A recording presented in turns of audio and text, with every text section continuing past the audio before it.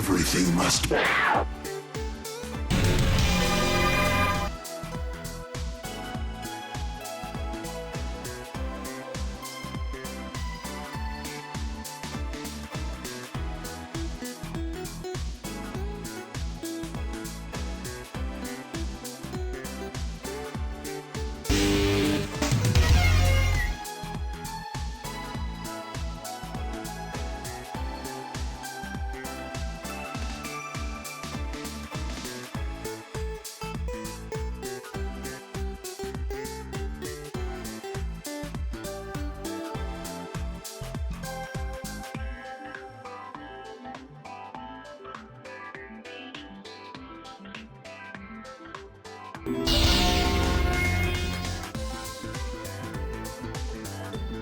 It's popcorn time!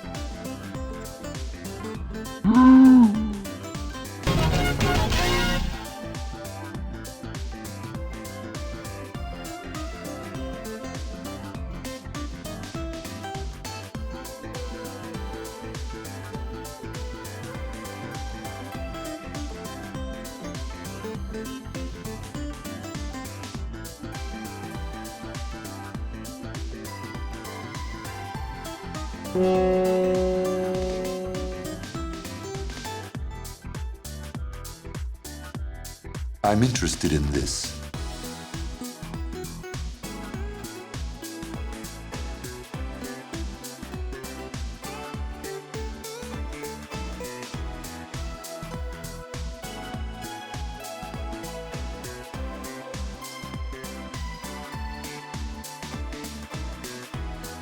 It's party time!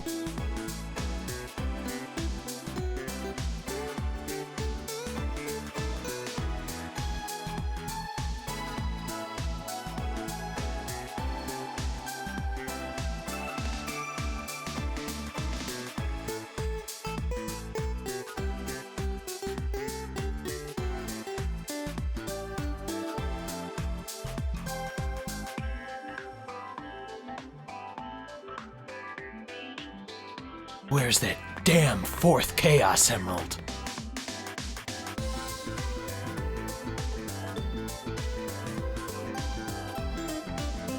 That was pure You'd be skill! cranky too if you had a spring for a neck. It's a big maze.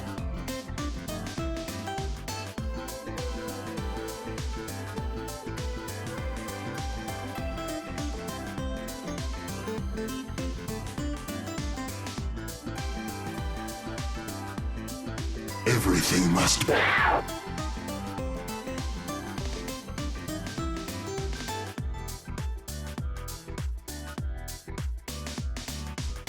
This is like taking candy from a baby, which is fine by me.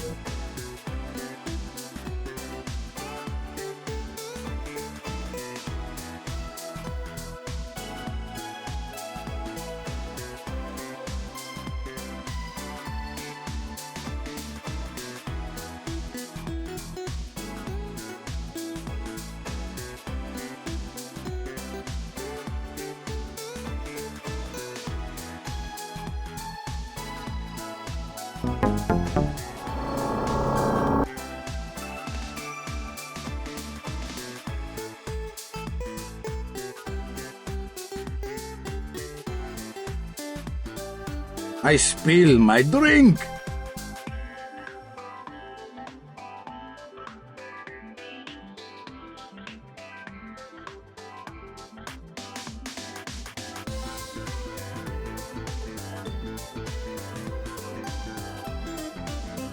I'm interested in this.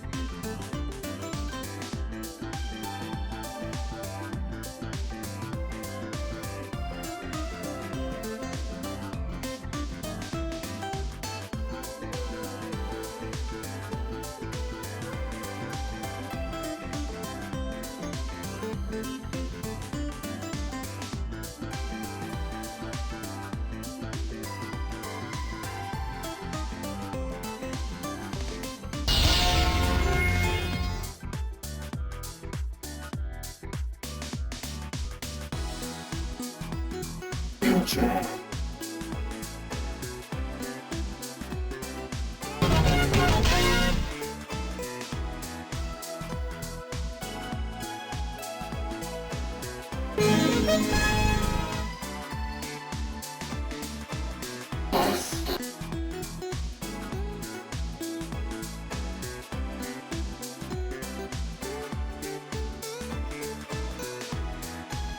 I am the ringmaster.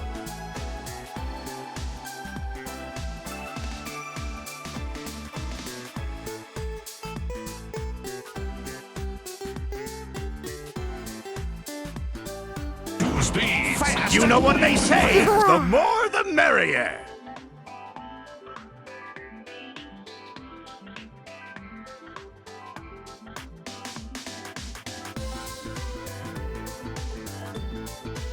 Activate the volcanic defenses to spill shield my the base drink. with my lava magma.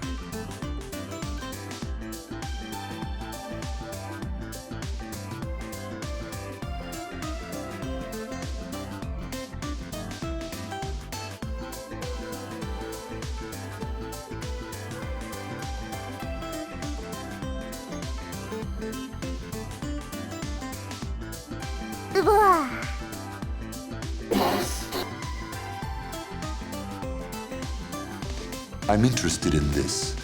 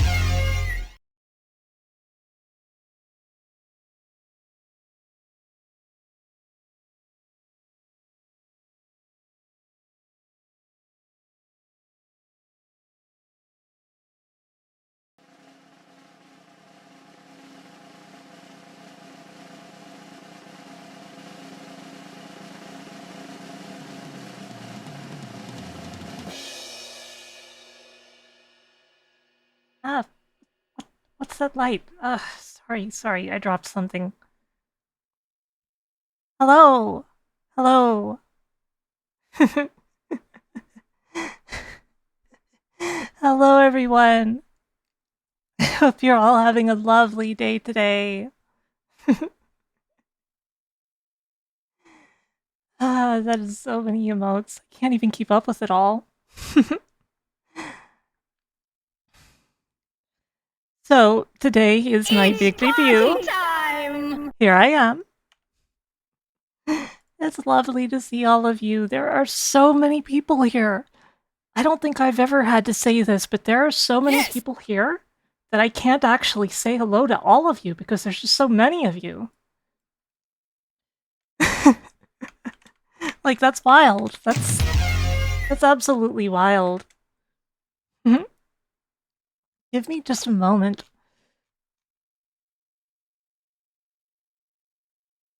And... Thank you so much. Thank you so much. There have been so many gift subs already today. It's an enormous amount of gift subs. It's popcorn time!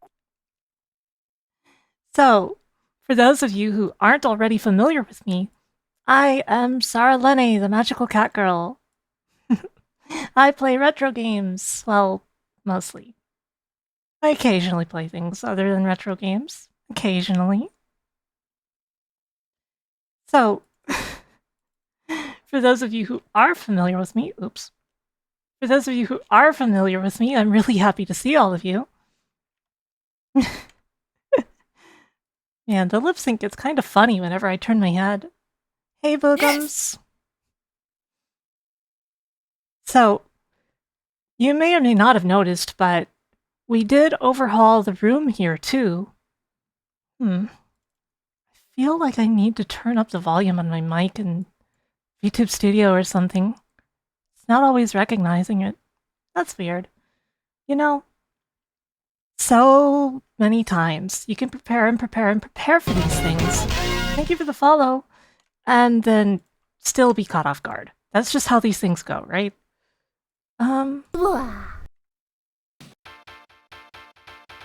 There's music now. There's music. I don't want it to all be awkward and strangely overly intimate or something, you know? So, my model is just like Hatsu's? I don't agree. I think mine is a lot different from hers. I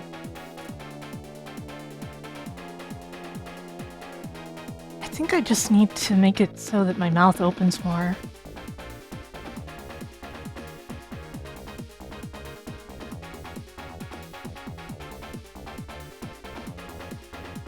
Like that. That should help.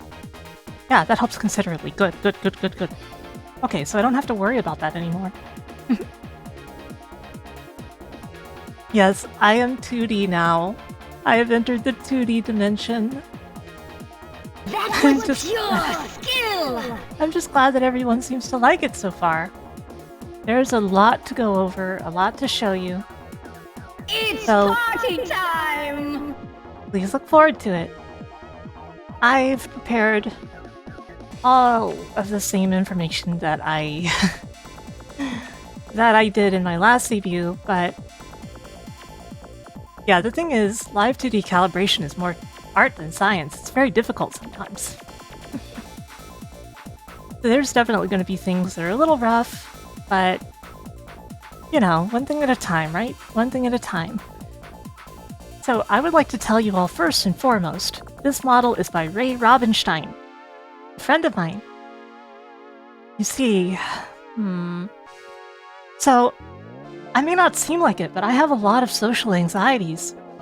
And I felt like I was never going to get a live 2D unless it was in my circle. And one day, I saw... Thank you. I saw an ad, basically, by Ray saying he was taking commissions. I didn't really know Ray yet, but I knew that he was close to somebody else I know. So I reached out, and here we are, a few months later.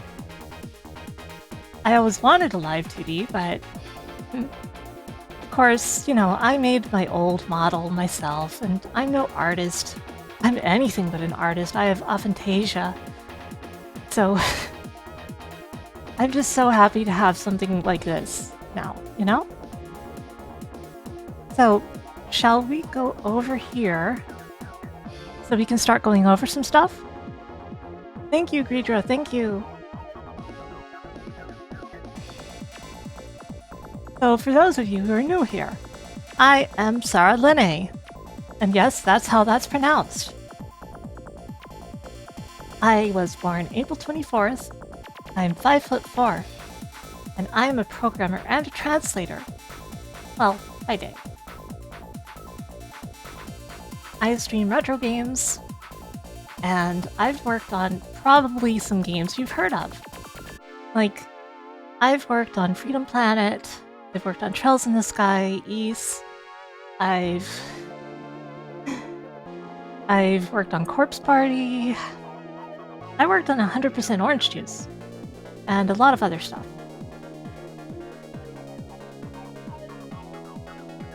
So if you're just getting to know me for the first time, well, it's great to meet you.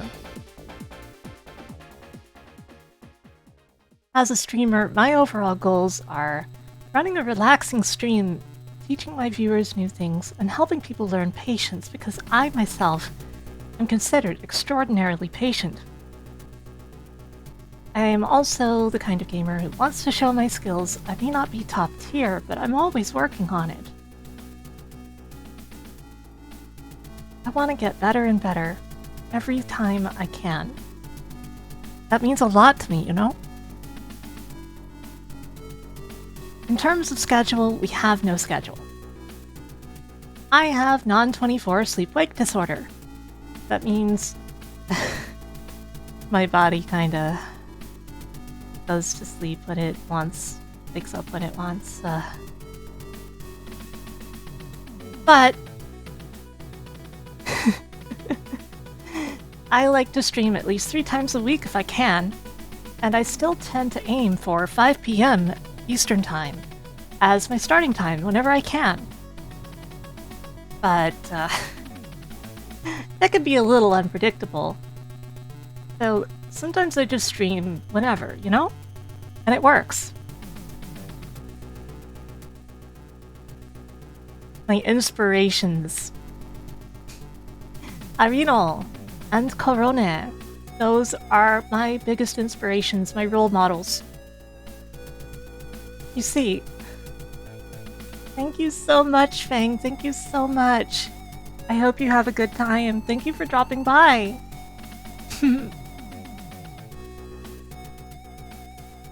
So, as I was saying,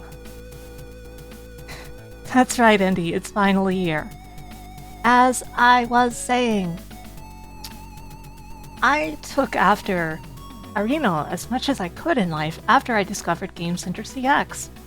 He's such a patient gamer and he's put through so much stuff even though he's not very good at video games. So I decided I wanted to be like that, you know? I wanted to be able to deal with the most stressful of situations and not bat an eye at it because it doesn't do any good. Getting all stressed out and angry at video games doesn't do anything but break your controllers and make you more upset. That's how I feel. So I decided to take after Arino. I used to be a hothead, a complete and utter hothead. I used to break controllers.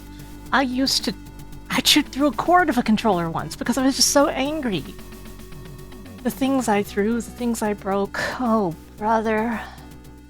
But I stopped getting mad at video games.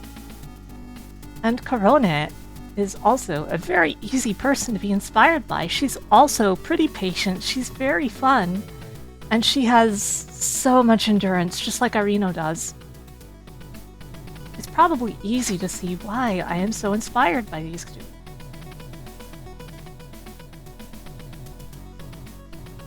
So, here is information for artists. My art tag is Saralene Art. I accept all kinds of fan art and memes. I'm not fond of colored nails, makeup, or shoes, but it's okay. You can draw me with this stuff if you need to. It's fine. However, I am say-so, so do not draw not safe for work art and put it in my art tag or my Discord. It can't go there. I don't mind not safe for work art. You can share it in private if you want.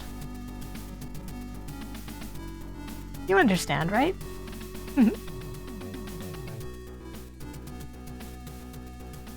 So, speaking of art, like, I should show you this.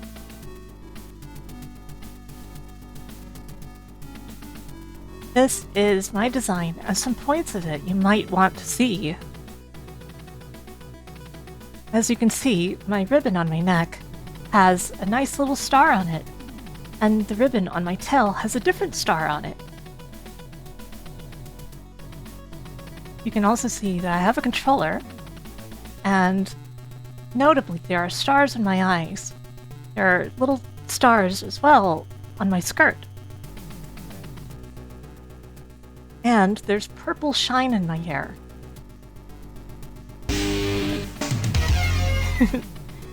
Thank you, for Anonymous Gifter, for 5 subs.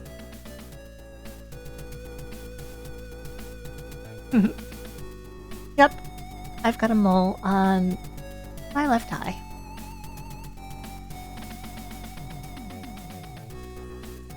Have that in real life too. It's one of those things that connects my avatar to, you know. Well, of course, this is how I look in real life. You know.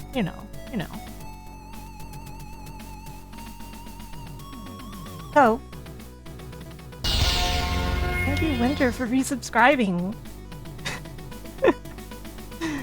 Yes, that's a choice, isn't it?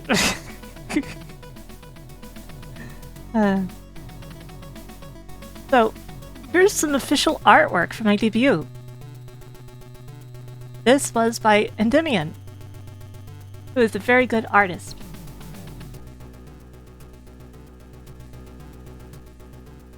As you can see, Endymion is right here in chat right now. This is what I consider the key art for my debut. That was pure skill! But I have a couple other pieces of art to share. Before I get into anything else, I'm going to share a couple more pieces of art, okay? This art is by Ride Wings. And it is so cute.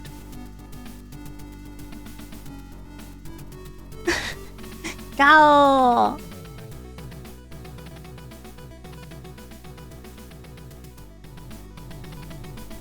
Not you, Roto, me. I heard something from the other room.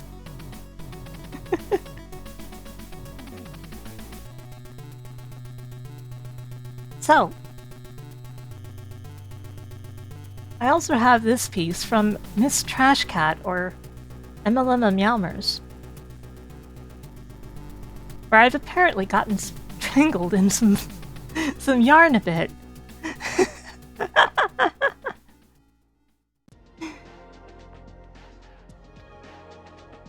And it is very cute. Check out the fish on the wall.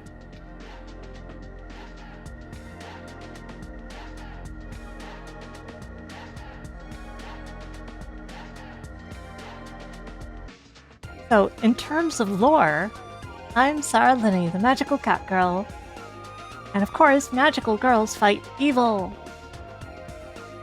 My main weapon, if you could call it that, is a wand. Of course, it's star-themed. It's got a star at the end.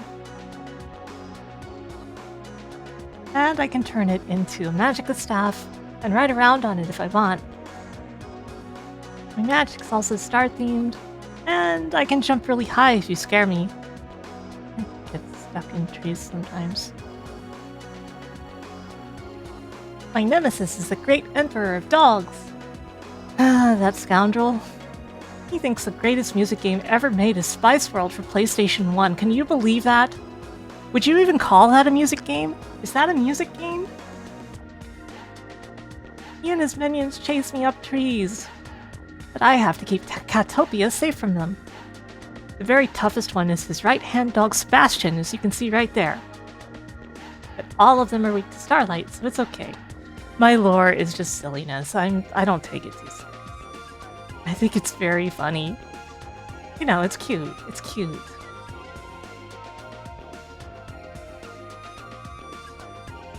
In terms of games, I love music games. And my favorite is poppin' music. I'm also a huge pinball nerd, and I run a pinball league in my Discord.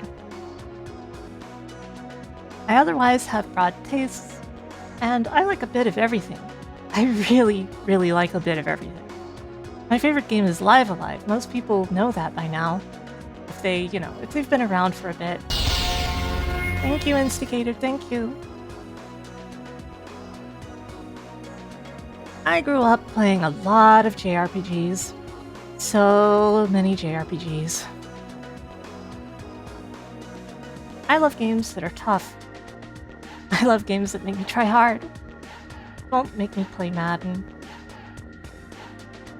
If you're wondering more specifically the kinds of games I like, take a look at this. I haven't updated it, but this is my top 100 game list.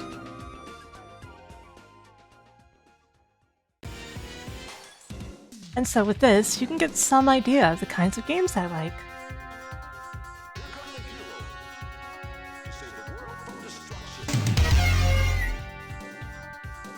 Thank you, anonymous gifter. There's been so many subscriptions today. I'm a bit overwhelmed. You guys are giving me so much love. I really appreciate it. I really appreciate all of you. You're all just so wonderful.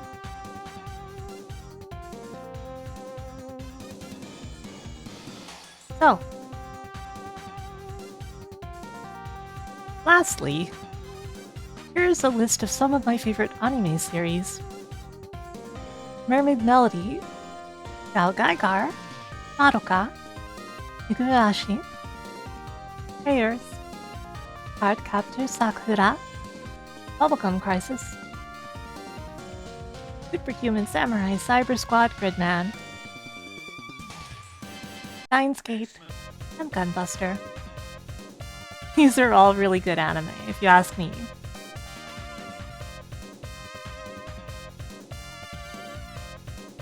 And so that should give you all some idea of what kind of person I am.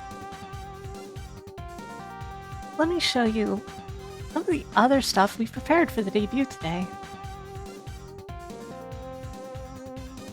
Here's the new version of the standing sprite. I know it's very huge, it's really blown up on the screen right now, but you get the idea, right? You get the idea. And here is the new snooze emote.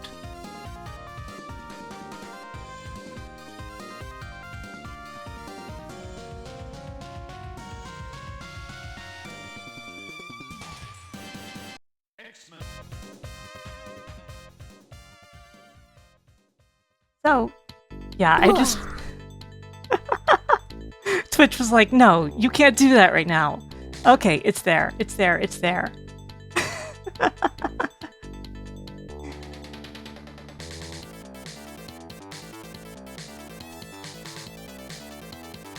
There's also this version that will get used on the Take Your Time screen, the break screen, when I'm taking a break, and on Discord.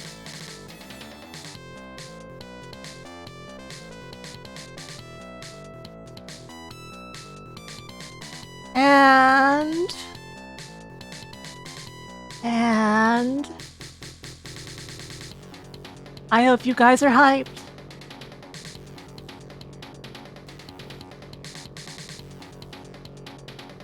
This is our new animated emote.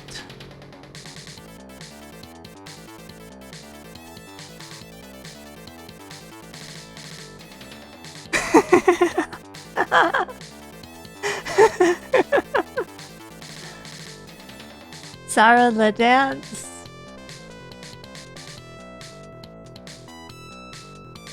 I unfortunately had to remove the dizzy emote to make room for it, Ram. I'm sorry. I'll put it back when I figure things out.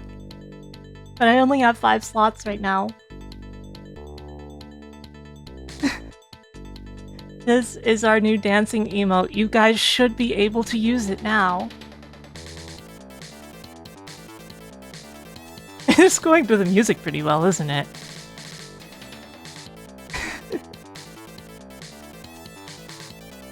I hope you guys love it. I know it may not look the best at small sizes sometimes, but I think it looks really good. It's so good, right? Thank you for the gift subs, Anonymous.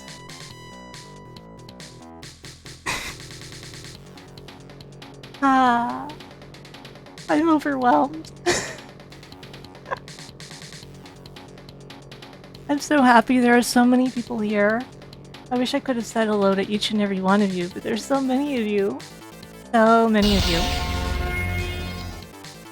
Thank you for resubscribing, Sardus. Adam, refresh your page maybe. I think that'll work. Thank you for the donation. Codex.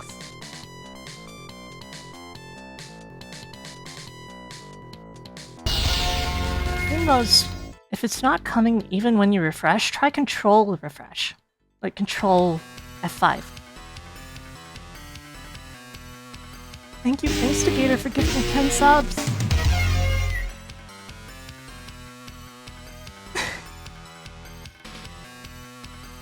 so good, right? It is so good.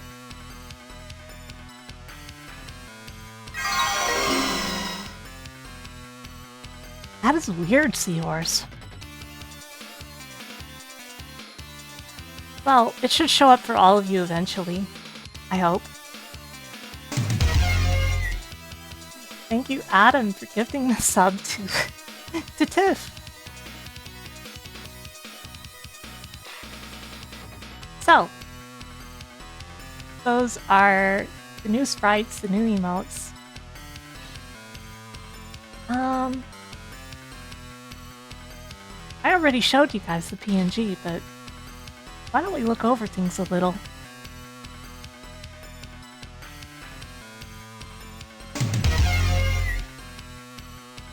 As you can see, up close and personal, oh my god, I look like I'm huge. There's a lot of lovely details going on here.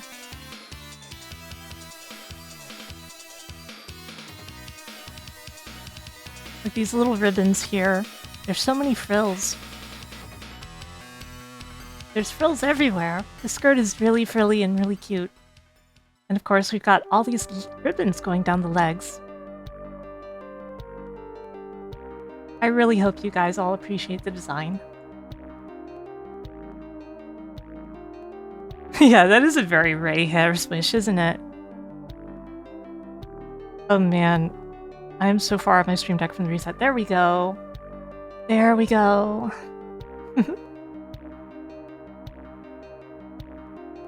I'm really glad that you all think I'm cute. Kaboom!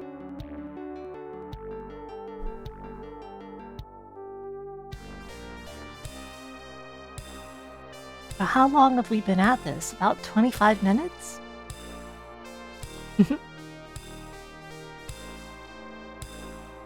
Let me show you some of the power of my model, shall I? Here's my gamepad. Obviously, I use a keyboard most of the time. Meow! But I've got a gamepad. I've got a whole lot of toggles. I've got so many toggles. Check this out. There's so many toggles. So wonderful, I could cry.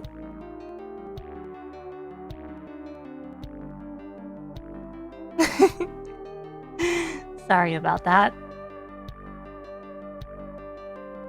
But, you know, I just love being here with all of you.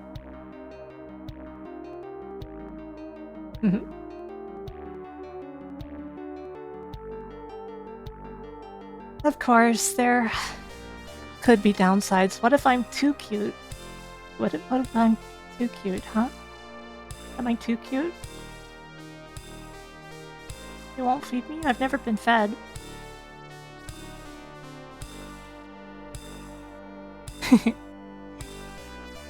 I love you all.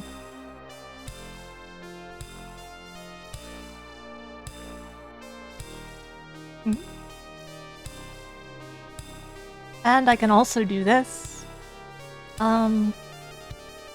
This.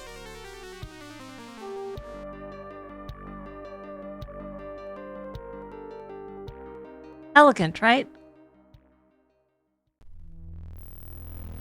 And I can take off my sleeves.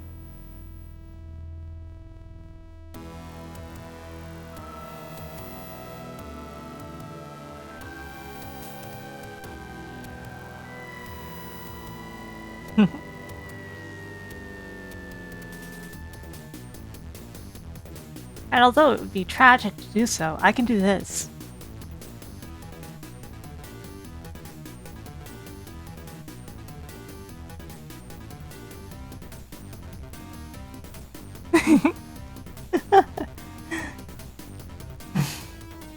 Yeah, I mean, this model was made by Ray, so what do you expect? Oops.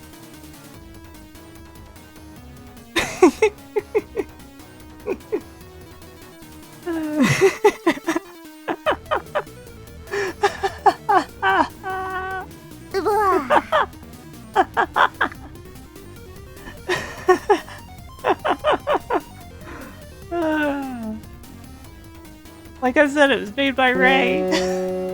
Everything must be. Ow! I also made this, and I know it doesn't look the best, but I set it up just in case I ever feel like I miss my classic look. Look at this. Look at this.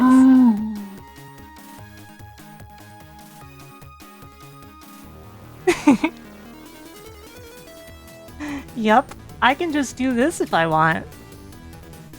I'm interested in this. And somebody said it looked like fighting game colors, so I was like, okay, here's player 2, Sarah.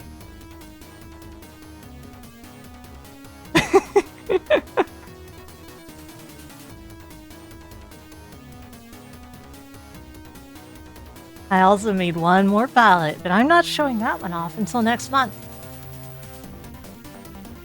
Please look forward to it.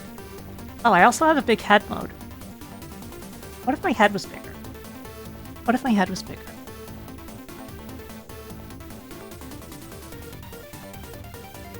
And let me show you what else I can do.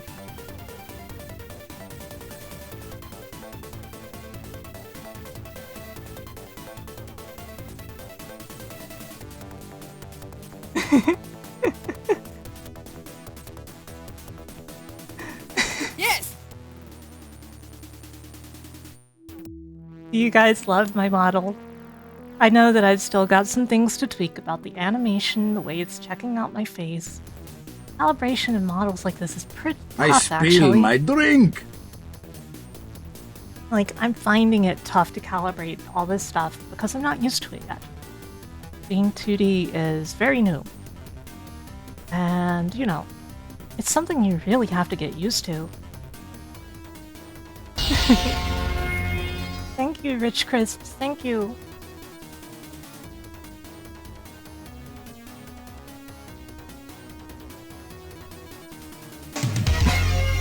Oh man, I have over 100 subscribers now.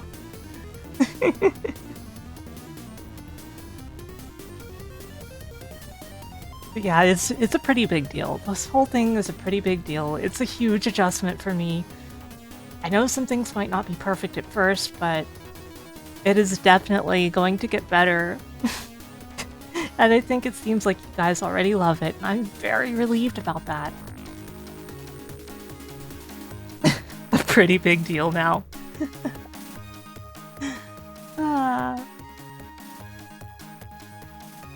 You know what they say, the Is there more the anything I can merrier. go over? I think that was the big stuff.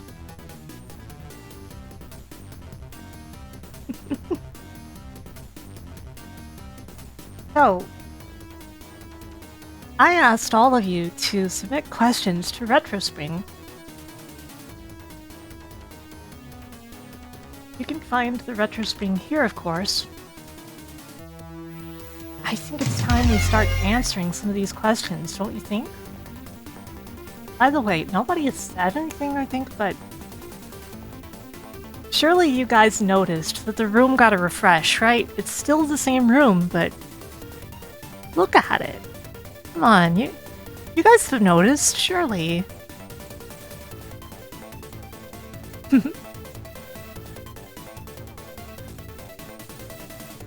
Your question is no longer relevant. I guess we'll find out, won't we? So, I think it's time we take a look at this.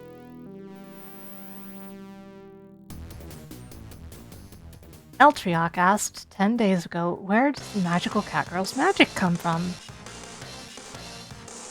So, I've always maintained that my powers come from the stars. You see, I had a big thing for space when I was younger.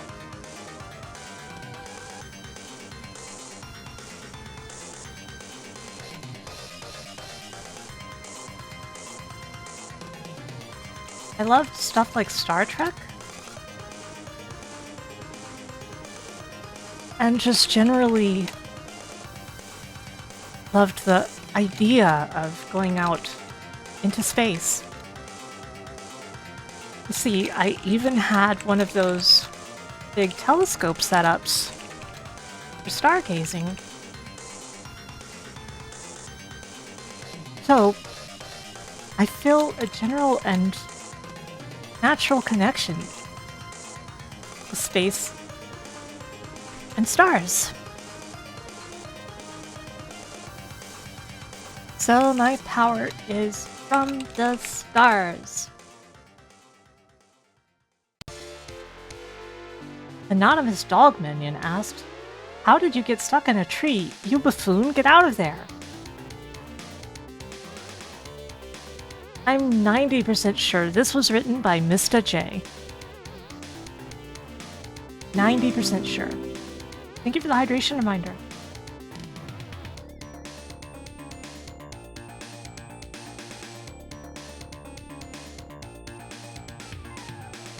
So, funny story. I was outside trying to get Fry back inside when I spotted a very, very rare mint condition copy of Langrisser 4 in a tree. And then the great Emperor of Dogs, he came up and chased me up the tree. It turned out he had put the copy of Langrisser 4 in the tree. And in fact, it didn't even have a disc inside. That terrible, terrible dog.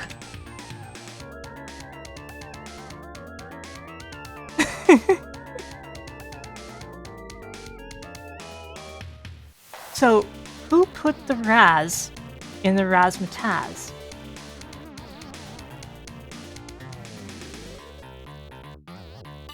So, funny you should ask that.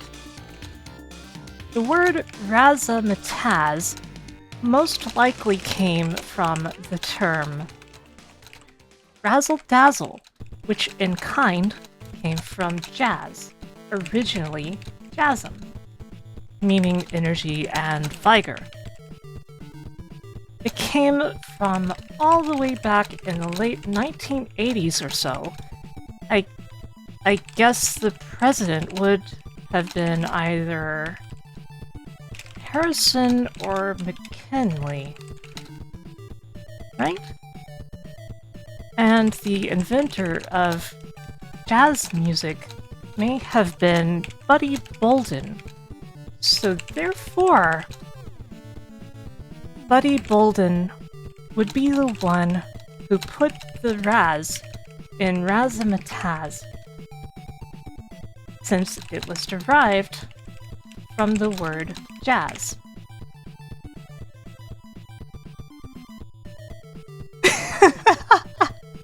That was the most nerdy answer.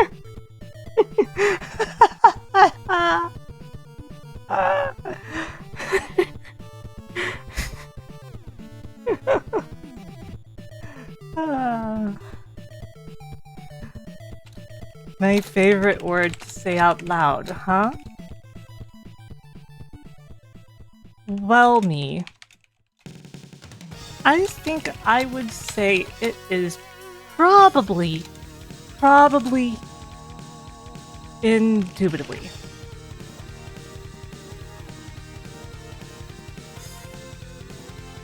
It makes sense, right? It's a very strong word. Of course, it's always fun to say supercalifragilisticexpialidocious. But the sound of it is kind of painful sometimes. How did I typo that?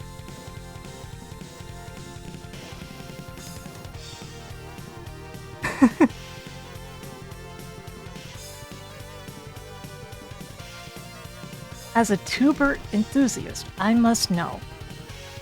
How do hash browns rank against French fries for you? Well, Anonymous Dog Minion, must say simply, I don't like hash browns. I don't know what it is. I'm sorry, I just don't. To be fair, there are also a whole lot of kinds of French fries that I'm not fond of. For example, I do not eat curly fries, or seasoned fries, or bacon fries, or cheese fries. I basically just kinda like basic fries. They're the most magical fry. Except for my cat. I feel like strong bad right now.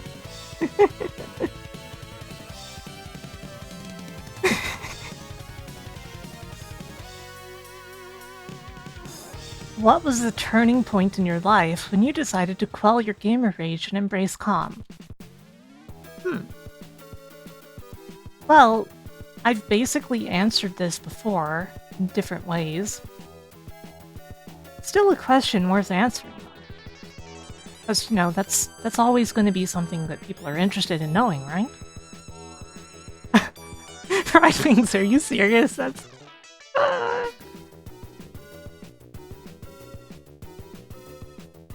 So, it was around 2013. I had gotten into streaming through live stream around that year, a bit earlier maybe. I think it was a bit earlier. But it was around 2013 when I discovered Game Center CX thanks to a thread on Something Awful. Which I used to browse. I know. But the Game Center CX thread there was one of the best sources when it comes to things about the game. Game? The show. Why did I say game? Look, English is hard. I don't like English. Can we abolish English? Can we all just start speaking cat? Thank you, Wolf. At the time, the show was mainly subtitled by TV Nihon, who did not do the best job, and I felt personally insulted sometimes by the quality of their fan subs. However, because I was streaming on a completely unregulated platform, I would do watch parties with my friends, and we all got into Game Center CX at the same time. As we continued to watch, even from the very first episode, Arino was extremely patient with the worst game you could think of. The first game he played was Takeshi's Challenge. That game is made to spite gamers. Takeshi literally did not like gamers and wanted them to suffer. Watching him have to wait 30 minutes or even an hour, I think, just to see a map after he had finished a grueling karaoke segment, which you can't get a password immediately after. I think that did something to me. I know that my way of talking while I'm answering this is a little goofy, but, you know, I'm doing my best here. Doing my best. We went on to play things like Atlantis no Nazo shortly after, and Yes, Throto, there is. But in that one, you have to be more precise about it, right? Yes, this is Hyperdual music. This is the song Bloody Government from Hyper Duel. You know what? While I'm doing this,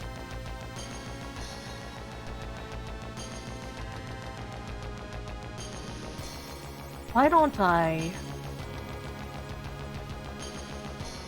put this on stream?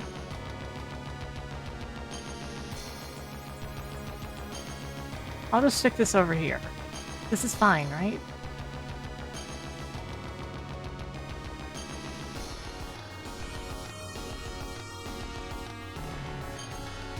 It really made me respect how patient he was, even though he was clearly not cut out for playing those kinds of games.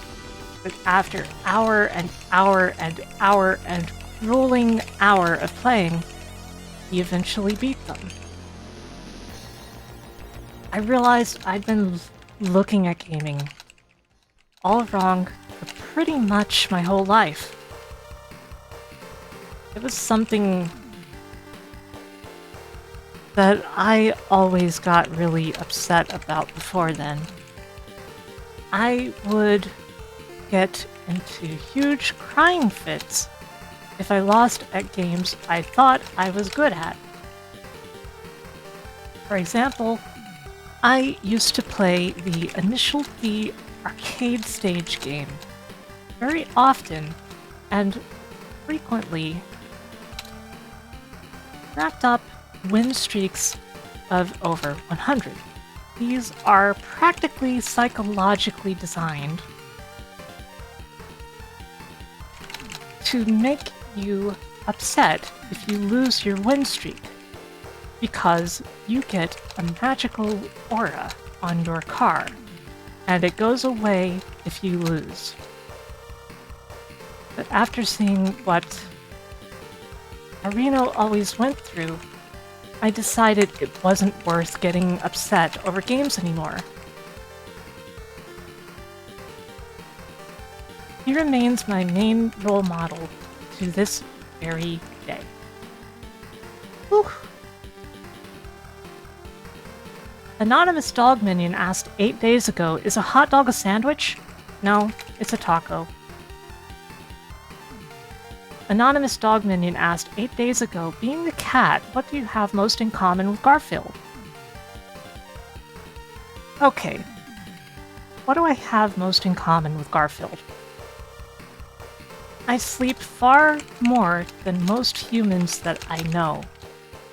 I also absolutely loathe Mondays.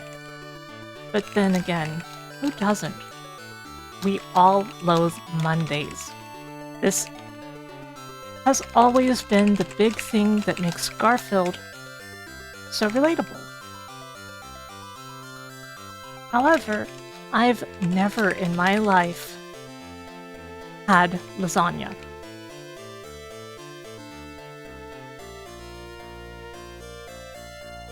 So I don't yet know, hey Dark Matt, if I would like lasagna or not. From Iraq.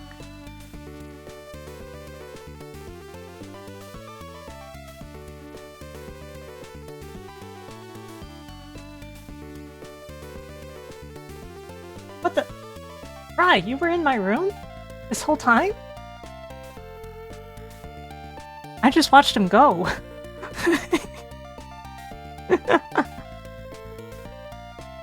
Also, if I encountered a spider while I was walking through my house, I would either kick it or throw a bone at it. That is also a way in which I am like Garfield.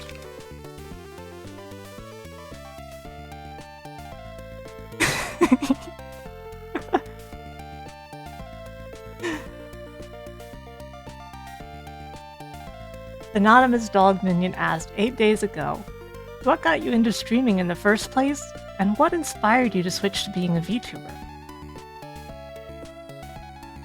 So, I used to play games with my friends and my significant others all the time over the internet. I was a bit of a shut-in, to put it mildly, and what little exposure I did get to other people in life outside of the internet was definitely in the playing games together, watching others play games, all just huddled around a TV. So, I would use netplay on emulators like ZSNES to play through games with people I cared about, even if they were single-player games. Stuff like playing through RPGs together, taking turns, just like we were passing the controller.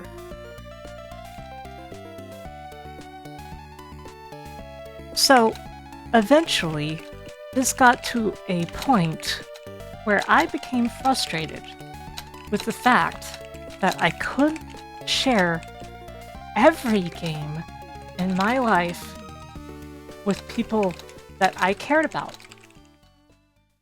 By the way, Chair, how are you doing? Are you going to MAG? I've been unclear on that.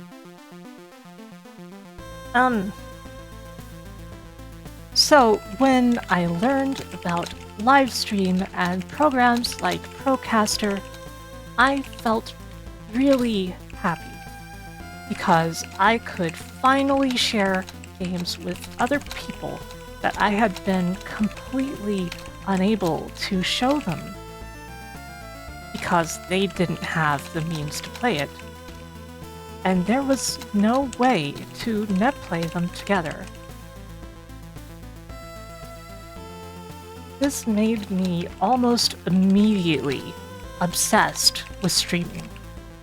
I could finally share whatever I wanted with whoever I wanted, and we could hang out and have a great time.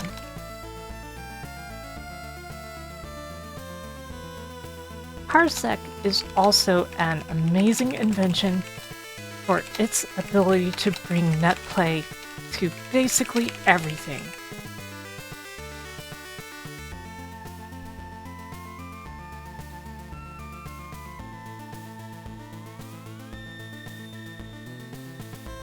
As for the second question, I've simply wanted to be a VTuber since the very first time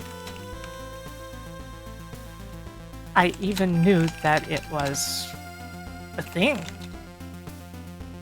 I had always represented myself online with cute avatars, and the idea of being able to use something like that in streaming instead of a representation like a camera was extremely appealing to me from the first moment that I saw people on YouTube or similar sites using avatars with Let's Plays.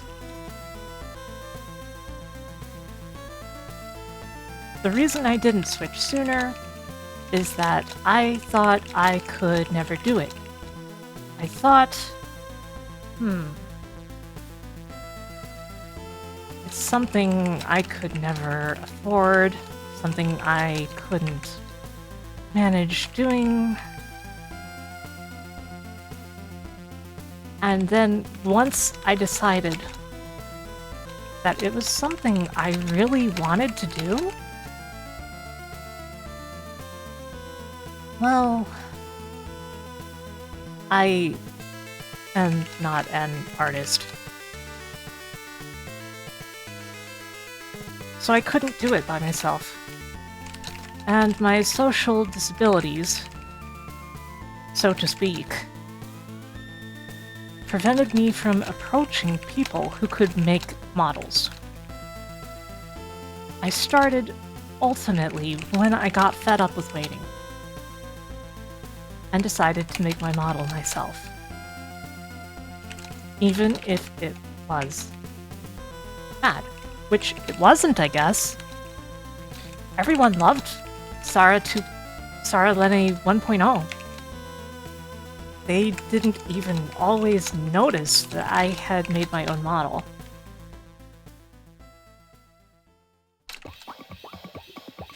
But if I hadn't done that, I don't think I would be VTubing even now, because I never would have gotten started.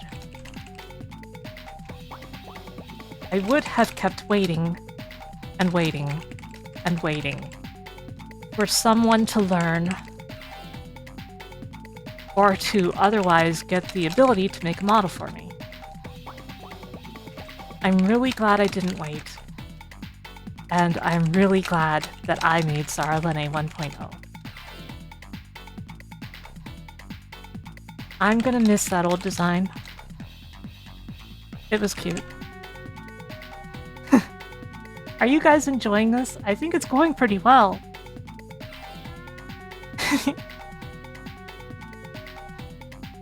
If you had to be isekai'd into a video game world, what would it be?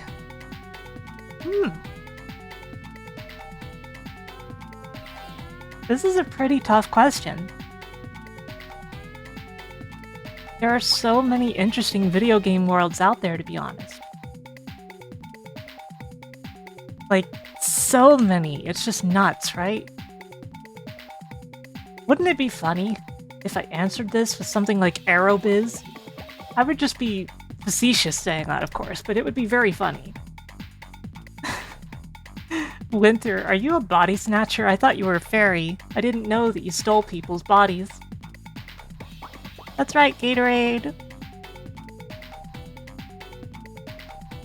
So, despite what you may think, I wouldn't want to live in Sonic's universe. This is because something absolutely horrible happens to it pretty much every other day. Thank you, Ruddy. I hope you're doing well. Welcome, welcome. Also, humans in the Sonic world look absolutely horrifying in every other game that they appear in. However, I would probably enjoy throwing that one statue into the sewers if I lived in Station Square. Really, though,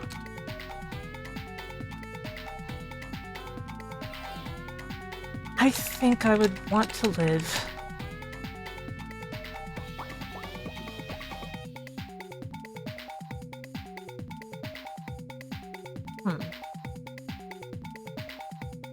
I had it and then I lost it. You know how that happens, right?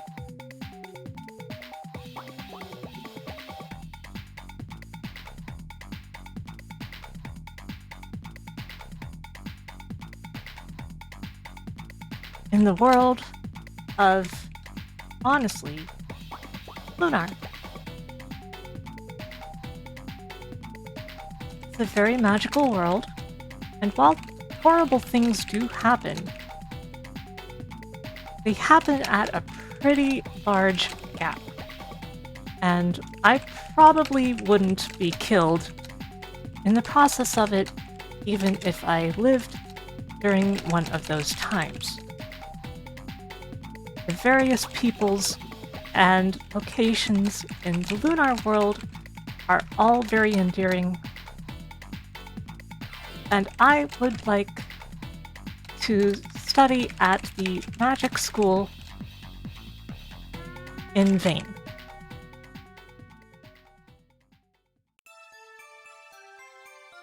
How many polygons are in your new model? Maybe show us a mesh, break it into segments, and or compare to the old model. Is this Am's question that became irrelevant? So while this is no longer relevant per se, I can tell you that my new model has 256 art meshes, and so it should be made up of at least 256 polygons. Possibly more, depending on how they are rendered, because I don't know how Live 2D renders in VTube Studio. Hopefully that was a good answer regardless. Ketchup. That is the dipping sauce. Ketchup. You see, I've never had any other dipping sauce, unless you count dessert sauces, like chocolate sauce, strawberry sauce, or things like that. However, even though I've never had it, I think A1 smells really good.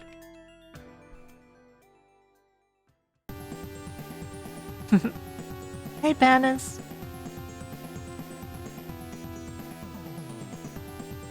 Ooh. Answering these questions is fun. Hey, Jax. Nice Mortal Kombat emote. Who's that from? Oh, it's global. Interesting. What was the first program you ever coded?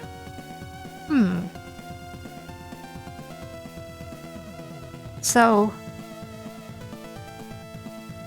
technically, I only got my start as a real programmer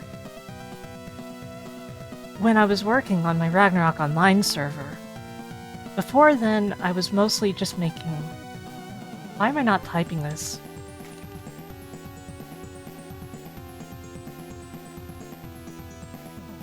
Working on my... Hello, Space Cow. Welcome, welcome.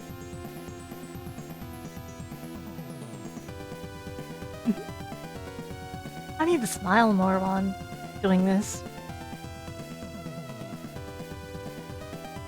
The thing is, up to then, I was always using assembly to change things as part of ROM hacks. Stuff like fan translations and other basic sorts of ROM hacks that aren't fan translations. However, I never really made any full programs while I was doing this. So, the first program I ever coded myself would probably have been a tool to work with one of the projects I made, well, was working on later in life as part of my professional work. Otherwise, I've always mostly modified other people's programs, and in general, reverse engineering and being a code chameleon is my specialty as a programmer. Sadly, this doesn't mean that there's any interesting answer to this.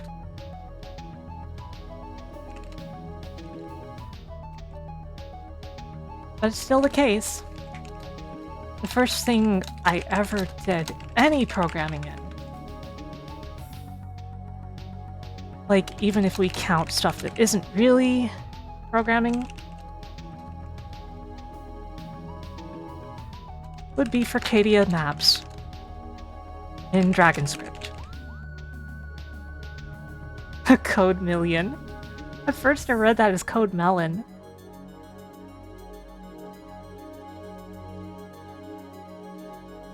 Hey Chris! Thank you, thank you, thank you, thank you.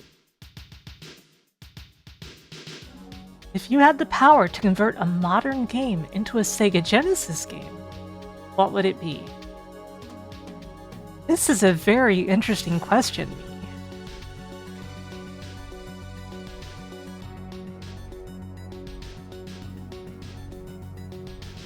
So, Also a really tough question. But I think... Hmm.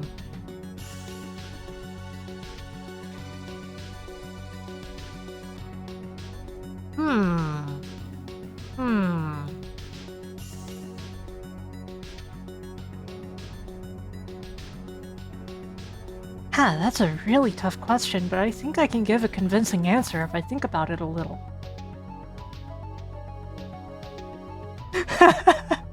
Adam? Thank you, Lily. How are you doing? Wonderful to see you.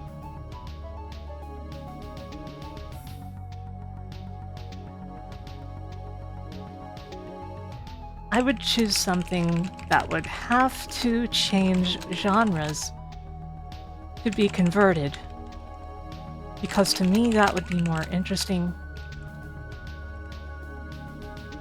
than just porting a game.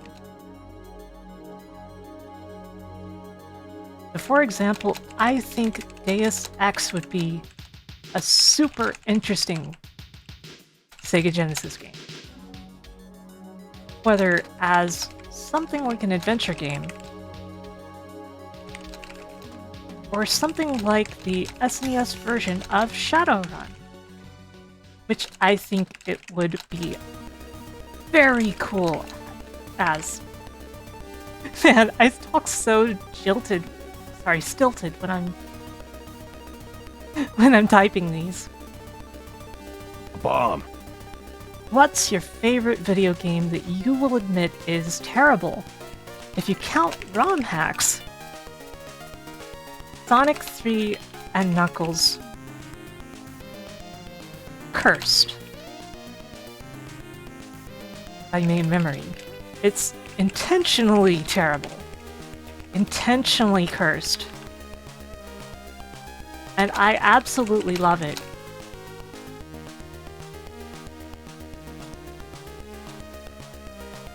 Yeah, Grilson, like, it is surprisingly tricky to talk and type at the same time. I wish main memory had come up with more ideas for the ROM hack, because the full version of it would be amazing. But I also understand why she hasn't, and that's okay. If we're talking about games that were made that way in the first place,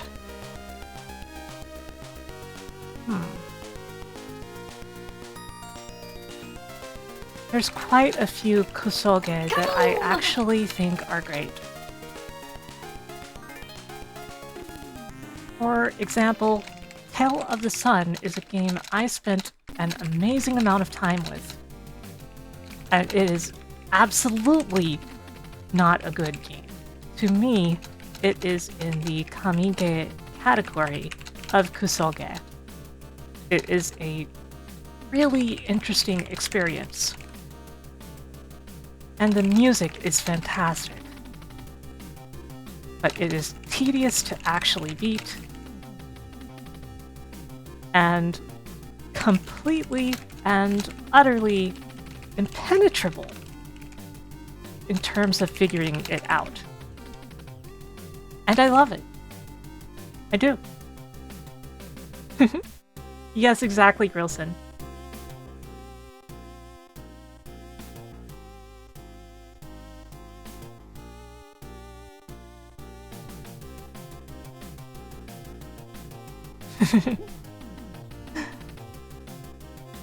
What got me into VTubing? I've already answered this basically. I just always wanted to do it. And eventually I made my own model and did it. If I had never made my own model, I don't think I would be VTubing today. I'd still be waiting around.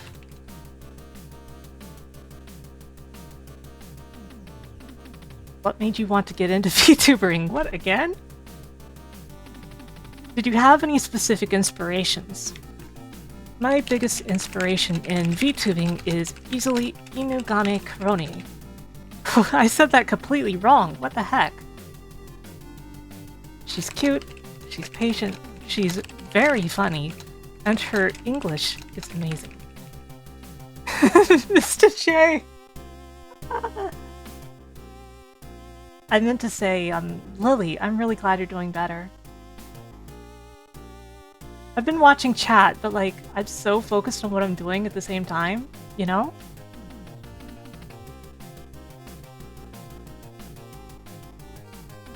Dog turtle?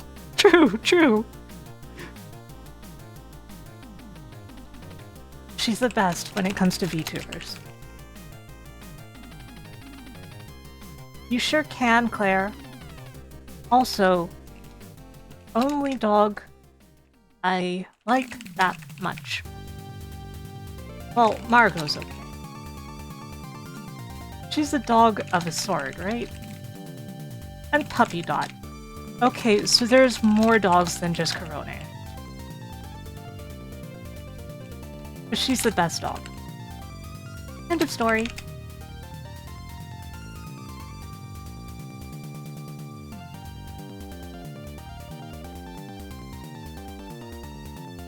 If I were in a game as a main character, what genre do I feel fits me best?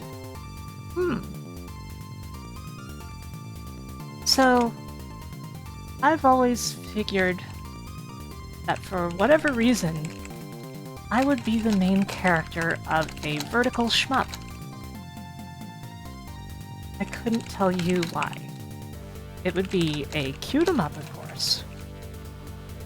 But that's what I think. However, I'd also be well suited to a puzzle game or a JRPG, I think. As long as there was an emphasis on cute, magical girls.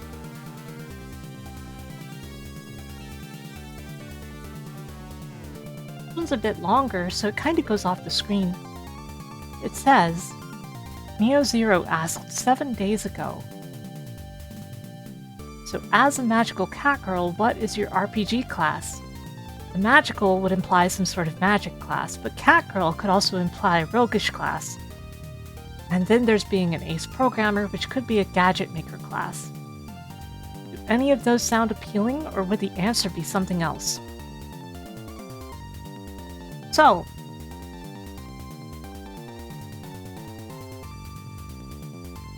it may seem very arbitrary or unrelated, but I think I would be a magic knight.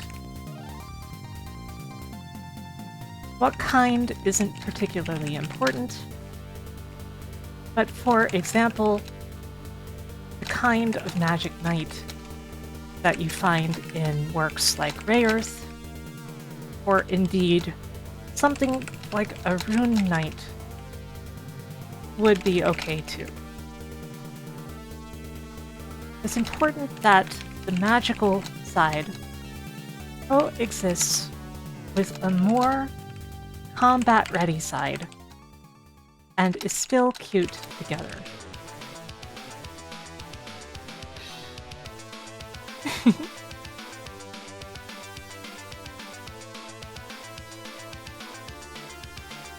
Man, I'm getting through these. It's taking a while, but I'm getting through these. There are so many questions. I'm really glad that there are so many questions. Why are you so nice, Uwu? Well, I just feel that way, I guess, Uwu. I used to be a very jealous and very angry person, but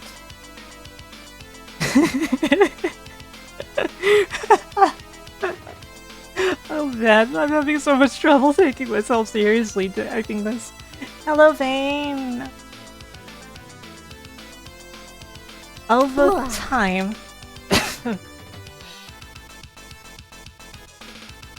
I'm okay, I'm okay.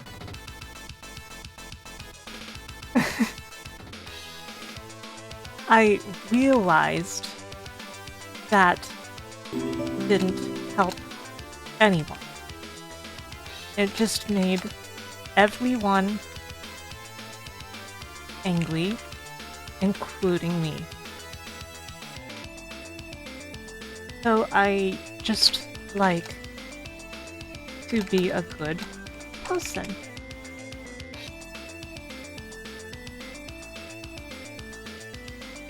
Favorite dessert? Strawberry shortcake. I know this is to the point, but it really is the answer. Okay, this question says, would you consider having a special set of streams in which you show only the games you have worked on professionally, starting with your early days, Suguri, etc., and all the way into your recent Xseed works, only showing a bit of gameplay for a few minutes or like a half hour or so at most, not specifically playing through them entirely. A SAR anthology, if you will. So, Anonymous, I have done this before. I did one retrospective stream in which I went through most of the things I had worked on for the Xseed and talked just a little bit about them. I would consider doing something like this on a more analytical level and spend more time with each game.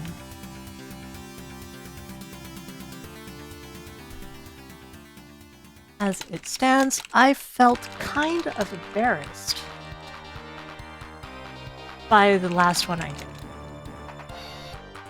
I was rambling. I didn't have enough to say. I think I could do it better now. We'll see. If you could kill any fairy, who would it be? Oh no. I only know like 2 fairies. I know Winter and I know VTuber.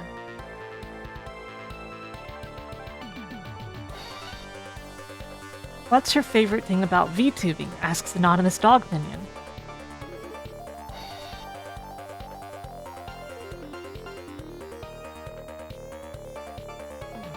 So, my favorite thing about VTubing is probably just getting to express myself in a way that even a camera would not allow me to properly do.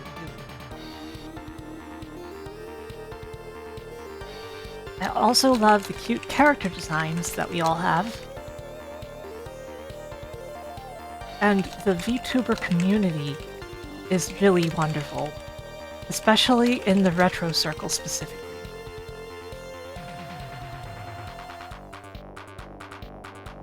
Not the most satisfying answer, I think, but it is my answer. Rotomola asked, how did you get your Magical Catgirl powers?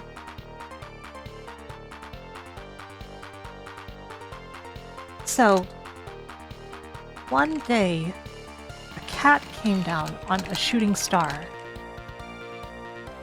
Think like the beginning of Final Fantasy V with a tiny little rock instead of a giant meteor.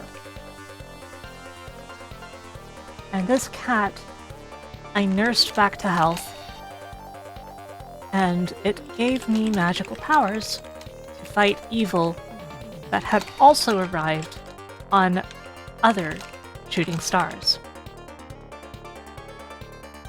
Thank you, Tarkus, thank you!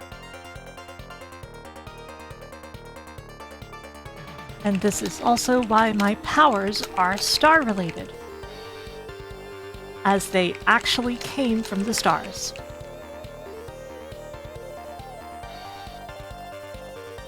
If this hasn't already been asked, what's your favorite video game that you've worked on? Well, Red Jester, I would have to say that favorite video game I've worked on is Trails in the Sky the Third.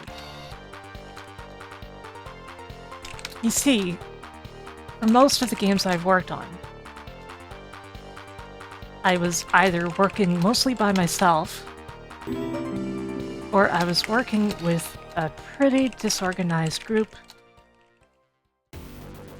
with a lot of translators, editors, I'm interested in this. and other people involved, like management. When I worked on Trails in the Sky the Third, the entire team for working on the game was basically just me, Hatsu, and Varian, the translator. This arrangement was very comfortable. We all loved the series, and we were all absolutely dedicated to making the release the best it could be. Everyone was always really excited to see my progress, and I was always really excited to share it.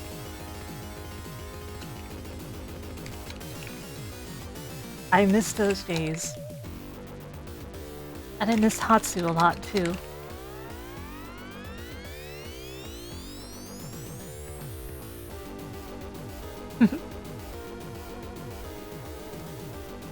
Red Jester asked about 21 hours ago, what makes you magical?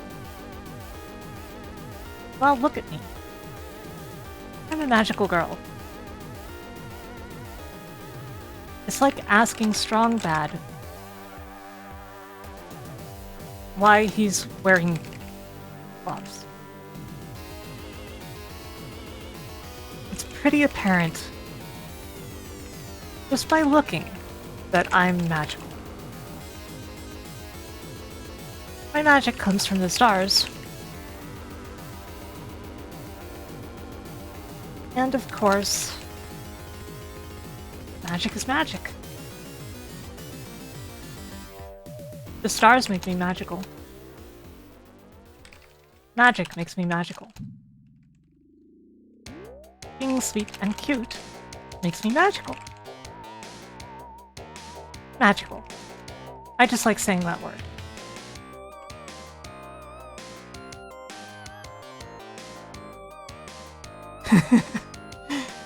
What are some projects you've worked with that haven't come out well? What are some projects you've worked that...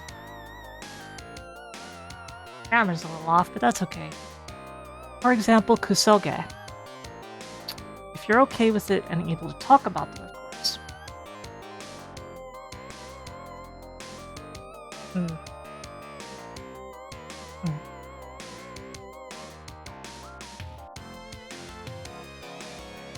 When it comes to stuff that has been released professionally, the Astroport games, they're well made in terms of the actual gameplay, but I never enjoyed how they look or much about the presentation at all. To me, they are not particularly good games. However, I did work on several of them, and I did my best. What's your favorite Pokemon and why is it Exeggutor? So, my favorite Pokemon is Eevee. I just think it's neat. I've always thought Eevee was cute, and I like the idea of its infinite potential to be anything it wants to be. However, I think Eevee should stay as Eevee. Base Eevee is the best to me, and can still be very strong in the right hands. What's your favorite Digimon, and why is it Gargomon? Gargomon? Gargomon? I had to look that one up because I didn't know it by name.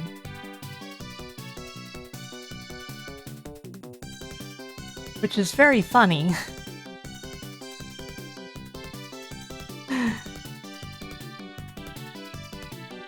So, I haven't really seen or played anything Digimon in a long time. You'd probably predictably think that my favorite is Gatomon. However, I think my favorite Digimon is actually Patamon. It's cute. It flies. And did I mention that it's cute? And the fact that it evolves into various angel-type Digimon is still also very nice. Once again, though, I think Patamon is best when it's just Patamon.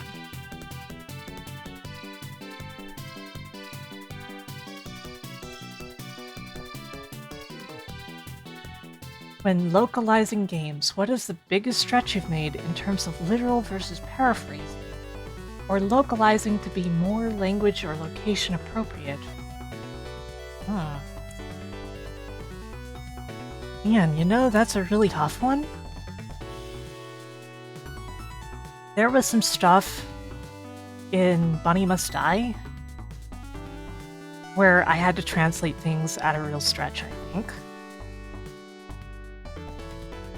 And I think one of my favorites was not really much of a stretch.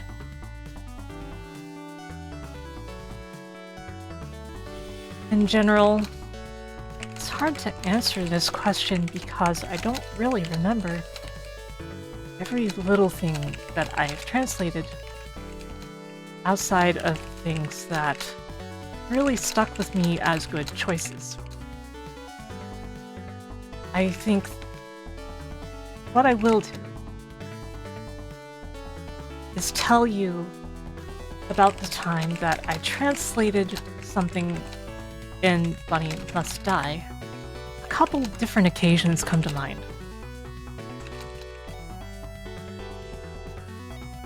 That's right! One of those pieces of fan art has charity tables in it.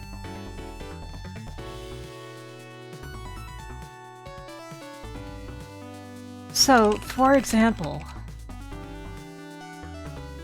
there is an atomic power plant in the game's backstory that is for some reason cat-themed. It is really more of a thermonuclear plant rather than simply atomic. So I didn't feel like translating it as catonic would have gotten it across properly. It has to be more complicated. Instead, I translated it as the thermonuclear plant, and I felt like that was inspired. In the same game, it is not much of a stretch, but I really liked the translation I did early in the prologue when it says that the portly divine messenger is totally beyond dead. I think that phrase feels great. I love using it.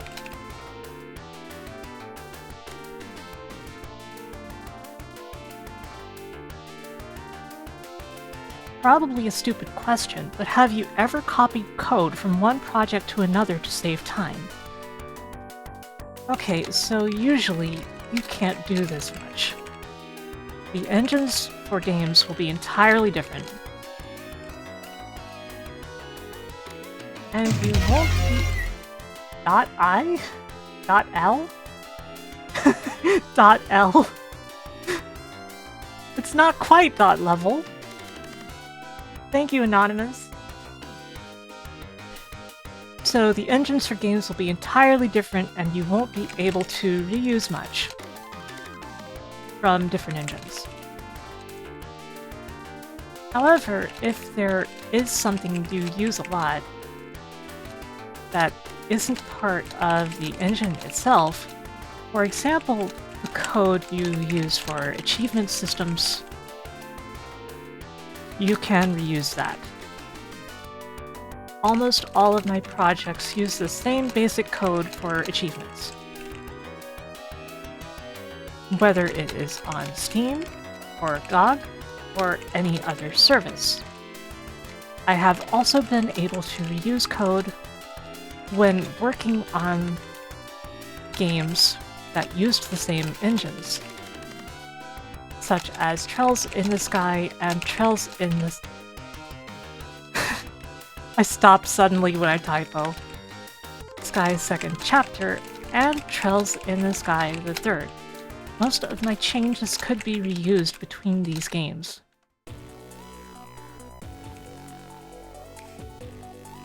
Although they occasionally needed small changes.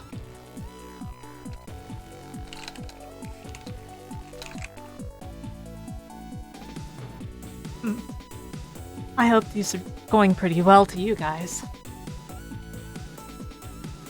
So, if I do a collab with anyone, who would it be and why? Well, my answers to this are pretty predictable. First of all, I would absolutely die if I got to collab with Corone. I think it would be very adorable, and I think we'd really get along. We have similar tastes, we both love Sonic, and we're both cute. However, if I could collaborate with a Reno, it would also be like a dream for me.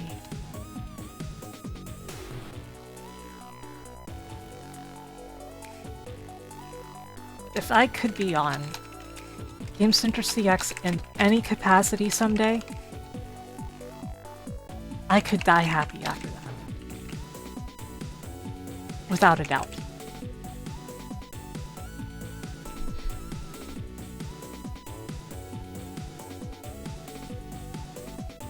This one's been asked already. If you were a classic RPG class, what would you be? Can we party up and quest together? If it's classic RPG classes specifically, that discounts the more unusual hybrid classes and more specialized classes that you see today. So I would be a red mage. I am the type to heal and deal damage in equal measure with magic. I also like using things like swords, but I think red mage would be the one.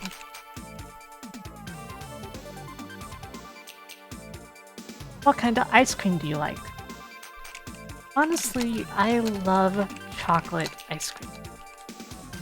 I know that's a boring answer, but it is the truth. I like strawberry ice cream too, but it's... how to put it?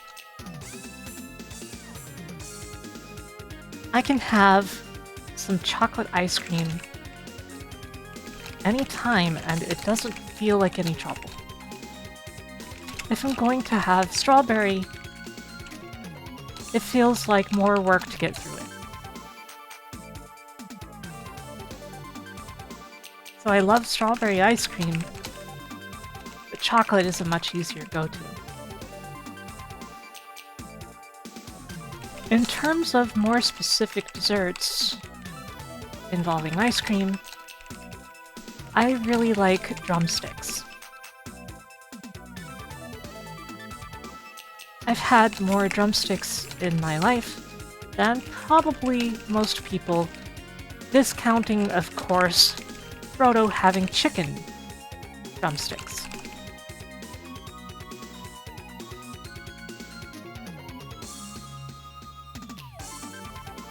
What do I do for self-care? Oh man, I just saw the question after this and I'm kind of face-palming.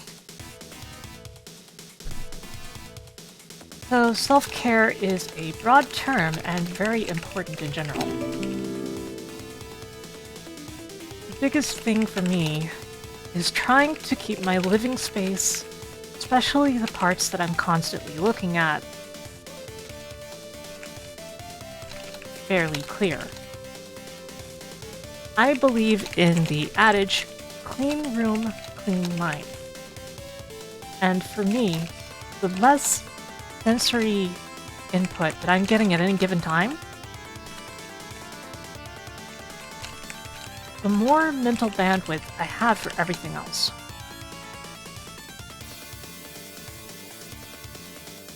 That makes sense, right? I'm not always the best at taking care of myself, but I'm always trying really hard.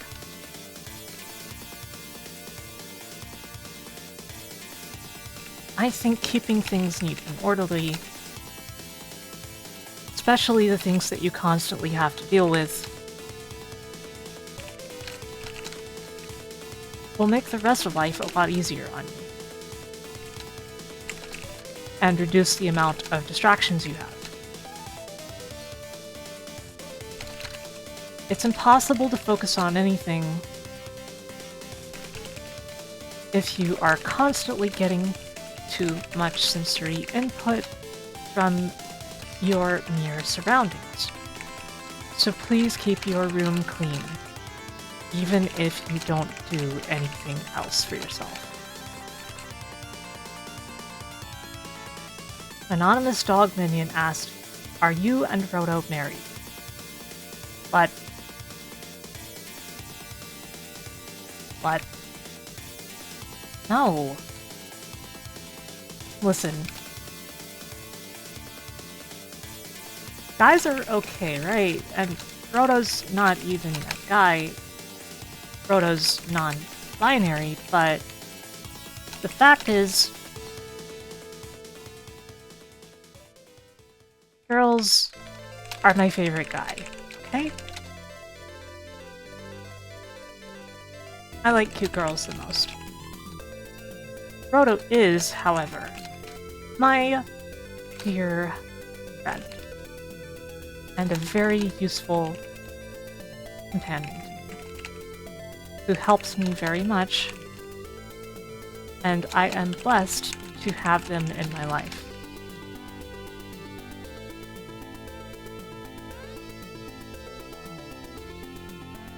But no, we're not married. We're not at all romantically engaged. We're just very close friends.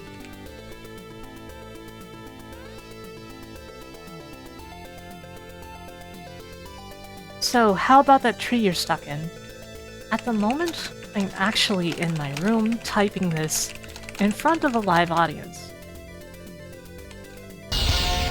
Dot, thank you for subscribing. Dot. Check out the new emote that you get when subscribed.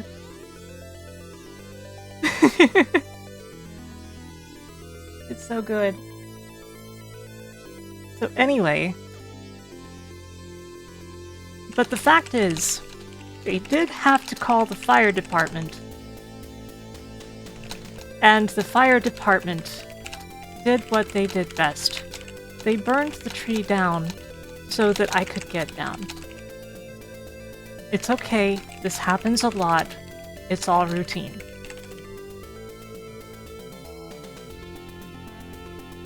Anonymous Dog Minion asked about 3 hours ago, "Hey, I ordered a cheeseburger."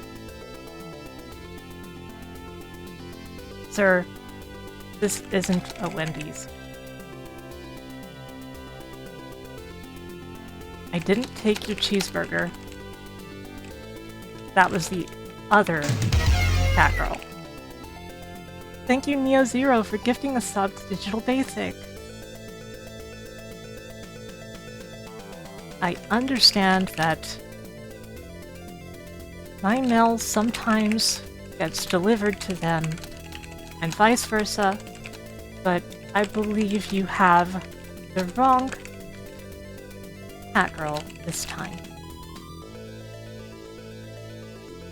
Any ROM hacks you're particularly fond of? Okay, so I could have just repeated my answer of Cursed Sonic 3 and Knuckles. I could have.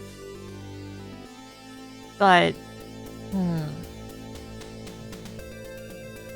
this feels tip of my tongue. For one thing, I like randomizers. My favorite is SMZ3, which I've run a lot, even if I'm not great at it.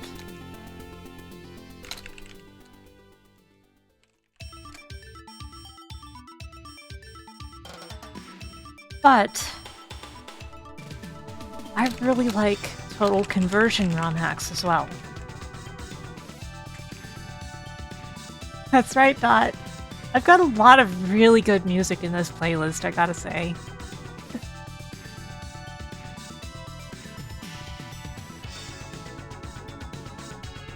I think the coolest ROM hack, in my opinion, might be the big Japanese ROM hack for Romancing Saga 3 that adds enormous amounts of new characters and content to the game. Sadly, there is no English translation of this ROM hack, and it really, really, really needs one. It even adds guns. It adds characters from basically every Saga game.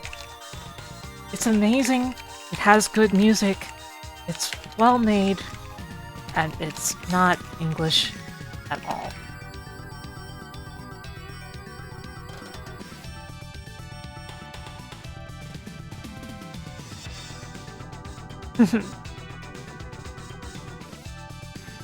Any good stories from Xseed you could share? So, as you may know, I worked on the indie game Freedom Planet. Later, I would become a core member of Xseed, and I would attend E3 with Xseed in 2018. I think this is more me sharing a funny moment than a good story, but it turns out that no one at Xseed had any idea that I had worked on Freedom Planet. And they assigned me to the Freedom Planet station. Thank you, RNG Froyo, for following. So, it was a huge laugh for them when they discovered I was actually a developer on the game. Thank you, Pokélopes, for following.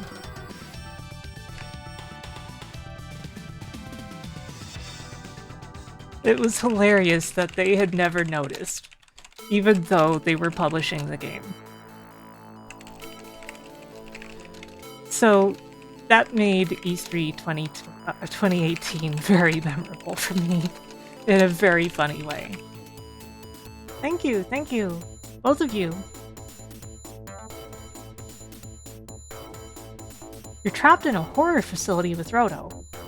You both can only hold 6 items each, and there's no place to store any of them. A zombie approaches. Command? Okay. First of all,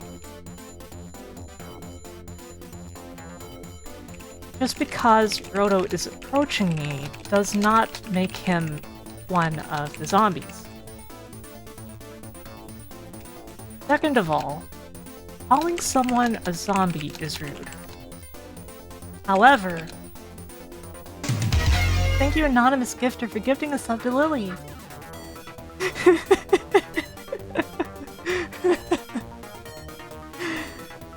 If I were trapped in a horror facility with Roto,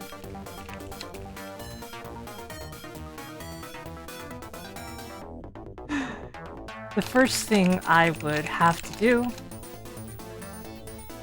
is ascertain if either of us were already carrying a weapon.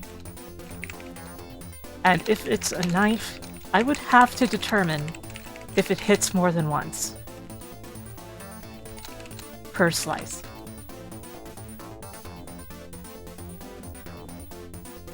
Now, if we aren't,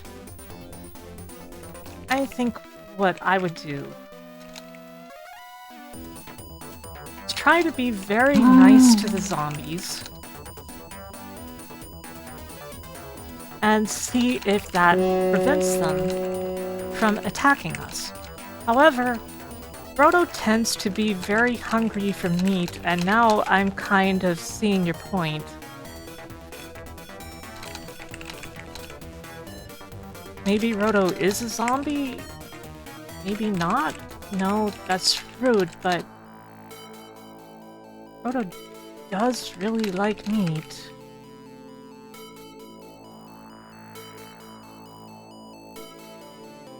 Anyway, I'd try to fashion a weapon, a bludgeon of some kind. Whether it's a metal pipe, or just something otherwise sturdy. And I would use that in lieu of the knife if it doesn't do multiple hits.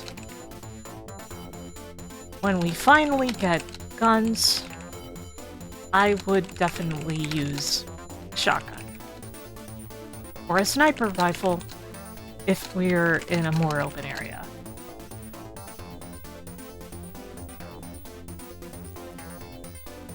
What's your favorite food? So, strawberries. It's strawberries. I also like dessert in general, regardless of time of day. I am kind of a child in that way. I like junk food.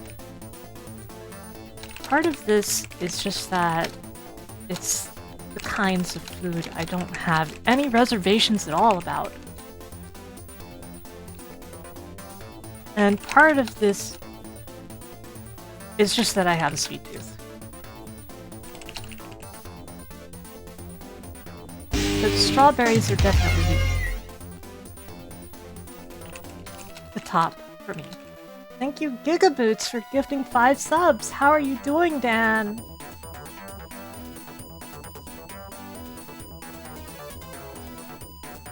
How big is the Magical Catgirl? Okay, probably not as small or as big as you think. I stand at 5'4" tall, not counting my ahoke.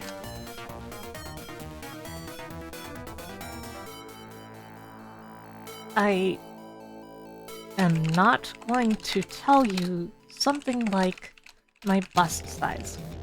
You'll just have to guesstimate. But I only weigh a little bit over 100 pounds most of the time, and I'm always trying to gain weight. It's not a healthy weight for my height. So I'm small, but in a kind of average way. However, I sort of suspect my new model may be shorter. I might have shrunk a bit. Oops. Good luck, Dan. Any favorite historic landscapes? Define historic landscape. What do you think a historic landscape is mean? Are you here?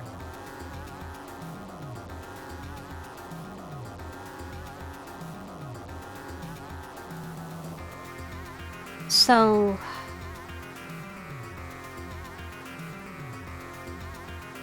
I'm not entirely sure how to answer this question. I think there are a lot of really breathtaking places in the world. If it's landscapes specifically, I honestly think Niagara Falls is really pretty, especially if you can see a rainbow. I also like that one place in the desert where everything is strangely colorful, but I don't know what place I'm thinking of. I just know I've seen it before. Although not in person.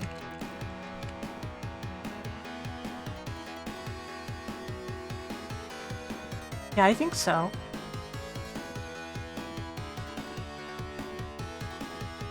GLMD Grillson asks...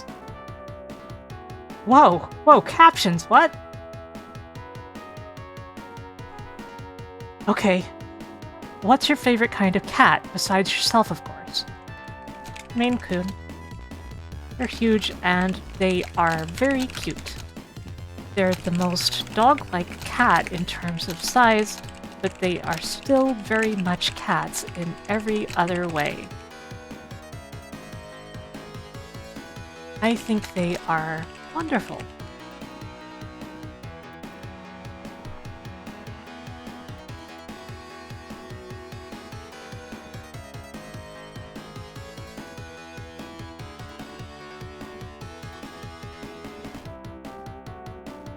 Dear Saralene, how do you type with cat claws? Writes GLM de Grillson.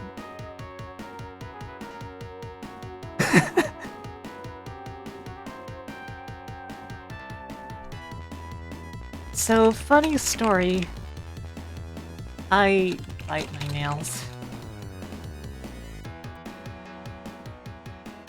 It's actually quite easy for me to type because I have very short claws. Flash nails.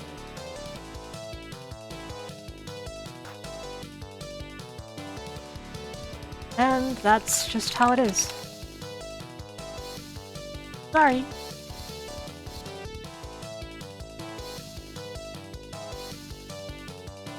Chaotic Claw asks, what is your favorite musical instrument? So I really like the sound of things like glass pianos. However, I would say that they may become second to simple flutes. Flutes are very pretty and very versatile.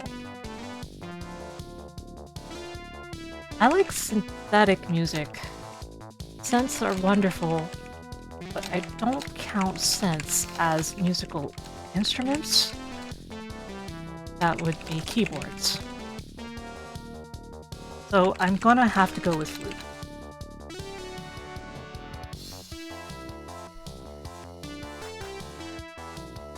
I see.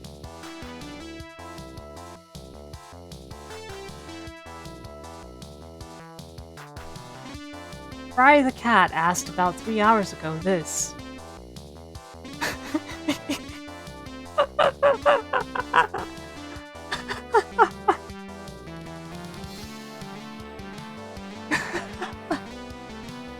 I am definitely not going to explain why Automod caught that message. There is a good reason I'm not going to explain.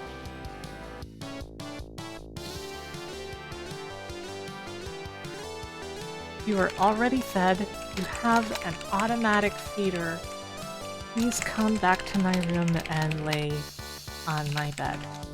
I appreciate your company, and thank you for actually asking me a question and supporting my streams when you usually seem to be a bit chilly when you're awake. I love you, Fry. May I please have some ice cream? Of course you may have some ice cream. That'll be $3.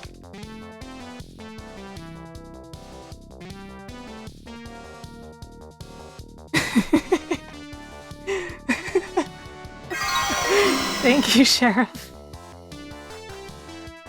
for the 300 bits.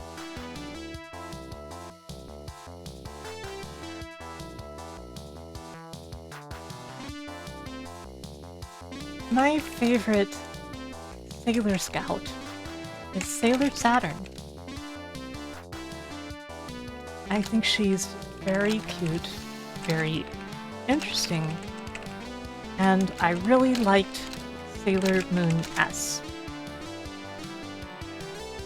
This is of course relevant because Sailor Moon S is ultimately a big arc about Sailor Saturn.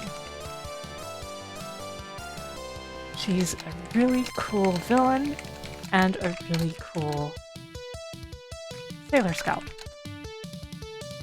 The Silence Glaive is a very cool weapon, and Death Ribbon Revolution is one of the coolest Magical Girl attacks ever.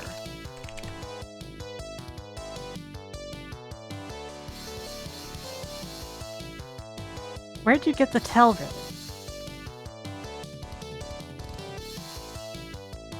So, I stole it from another VTuber. You know the one. I'm kidding. I don't know where I got it. I'm pretty sure that someone just kind of tied it on my tail the moment they saw I wasn't looking. People do that to cats. It's pretty rude. Don't you know we can't get anything off of our tails if you tie them on like that? Be nice to your cats. Anyway, it's cute, so it's okay. How did the controller cord taste? Did you apply hot sauce? I ate it completely raw. The outside was very thick gray rubber. And it tasted like, well, rubber. The cables themselves didn't really have a taste. I would say it was like eating string.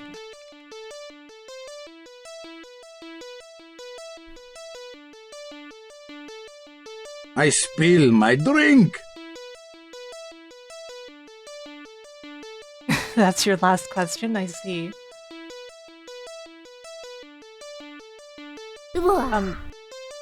Flashwave, are you okay? You're just kind of repeating.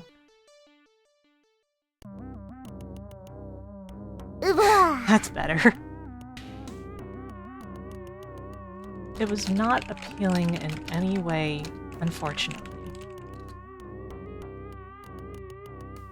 And it did not give me any more control over my life than I already had. Which is to say, none. When were you last fed? I already told you I've never been fed in my life. I'm always waiting for the time when I will finally be fed because I am extremely hungry.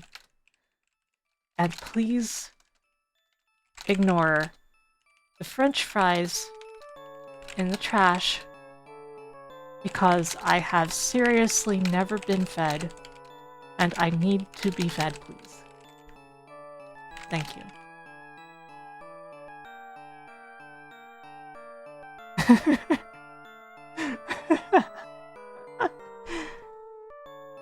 What would your Star Trek crew look like? Okay, so obviously Roto is part of the crew, but I'm not sure if they're the main science officer because I feel like they would get tired of it. I think Roto would become the main security officer despite how small they are. Greenlows can be a security officer.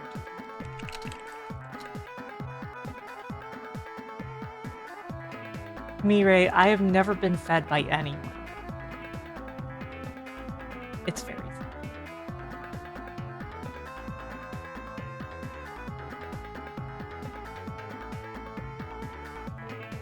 I think that Winter would be inexplicably the ship's communications officer, even though she's barely big enough to hit the buttons. There would be a lot of funny moments where people have to ask what she's saying, and she has to fly right up to the microphone.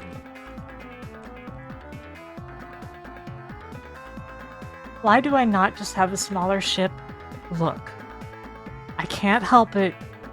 I love the design of the Enterprise C. It's gonna be that big, I'm sorry.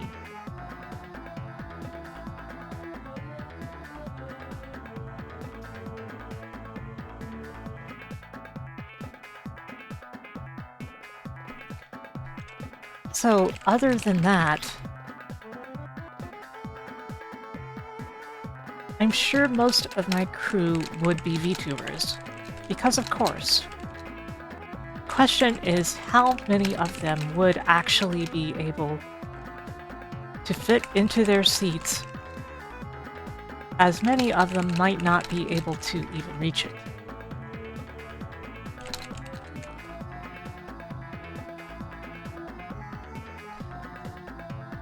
I would be the captain, though. I don't know why. I just would. And we'd have lots of phaser banks.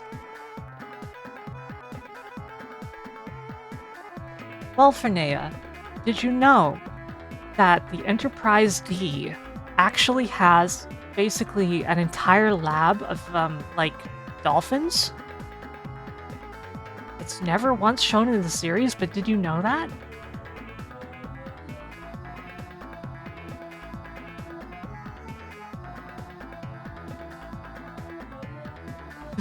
So, like, how big again?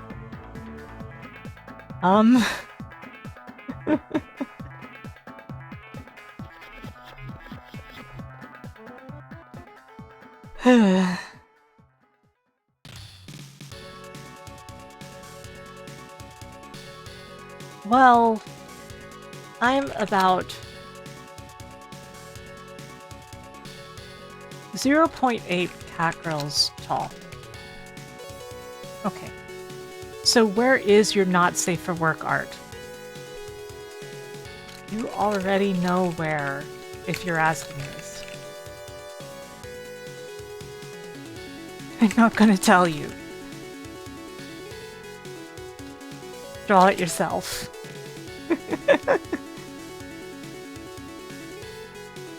Can we get some jazz hands? Unfortunately,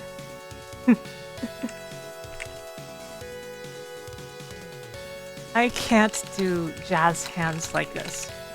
Besides, I'm not the one who put the Raz in Razzmatazz. That's Charles Buddy Golden. He could probably do some cool jazz hands. What's my favorite pizza? Does cookie cake count? Otherwise, I'd have to say something like that Hershey's pizza that one place had at one time. Or an Oreo pizza, because I remember that also being it.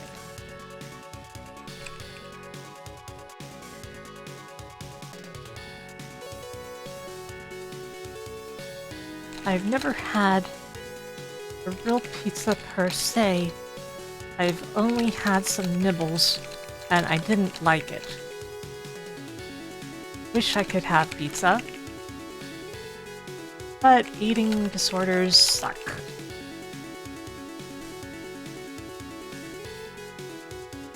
How do I prefer my GOG, live or cold? I'm a cat, what do you think? Of course, I prefer my prey to be alive until I have defeated it.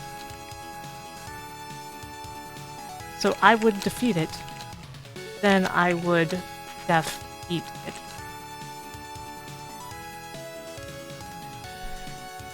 Ever felt so much like that you...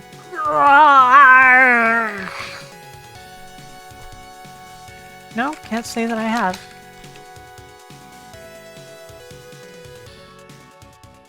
So, who is a VTuber that you would most like to collab with in the future? So, if it's a matter of absolutely anyone, then of course I would say Corona. If it's something more reasonable, like something actually achievable, then my answers would be pretty typical, because the people I most want to collaborate with are already people I consider friends.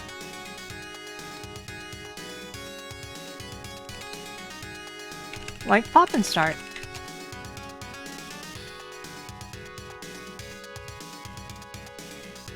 Thank you for the hydration reminder.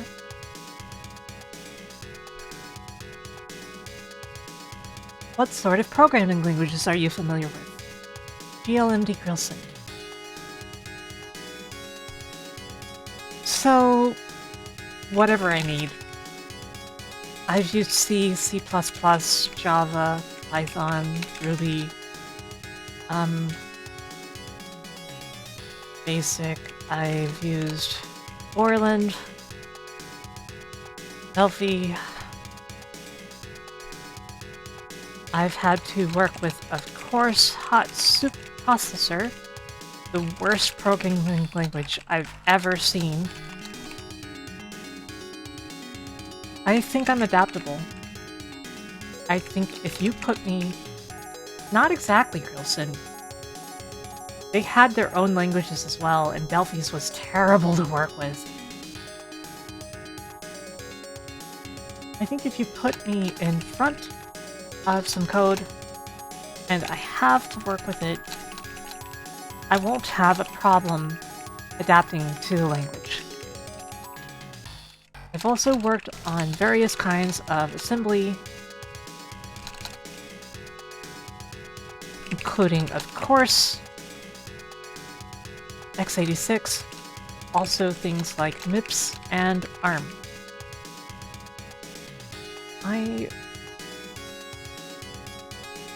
I think programming is something that doesn't have to be about what language it's done in, as long as you truly understand the concepts involved.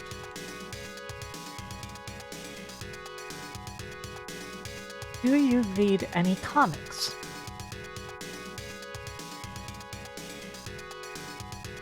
So, if we're not talking webcomics, I used to read the Archie Sonic comics. Of course. Of course I would say that, right?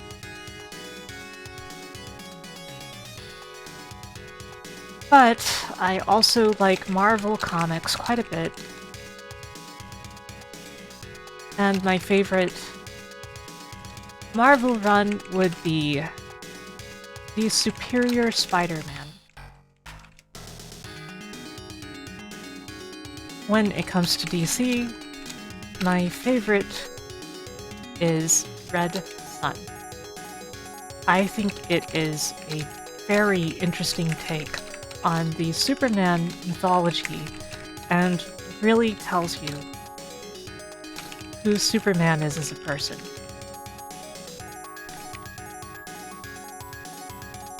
I tend to like things that analyze characters in interesting ways, rather than just things that show them being the same characters you already know.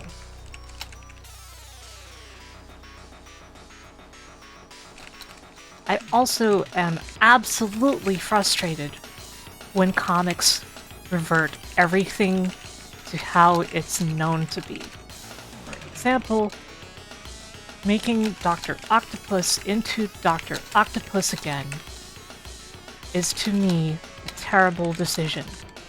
Undoing the marriage between Mary Jane and Peter Parker is legendarily bad.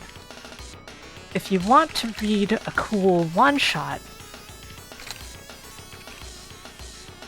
read Batman and Elmer Fudd. Seriously. Thank you, Kate.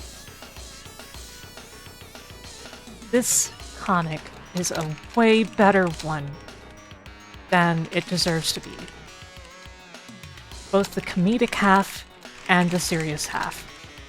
I really love it. The Archie Punisher crossover is completely unhinged. Like, completely and utterly unhinged. How long did the new model take? The new model was started. Hey Clarity, welcome. I hope you're having a good day.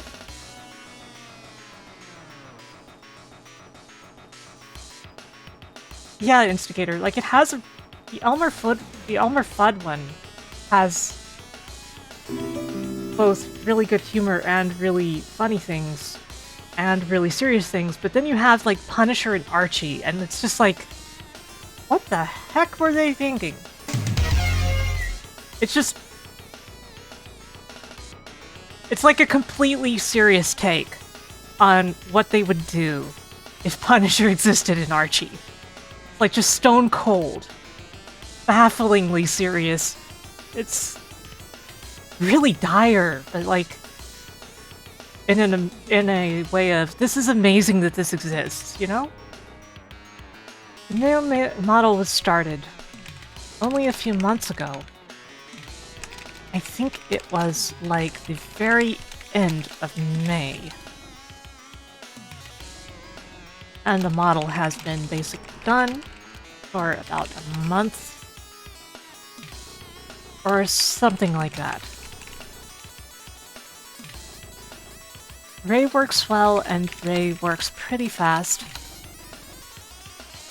when he has time, and he knew exactly what I wanted at every time, so things went really smoothly.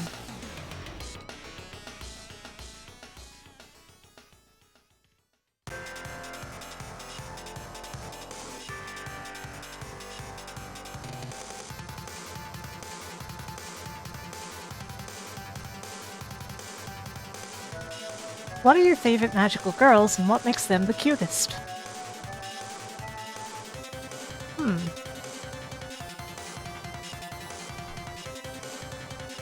So, I think that Sakura is absolutely the definitive magical girl.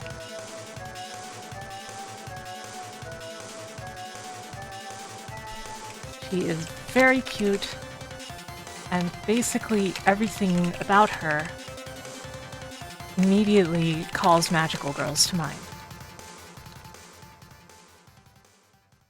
This, despite the fact that her series defies some of the norms of a magical girls show in other ways. Okay, I will clarify. Hinomoto Sakura.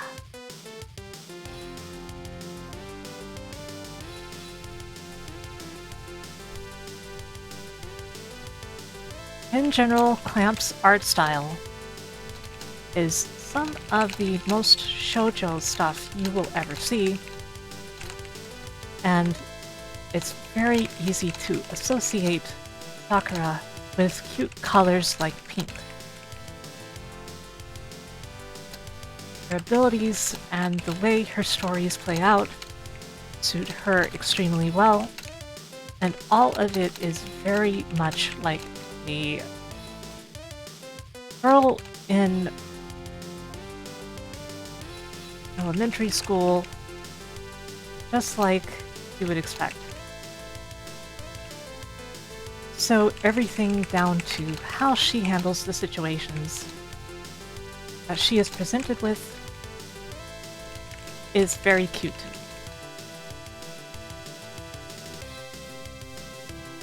Red Jester asked, what's your favorite non-Sonic game series? Favorite non-Sonic game series. I don't know if you can count Mani, but it would probably be that if you do. If you don't, then it might be...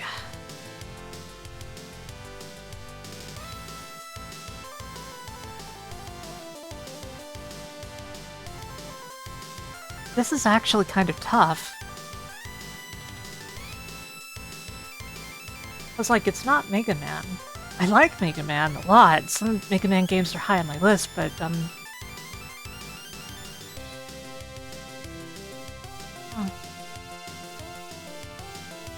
let's say Super Robot Wars.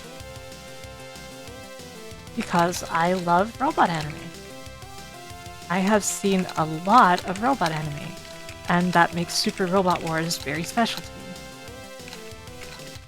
Although I discovered it when all I had seen was a little bit of Gundam W, which I liked as a kid, but do not think holds up well.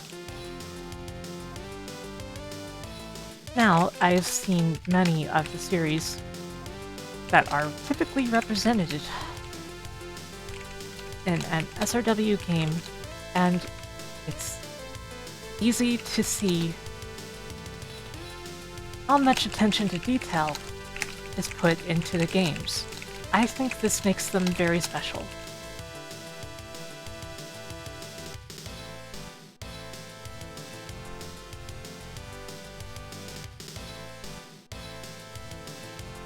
What would be the most useful superpower that's limited in scope?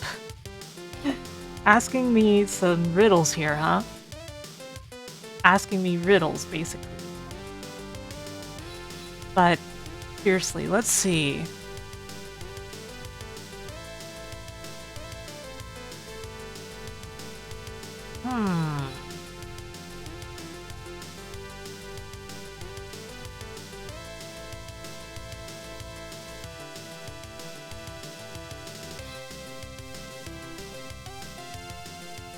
I think it would be the ability to immediately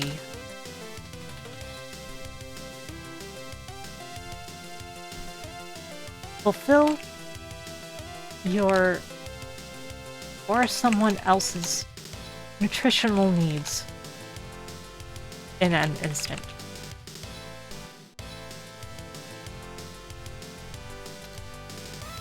Incredibly useful, very specific, and you cannot really abuse it.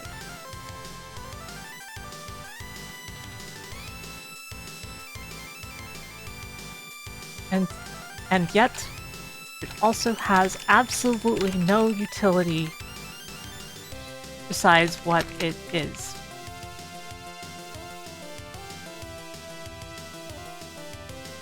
How often do you find yourself meowing out loud? Asks Claire, who I'm sure asks herself the same thing sometimes.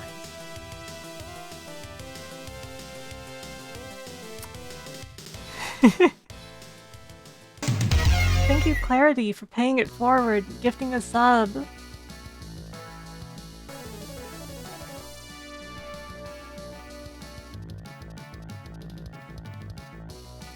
So, I kind of meow a lot.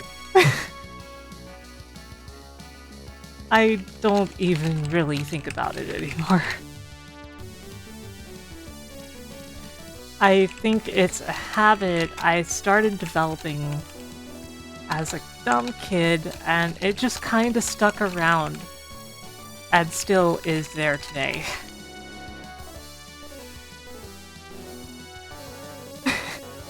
It is what it is.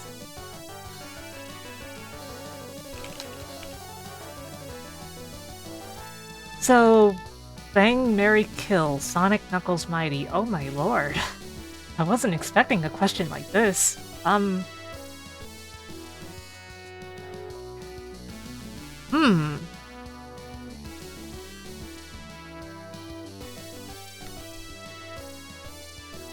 So,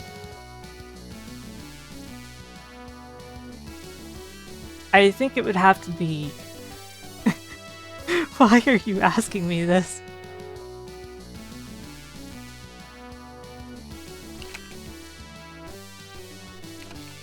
Thank you, Clarity. Please have a good dinner.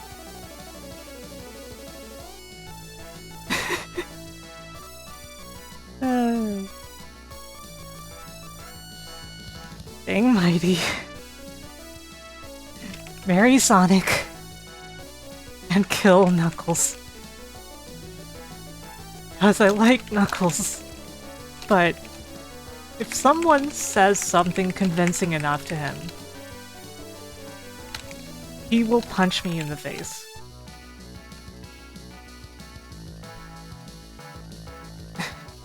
Hey Mori, how are you doing?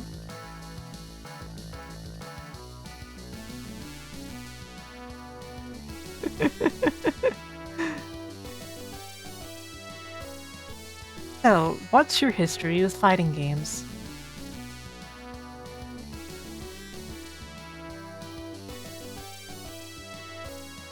The first fighting game I ever played was the DOS version of Street Fighter 1. And I probably don't need to tell you. It's a complete and utter trash fire. However, hilariously, I got it at the exact same time as a DOS version of Street Fighter 2, which was not the best port, but considerably better and more accurate. I had a lot of trouble with it at first, and I don't think I really managed to get it until I played Alpha 2. Alpha 2 is probably the first fighting game I took kind of seriously. Thank you, Mahler. How are you doing?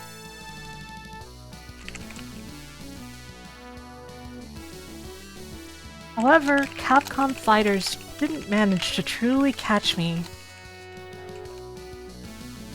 for a very long time, and instead I discovered KOF because of Mugen.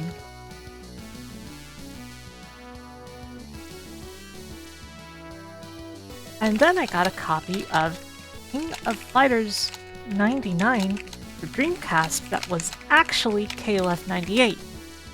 And I played that a lot. And that's when things really finally started to click for me.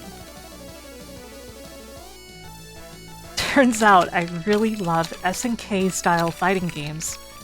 And I don't mind Capcom fighting games, but SNK style is just what really jived with me.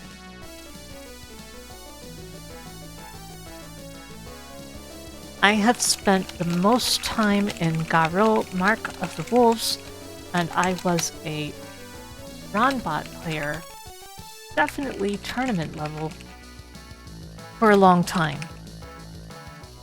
But let me tell you, the top meta of that game is completely and utterly bonkers. And not in a good way.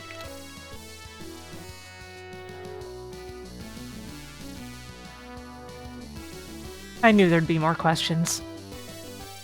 I knew there would be more questions.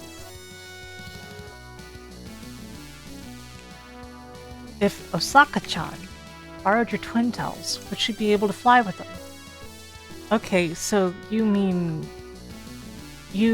from Azumanga Daioh, right? So, yeah, probably. Probably. But I think she would have to flap them rather than using them like a helicopter. They are not like Tails' tails.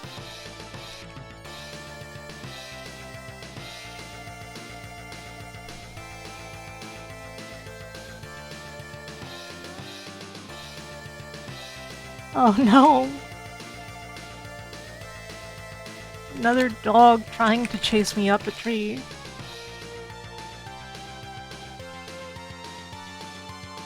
I'll try to scare it away. Go!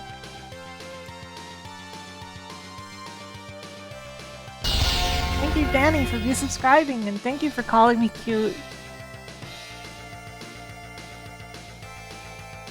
Help! I went to the fridge to get the ice cream you said I could have, and someone else finished it already. So, see, the thing is, you gotta take, like, $3 and go to the grocery store, and then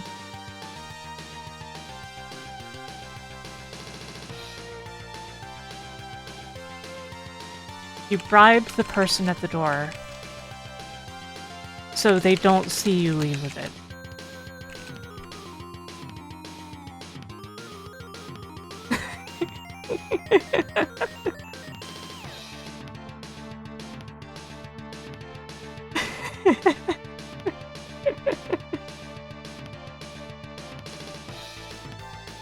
What girl to smooch? Man, so many of these are anonymous. So, that's a tough call. Girls in general are pretty smoochable.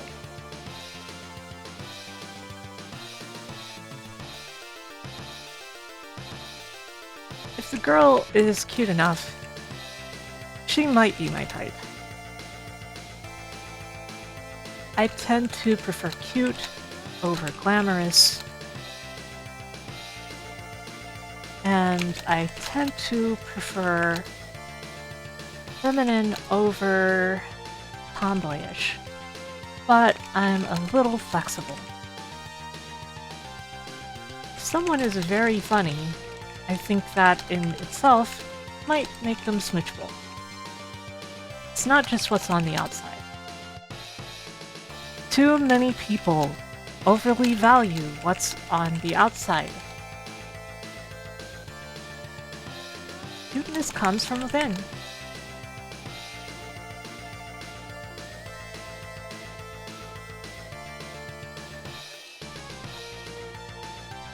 I honestly can't think of a specific example of a girl to smooch right now on the spot for some reason.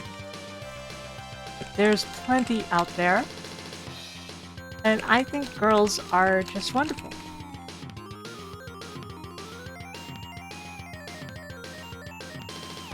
How do you plan on world domination? Asks Brilson.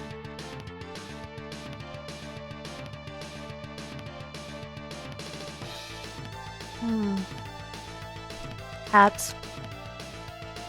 Cats everywhere. If there are enough cats, no one will notice when you take over the world. Everything must work. Now! Also, they make very convincing government figures. All they have to do is cutely move around and between someone's legs, and they will secure the vote.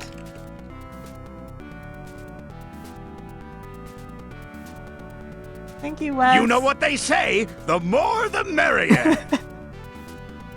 Instigator, is that how you died? Faker! So, I'd simply use a very large amount of cats, and it would be elementary to seize power, including the means of production. Which means that we might finally be fed.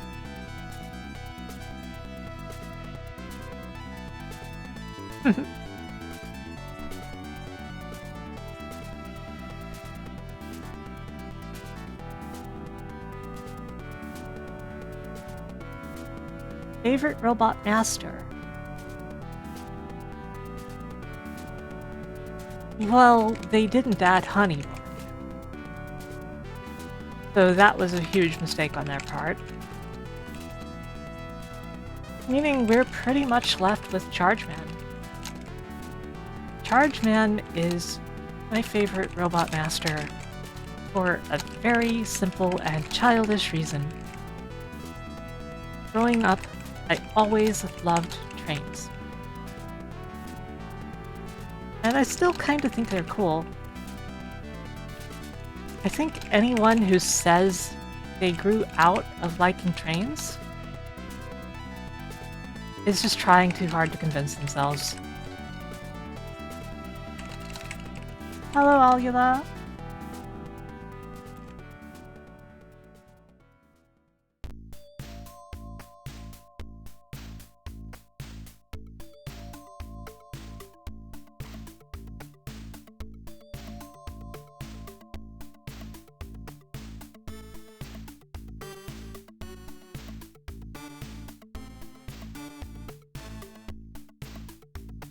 You've never really had a train phase, but you always thought they were neat? Well, they are neat.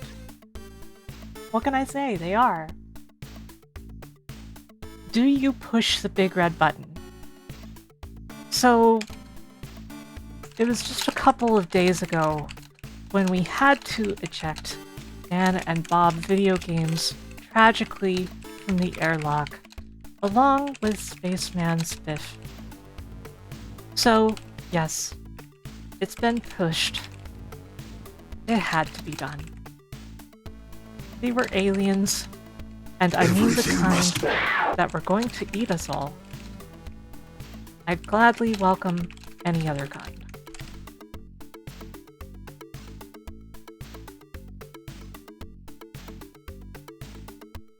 What's your favorite turn of the millennium handheld system, and why is it the Neo Geo Pocket Color?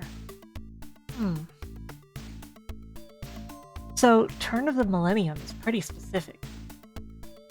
There aren't a lot of options. He was a good man. What a rotten way to die. So, I guess it is the Neo Geo Pocket Color.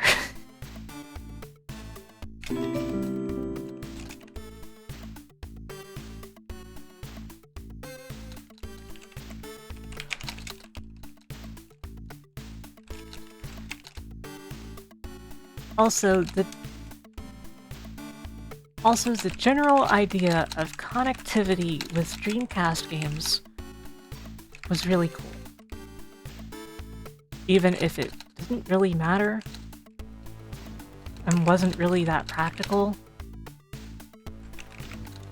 I think the Neo Geo Pocket Color has some really cool games,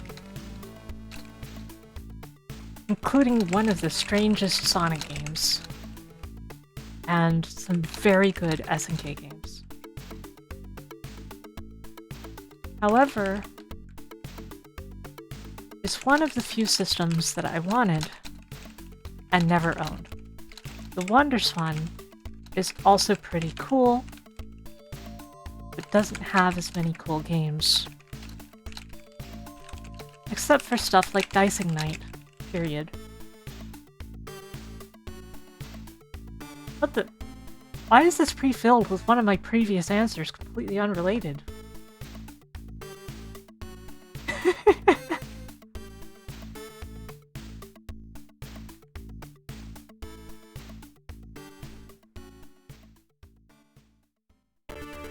What webcomics do you read?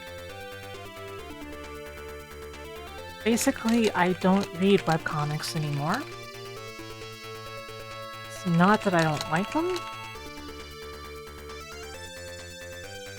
It's just that it's something that fell out of my routine. I used to read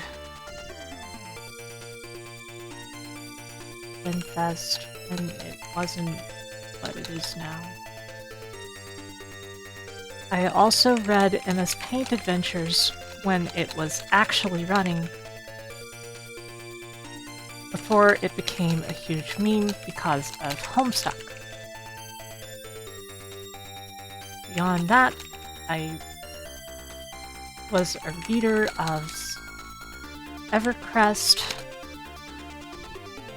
and guest starred in a couple strips, and I also read a lot of real life until it stopped running, although it is running again these days.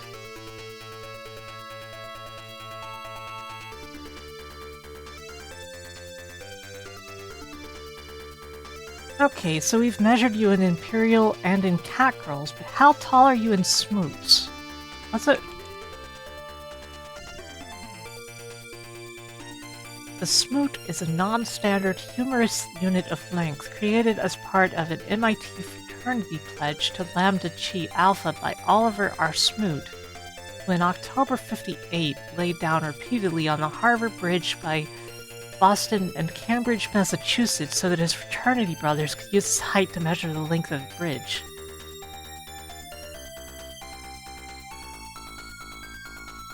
I'm a bit less than 1 Smoot tall.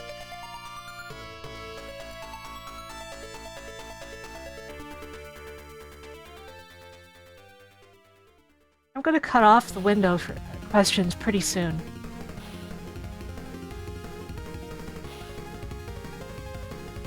Mermaids or fairies? I like both. I think that in the big picture, it would have to be fairies, even though I love Mermaid Melody. Fairies are more versatile in terms of how you can write things with them. They can be fit into almost anything.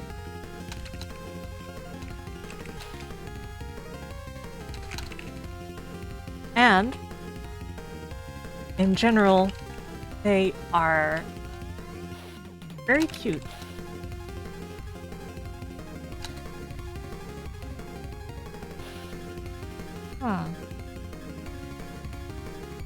I don't think I could be a fairy, though.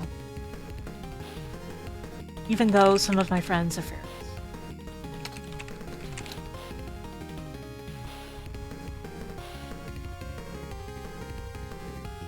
What is your favorite giant mecha series?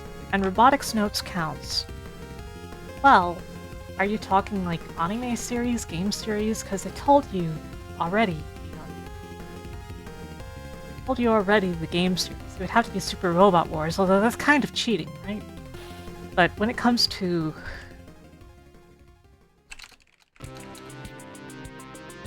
that,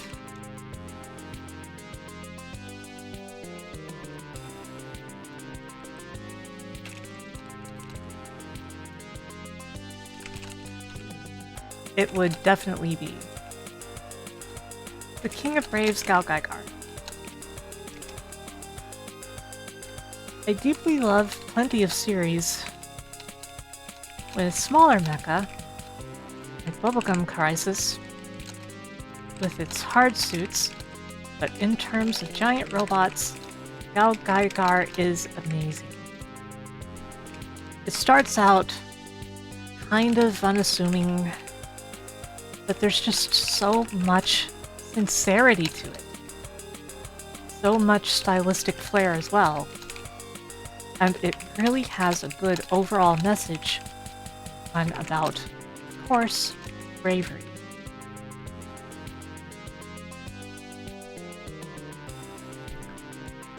It's hard not to love it, and I really hope that someday they will animate the new arc.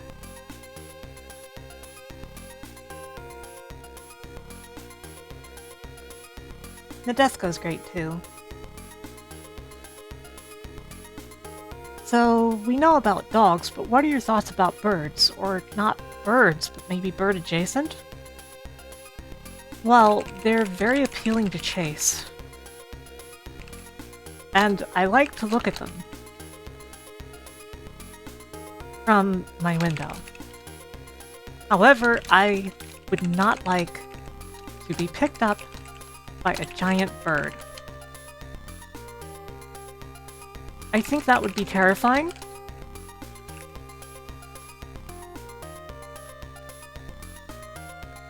And in general, I think I could beat a small bird in a fight, but I don't think I could beat a griffin in a fight. That pigeon doesn't stand a chance, though.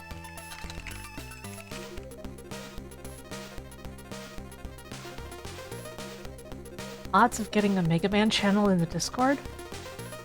Unfortunately, there isn't much going on when it comes to Mega Man these days. I love Mega Man, I do, but I don't think it would warrant its own channel on our Discord. Our Discord is super cozy though, and if you're not already there, you should be.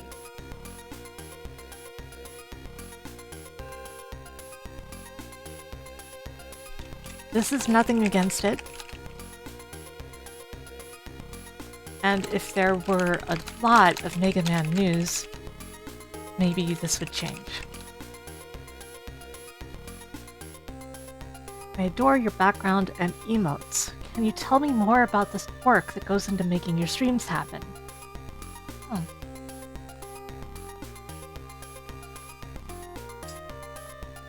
Well, a lot of it is thanks to my main artist, who I knew before I started really streaming seriously on Twitch. She is really great and really helpful, and I also know a few other artists who are very useful. Thank you, Pecorino. As well as good friends. It's good when you can cooperate with people you get along with in ways that benefit you both.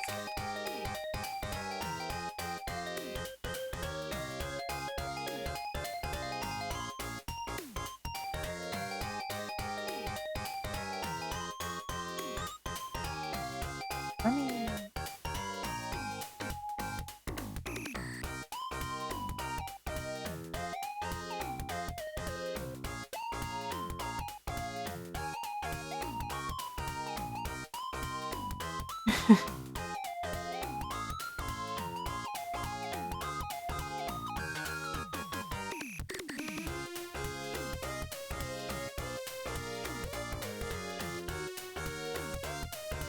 Okay.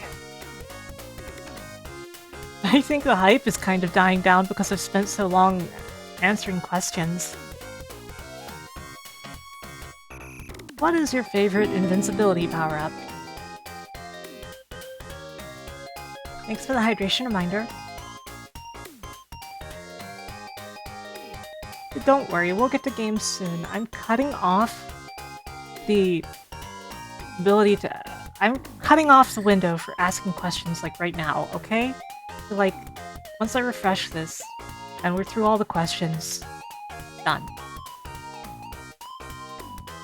There's not really any bad invincibility power-ups aside from ones that don't last very long. I think Sonic 1 and 2 have really good ones, because the invincibility music is just that good. So I think that would have to be my answer. But there's a lot of other really cool ones.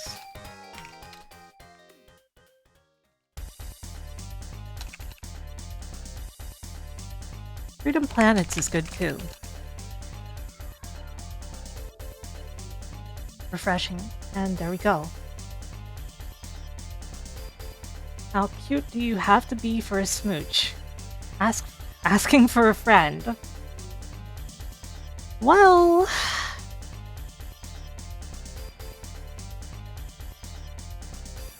I think you have to be about 5 smoots worth of cuteness, and it's up to you to figure out how that measurement works for cuteness. I don't make the rules, I just enforce them. What's it like being so awesome?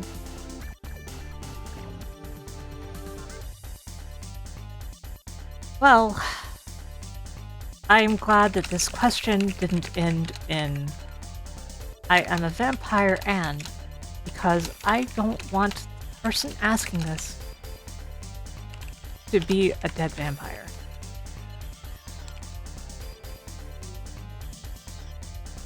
I don't particularly think I'm awesome, but I appreciate that anyone thinks so. It means a lot to me.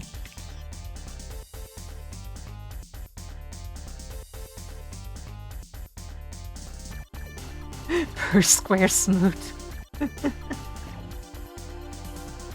If you were to ask me, I would say that most of my friends are far more awesome than I am.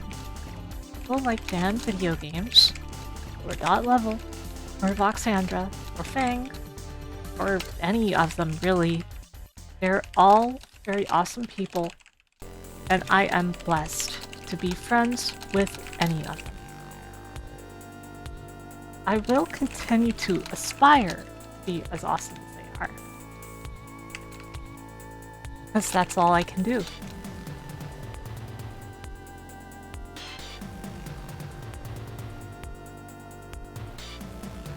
I want to be a better person every day than I was yesterday.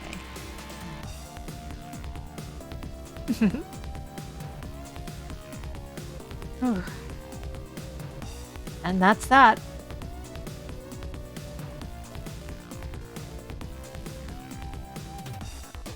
We've cleared the Retro Spring segment after only almost 3 hours of stream. I did not expect that to take that long. Wow. You guys asked a lot of questions. That's a good thing. That's a good thing. But like, wow. I think I should have cut it off a little sooner.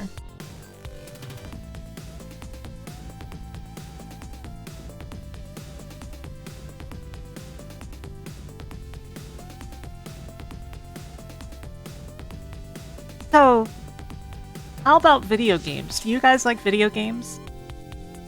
I like video games.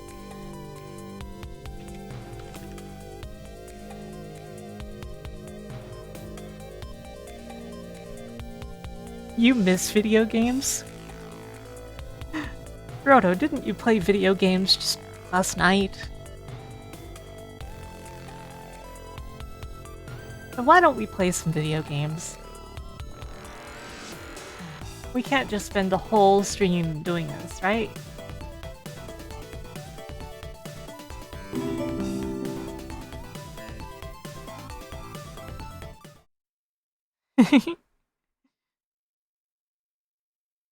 Give me a moment. It's not the right game.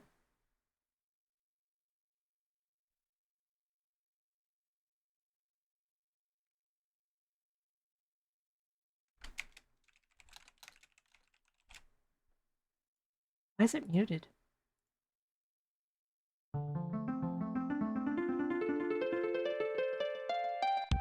I wasn't too sure what to play.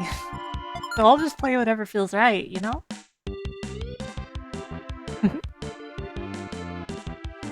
That's how it goes.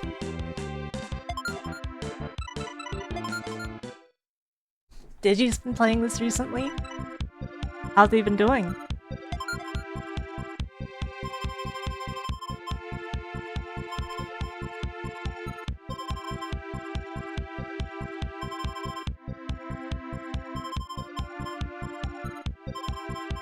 At this rate, the world will flood. 20-minute runs, I see. I'm not the most amazing at this game, but I don't think I'm bad at it.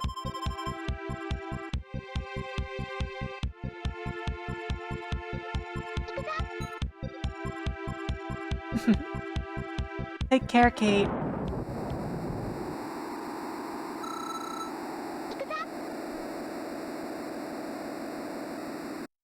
Hey, Mireille.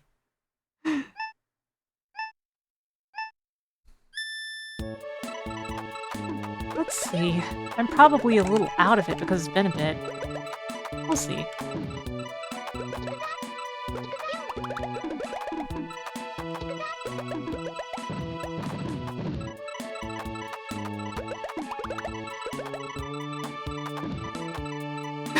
Adam!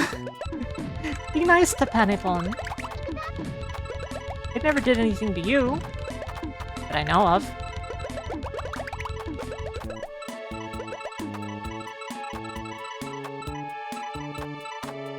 Oops, that's very wrong.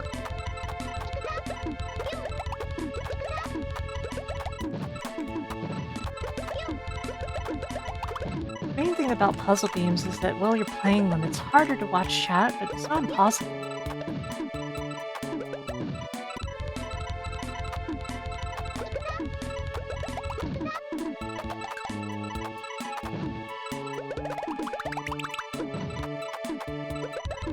I think if you can watch chat while playing a game like this, you're a very strong gamer.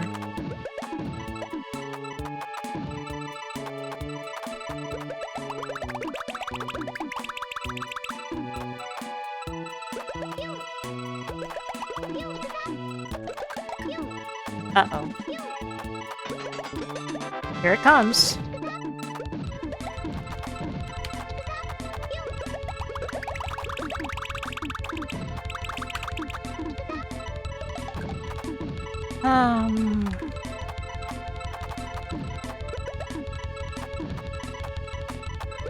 Okay, I messed up. I got nothing.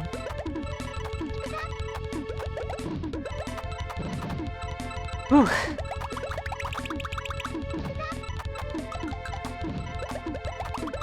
That's okay, that's okay, that's okay.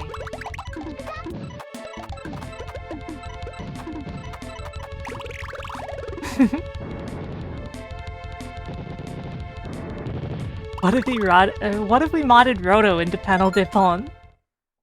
Yeah, I think Roto would fit in. It's pretty funny, right? Like, Roto isn't a fairy. Roto would fit in just fine, though.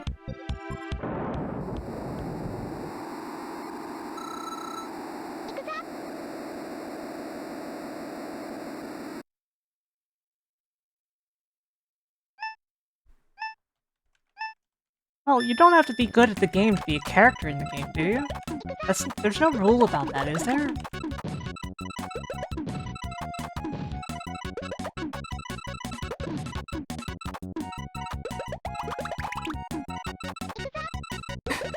Roto and Winter collaboration. I don't know, you'd have to ask Winter that, right?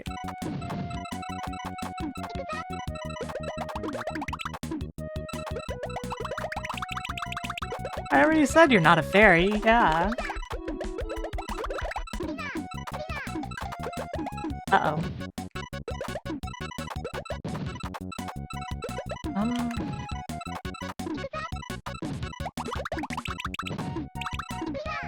That's fine, that's fine. It usually takes me a while to warm up in a game like this. Oh yeah, it's 9 PM, isn't it? Sleep tight, Grosson.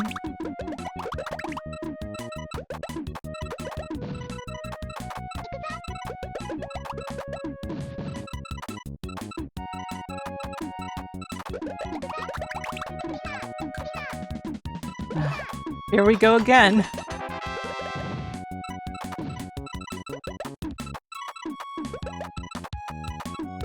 You're not very good at this kind of game, but you do enjoy it? Understandable. Not everyone can be good at this kind of game, and that's okay.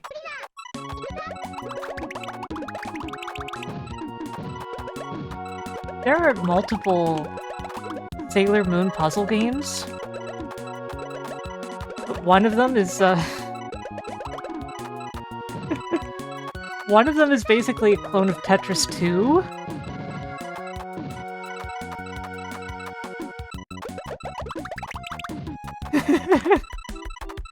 Which I don't know if you guys know that game, but,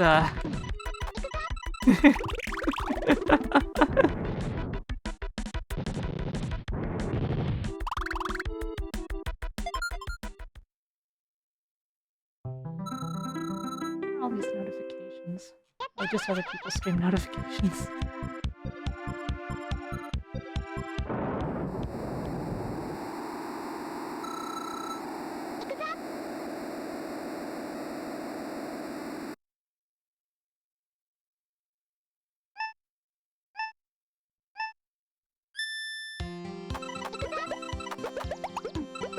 I'm really humbled. So many people came out to see me today on like a Tuesday.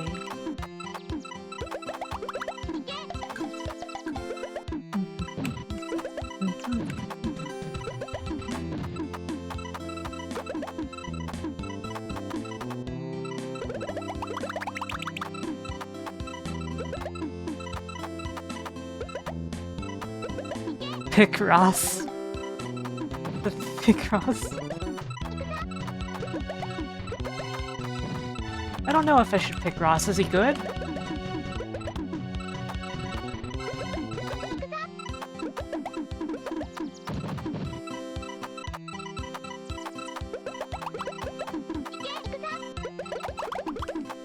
Oops. I messed up my combo.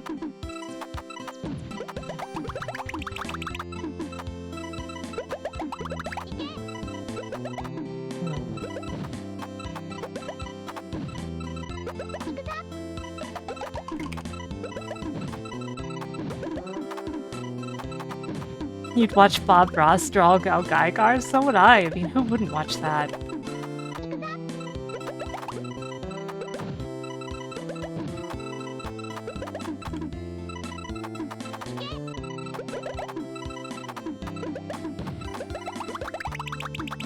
In games like this, I work best under pressure.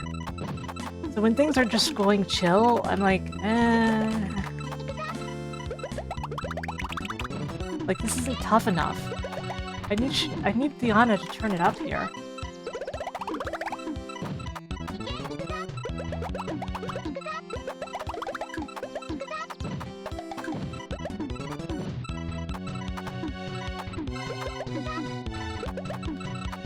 Oops, that didn't work out.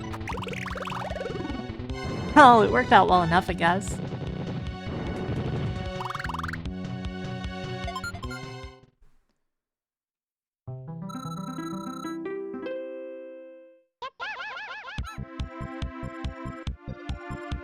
Fun-sized Sailor Jupiter. Yeah, that's exactly how I feel about her, actually.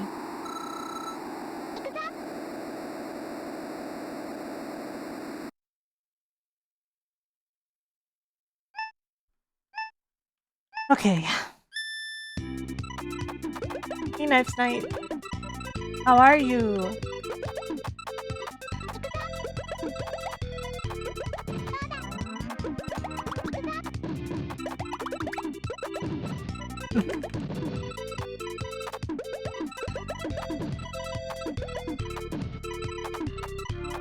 I'm good. I think my debut has largely gone well.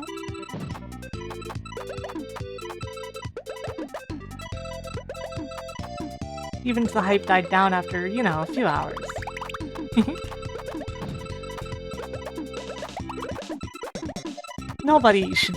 Probably nobody should be answering questions for several hours straight on stream like that.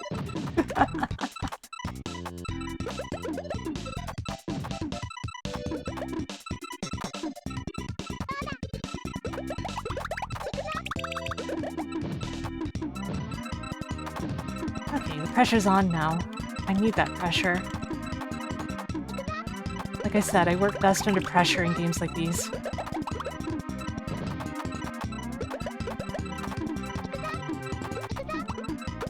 I work by far best when I'm panicked in this game.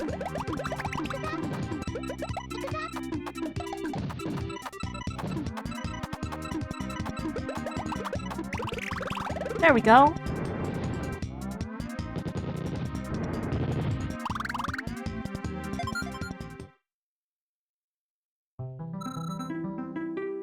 Yeah, I think it was Mercury for me too back then, before I discovered Sailor Saturn. Before I discovered Sega Saturn, come on!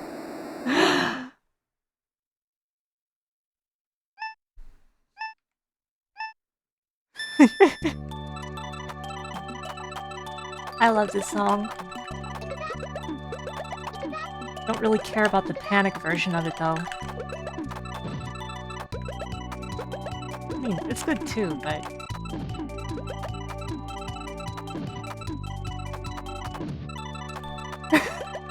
Seahorse.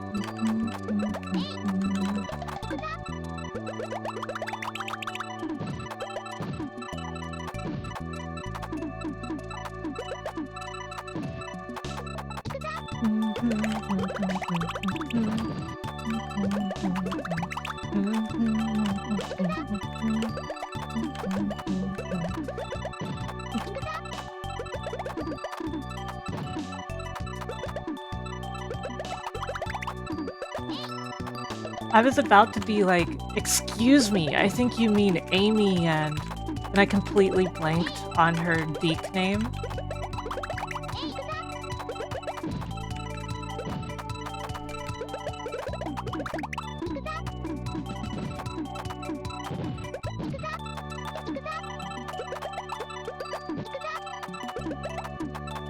Lita, that's it.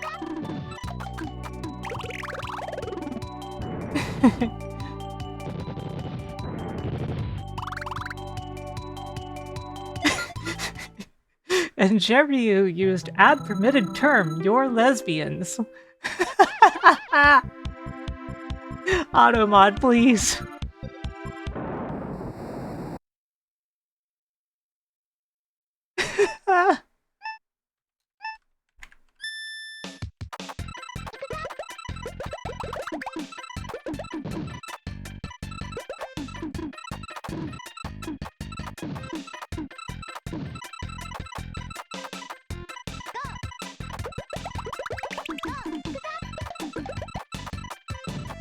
Uh-oh. I did that to myself. Best critical music, though.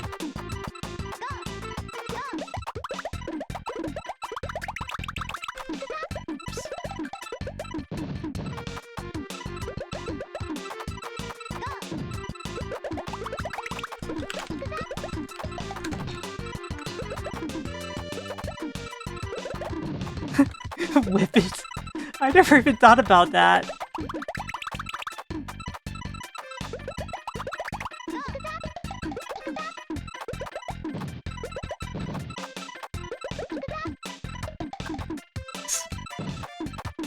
When I end up swapping them instead.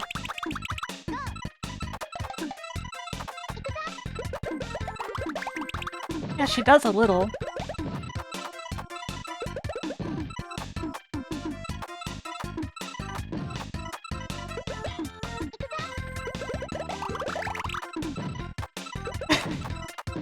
Twice in a minute?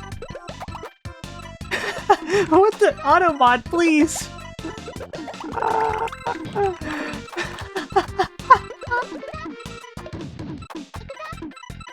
Wow, it won't accept that I want that allowed, huh?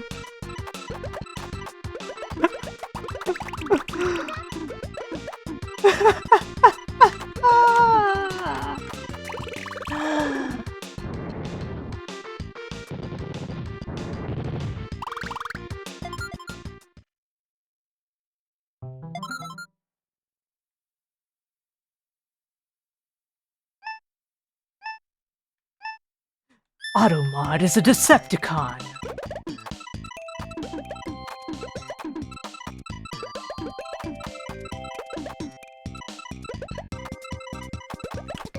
I always liked this critical music. The bass is so good.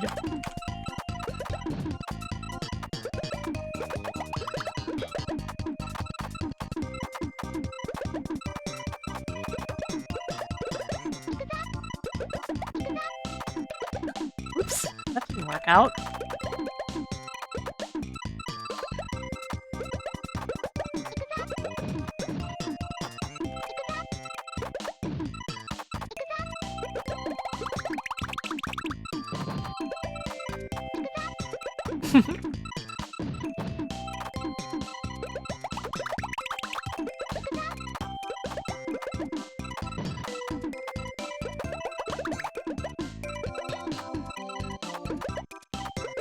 You guys have seen me beat this on the highest difficulty. Hard is nothing, but I feel so rusty.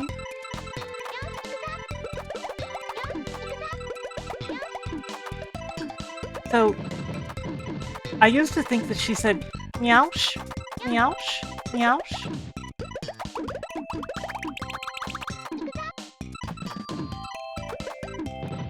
Everything must boil. Meow.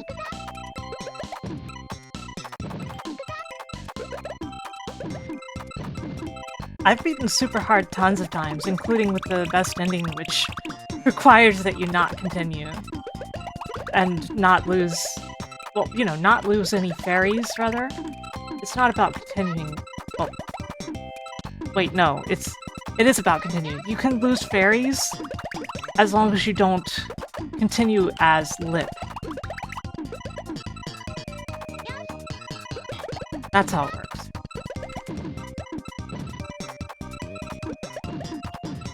Because that's what counts as a continue for some reason.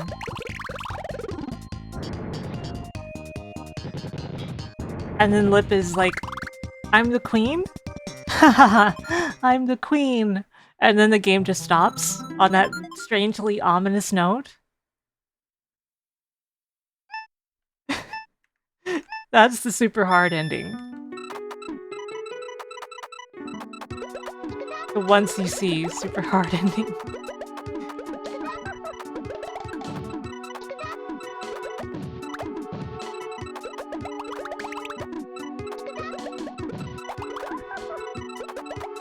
Mysterious man, are they ever?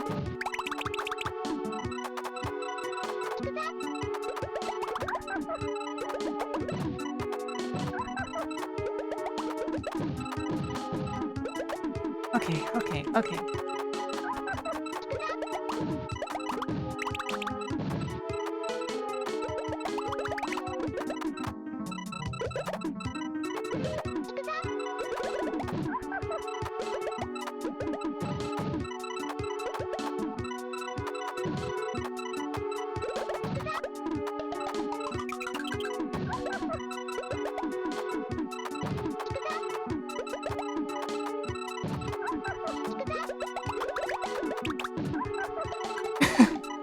I think Automod finally got the point, Seahorse. Finally.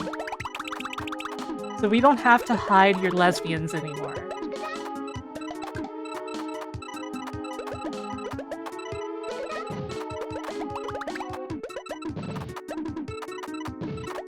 Not that we ever should have had to.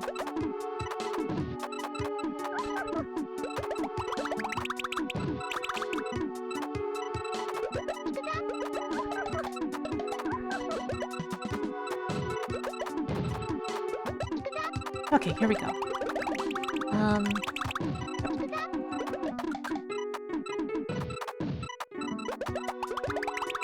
Thought so. Sometimes I can kind of intuit which piece is going to be where.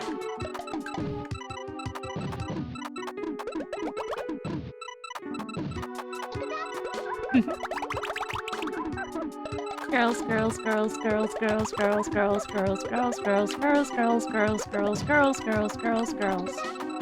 Just saying.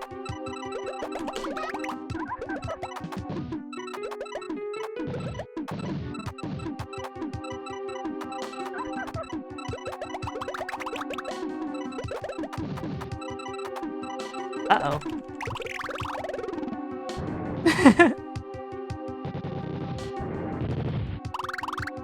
I kind of dug myself a hole and buried myself in it.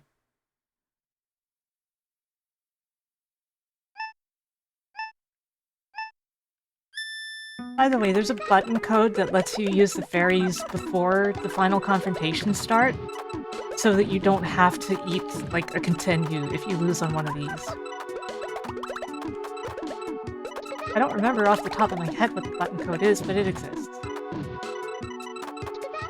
It's something really simple, like holding a button when the battle's about to begin. Like while you're still on the map screen.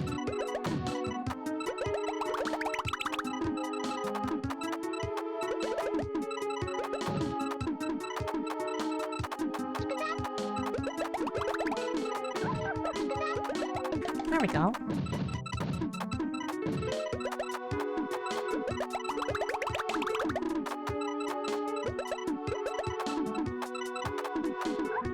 I have no idea what flag you're talking about.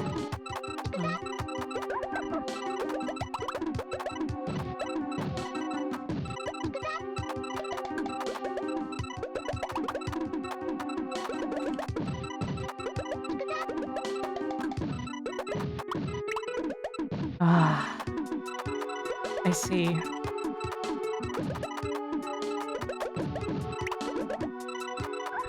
And every song in this game is just a wonderful vibe. At least in my opinion.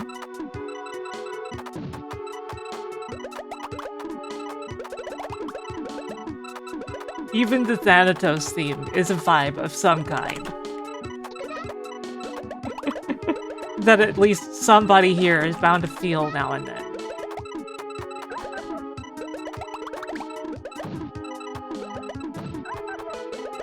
You know, I was about to say, oh, you like Chrono Cross? But then my mind started filling it in with something like, name every Chrono. And it's not the tone that I would have been intending.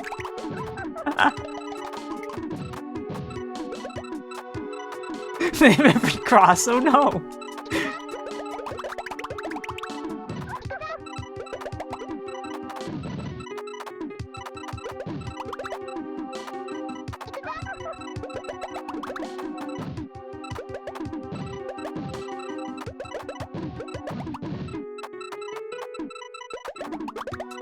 Yeah, the Thanatos theme is silly. It's like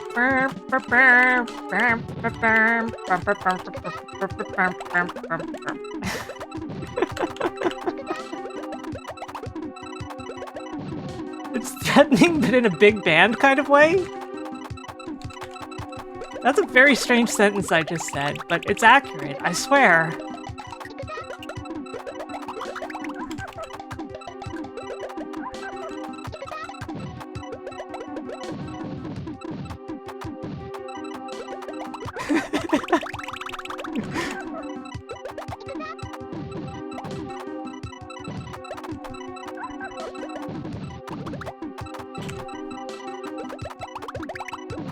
Man, I shouldn't be having trouble with this stage. I'm kind of surprised. Oh, the speed got too high.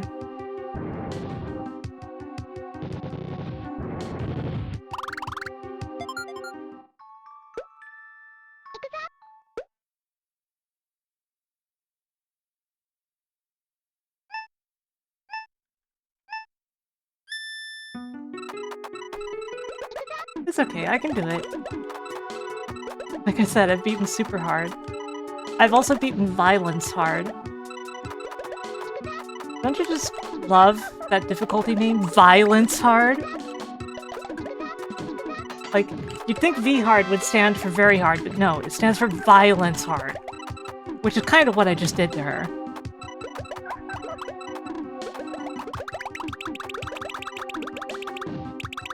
Thank you, Uno Squid, for the 100 bits!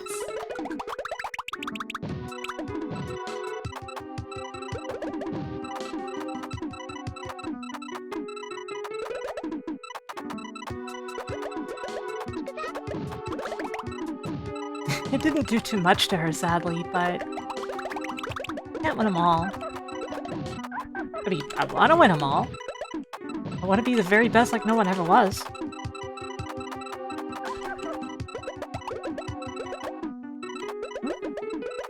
Question mark? My brain got confused.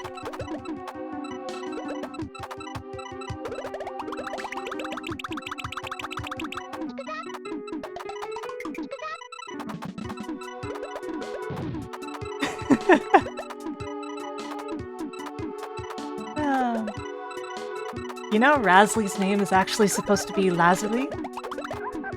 Like the gemstone?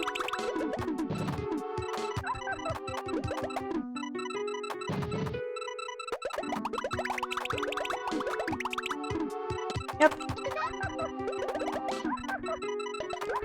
Also, she's the best character, and it sucks that the game forces you to lose another one of the characters that you would otherwise really need. Like, there's an important character on the other path, but then you don't get Razzly. It's like, do I want a cute fairy? Or do I want to be locked out of some of the most important scenes and best weaponry in the game?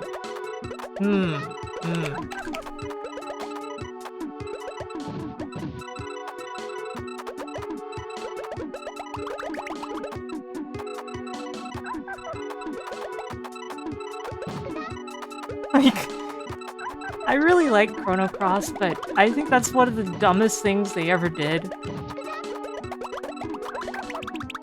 And if it were to be remade, that's something I would really want them to change.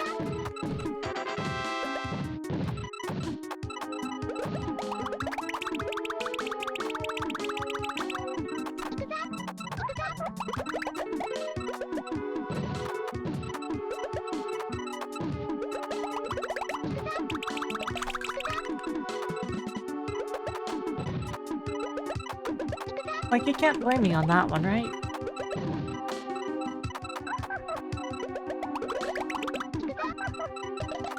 I mean, it works, but it is frustrating. Oh.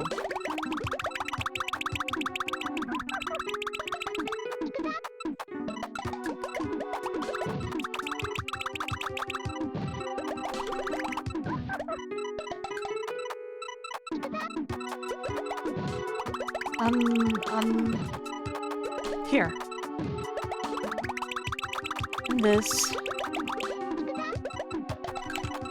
And this. And do this. Oops. Mess that up. It's fine. Drop this in here. This. Good, good, good.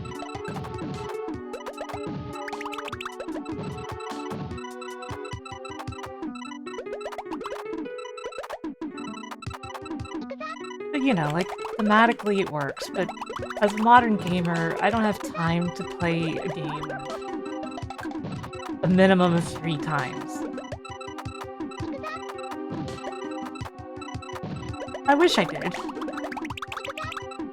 I wish I had enough time.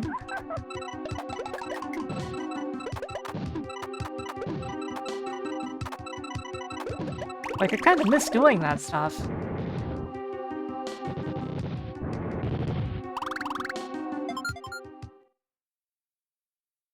Exactly, Werewolf. It's very sad, but it's true.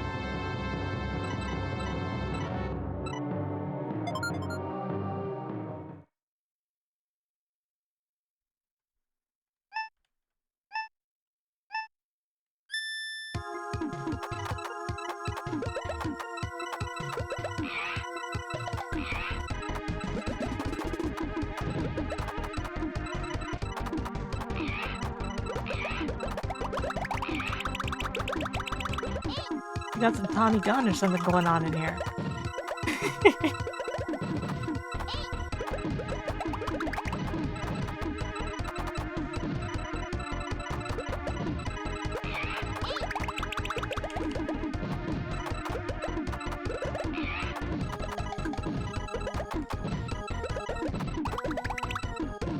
Crap. That's not the right way to approach that combo.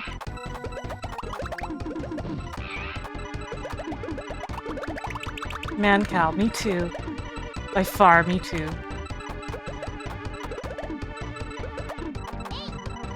And I did have a perfect Chrono Cross save file, because of course I did.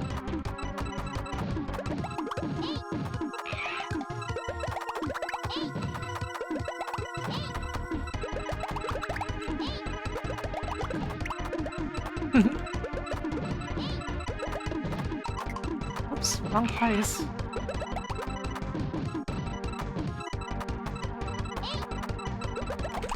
Whoa, that was wrong.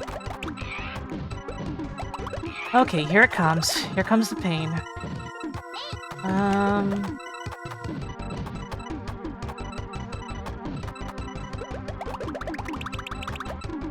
Oops. not what I meant to do.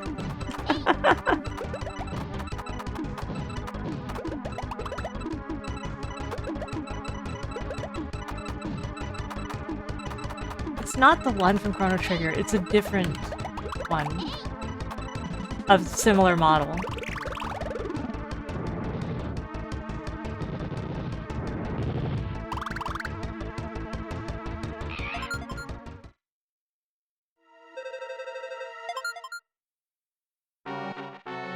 Yeah, it is. It is. Too many people will go, Chrono Cross isn't a Chrono game. Radical Dreamers, though. That game. Love that game. So underappreciated. Wish more people would appreciate it. Yes, Roto? Roto, it attacked me first.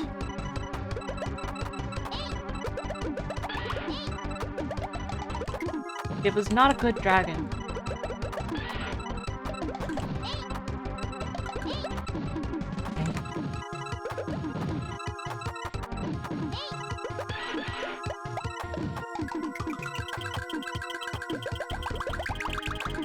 Oops.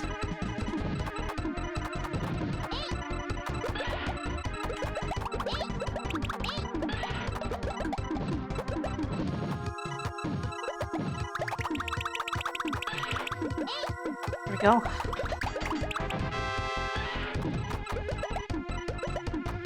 I think the best way to experience Radical Dreamers is to play it with the MSU1 pack that I made, the SNES version.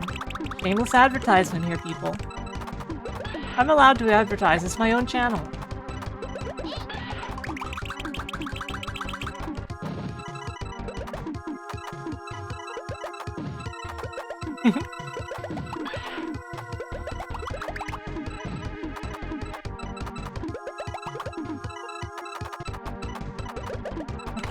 Okay.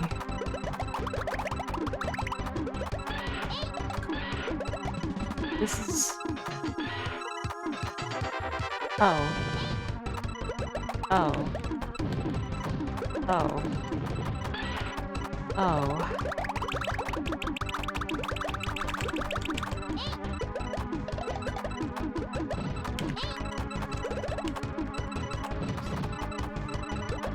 Almost did myself in there.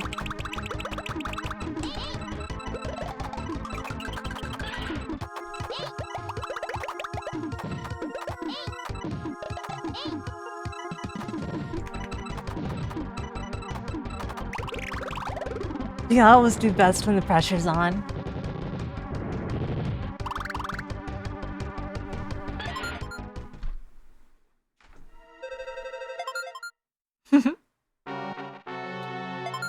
It's Thanatos! Thanatos!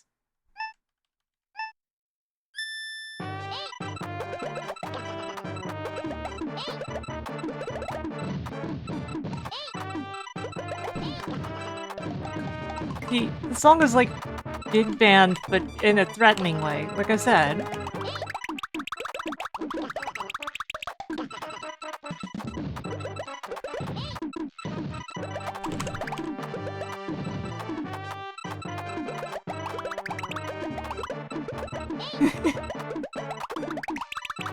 Big martial art band, yikes.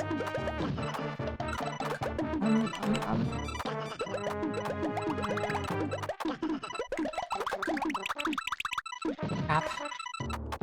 That wasn't... Okay. Okay.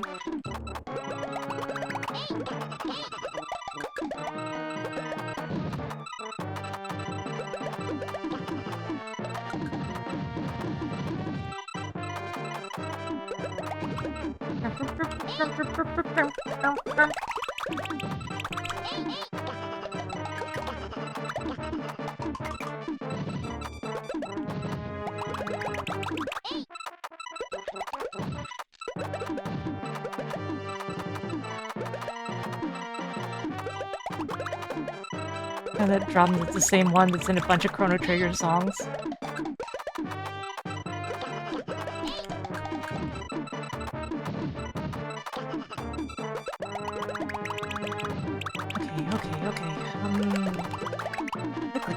quickly.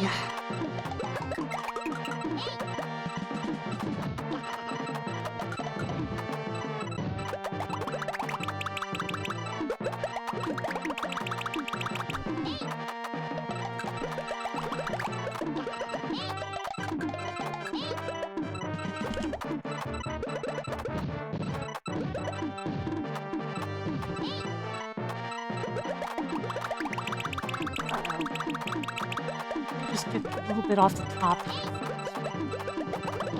Darn. It's okay. I don't get frustrated at video games, ever. That's something important to know about me if you're new here.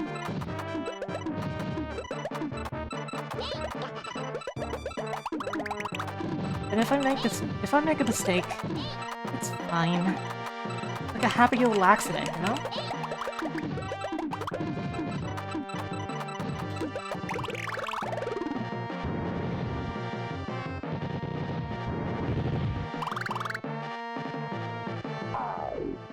Ow! Ow, ow, ow!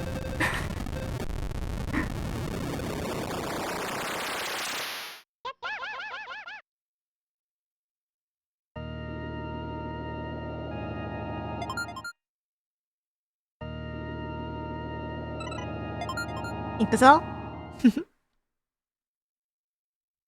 Yeah, FF6 intro.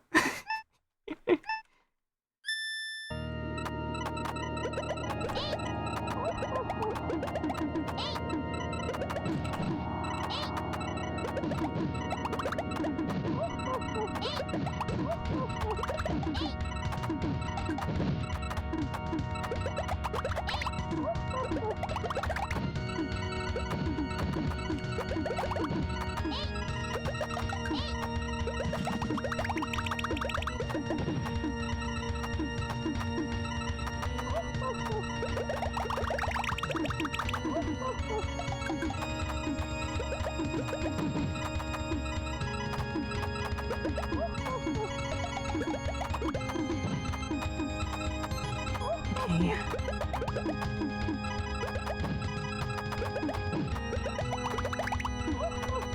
I don't remember.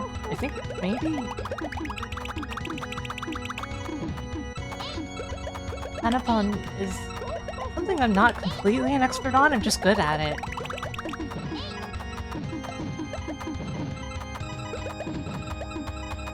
I do know that Cordelia tends to be very difficult. Even if you're good at the game, she just plain cheats sometimes. So be it. But, you know, cheating's cheating.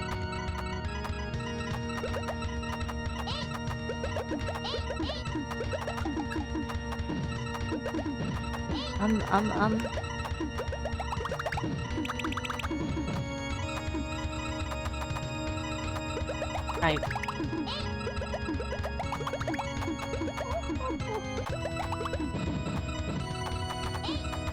That'll do.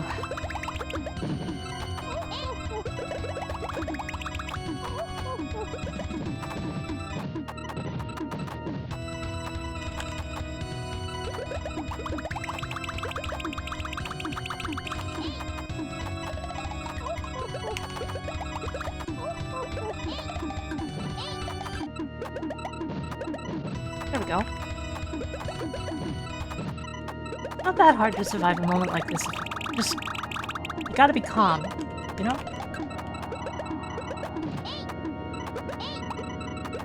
Patiently accept your fate, but then don't.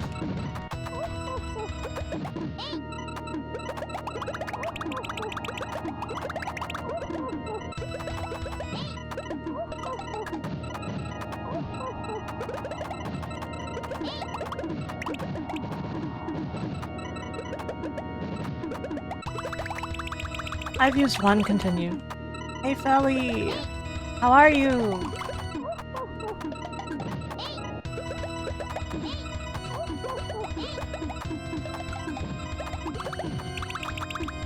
Everybody's been calling me cute today.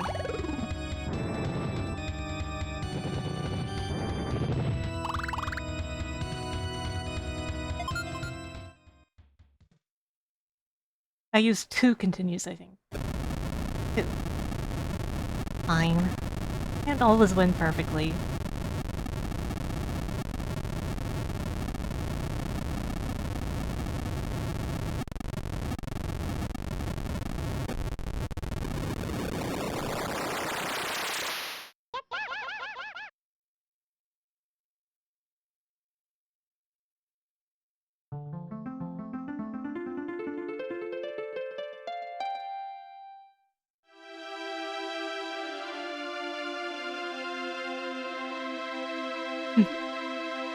I didn't lose any fights after Saralene.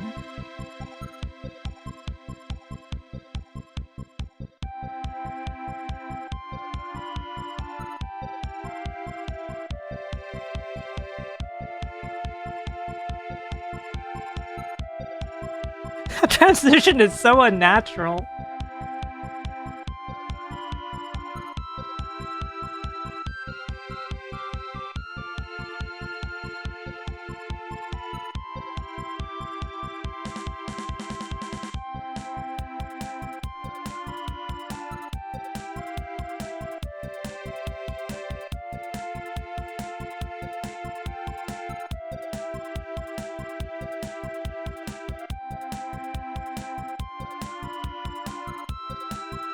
I needed to see if you could govern the world of the fairies. So now do it all again on super hard.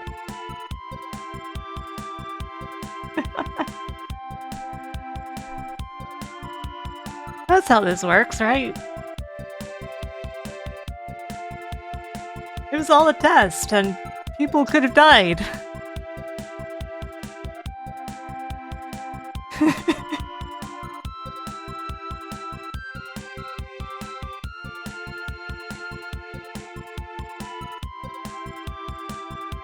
Indeed, Vernea. Faking apocalypse as a pop quiz is incredibly irresponsible.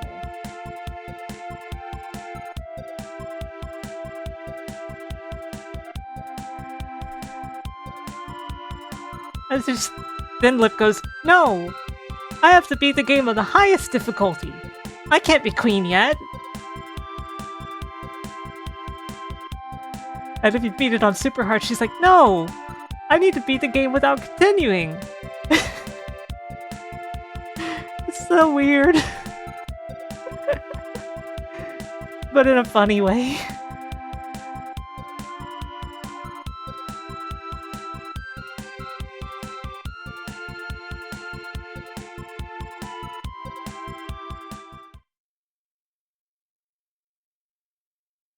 No, it's not right.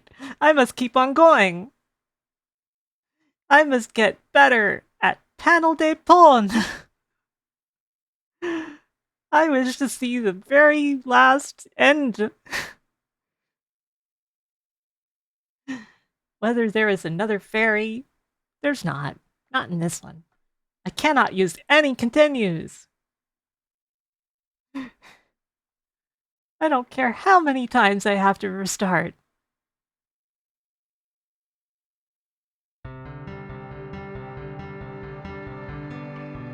Would you all excuse me for a moment while the ending's rolling?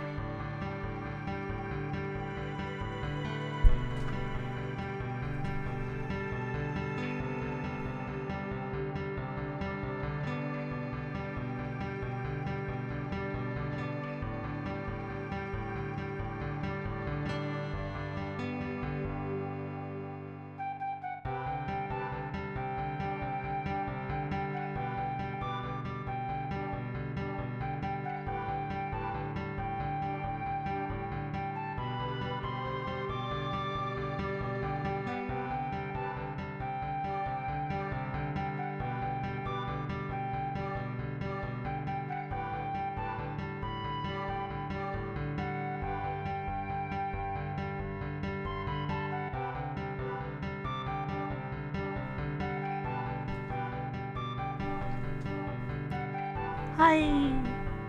I'm back!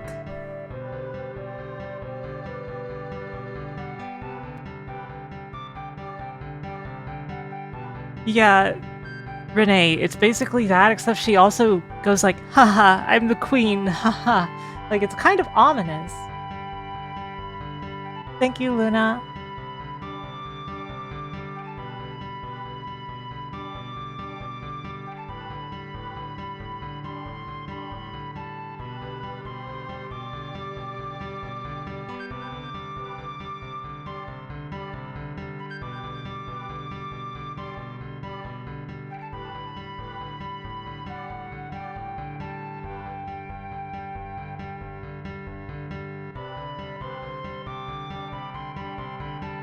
Graduating from iron blocks to iron fists. Oh no.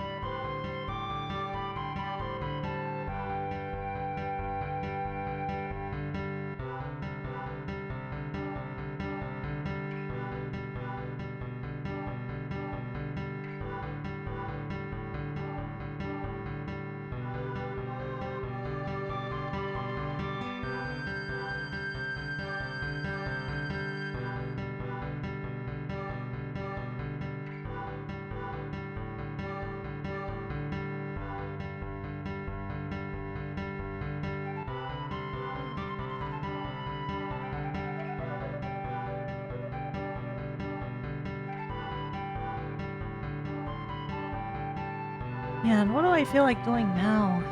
It's such a laid-back night.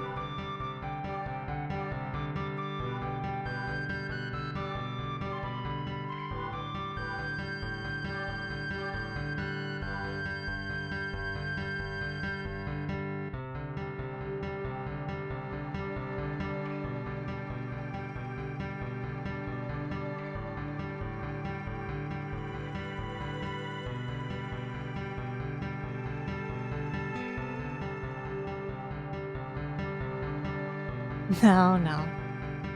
I love Live Alive, and it makes sense, but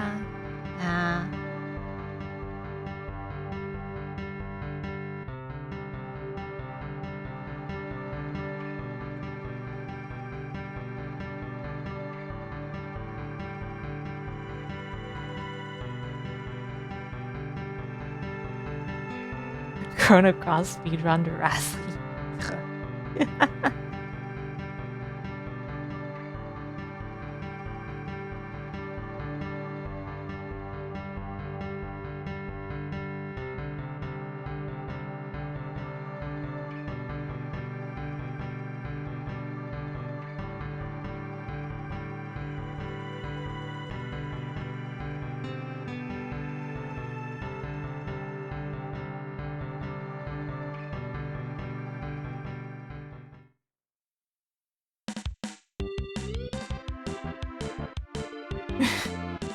Yeah, she has been doing that, hasn't she?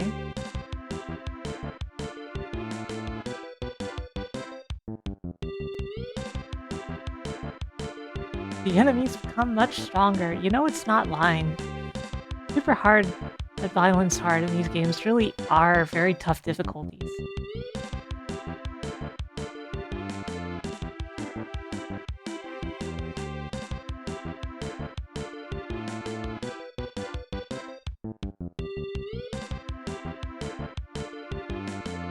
Anyway, I'm just thinking of what I would like to do.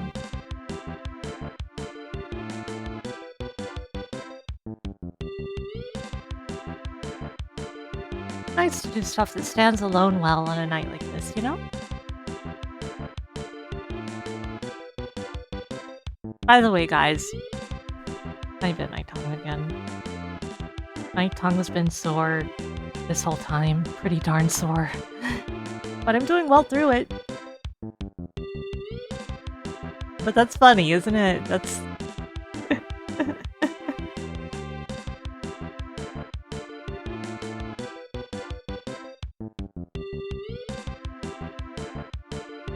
Me too. Who else bit their tongue?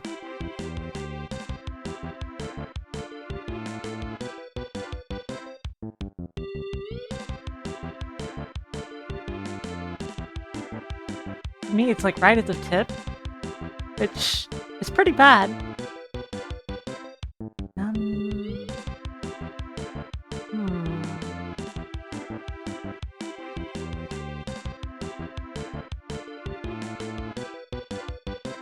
Yeah, there's times when just nothing leaps out, you know?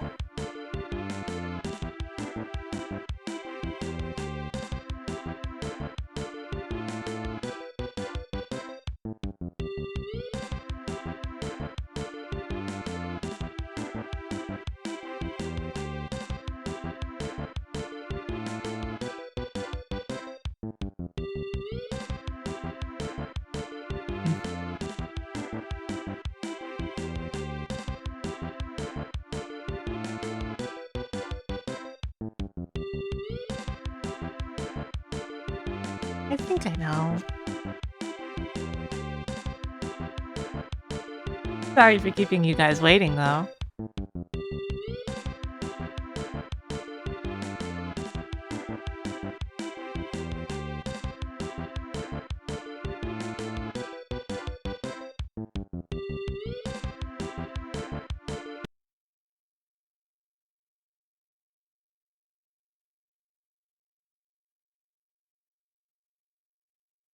Let's see, where is my scene for this? Oh no, it doesn't have titles or donation bar or anything.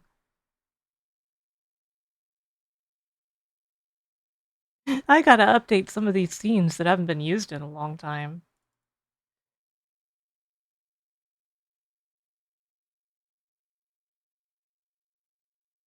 Man, the emulator isn't even showing up. Let me do that. That's very wrong sized.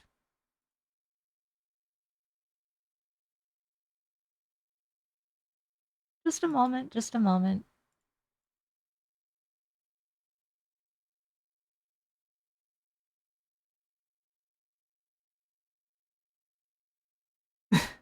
A quick Dragon Quest VIII run? So what, like, 3 months?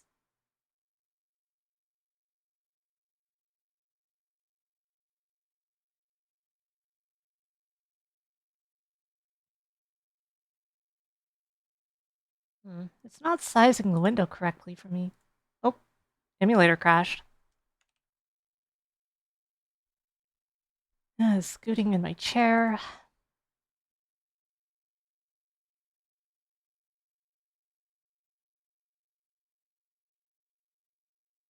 Dungeons of Dreadmore. Look guys, we're figuring it out over here. I'm just trying to fix my darn emulator being silly, okay?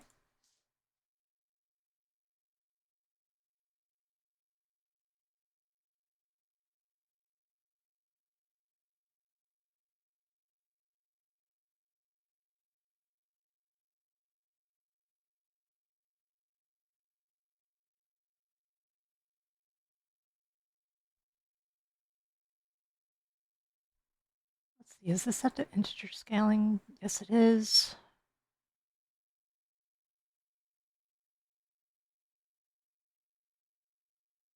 Isn't it?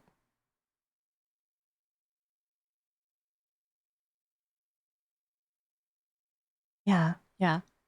Okay. So we're just going to do something dumb. Play a game I haven't played in a very long time, and it doesn't particularly mean anything to me, but I don't know what to play, so we'll play this.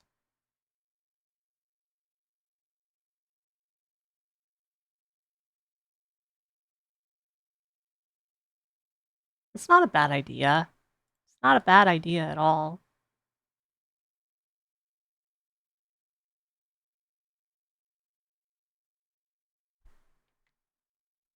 That's right. Let's play Clarash.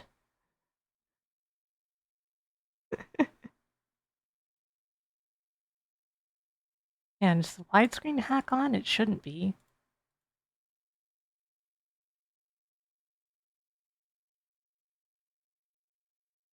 It's clearly trying to render in widescreen. There we go. Let me get the resolution right. There we go. And yeah, I'm gonna fix the audio in a sec.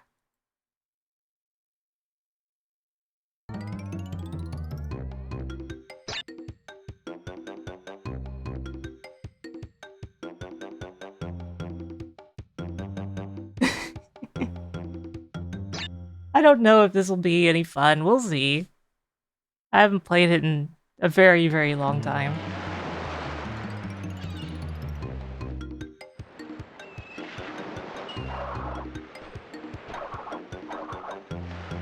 Okay. Okay, those buttons. Pretty simple controls, I think.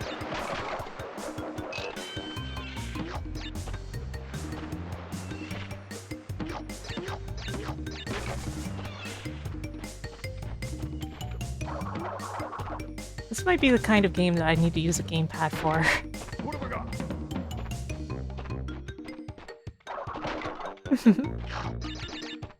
Are you guys hearing it okay? Is everything good?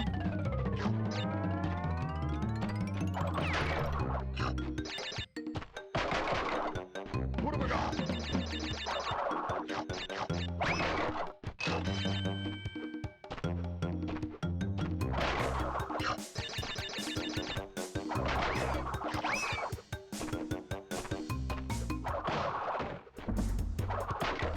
What have I got?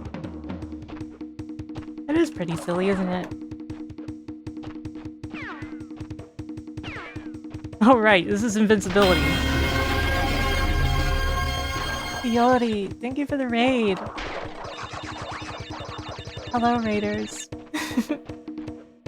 Oh god, that's... Is that your raid message today? Hello, I am Saralene, the Magical Catgirl, who plays retro games, and I have debuted my new model today! Thank you for the follow, Steven. What have I got? And I'm here playing Crash Bandicoot for the first time since when it came out.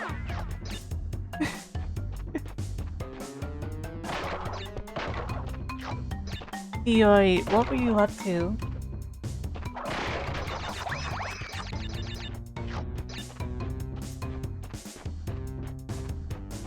I definitely forgot a box.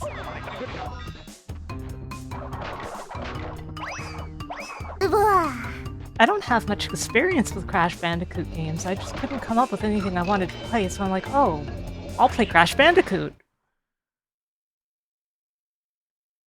Dead Estate, a really fun twin shooter. Huh. Mods, did anyone give Fiori...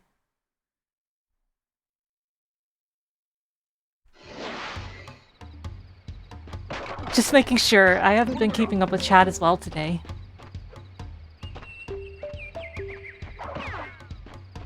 Take care. Hey, Chaotic. Yeah, I'm playing Crash for some reason. I didn't expect it either. It just kind of happened. Knights wouldn't be a bad call, actually. Whoa! Thank you, Zeus, for following.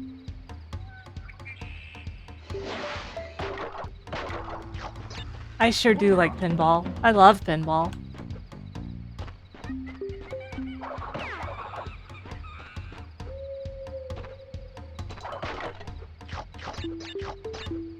Marioing the box over here.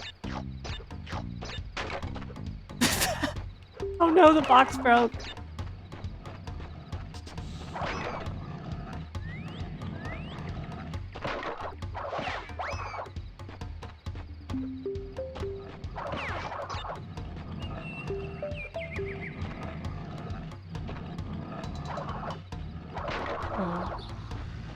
What have I got?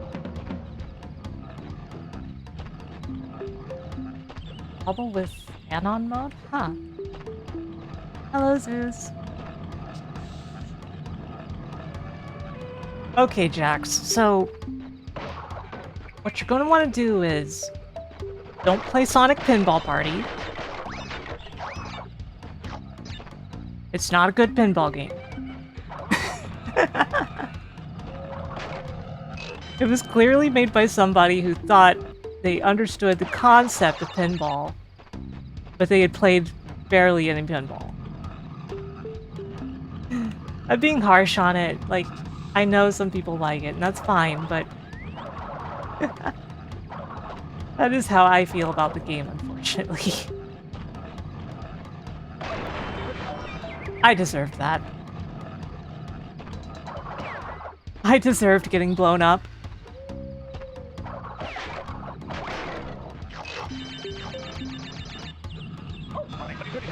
Ouch.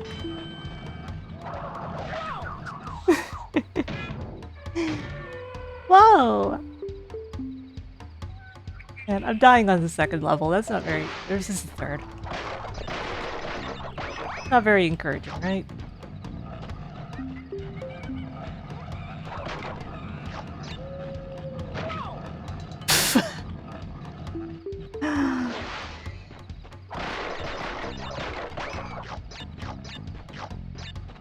You thought it was bread?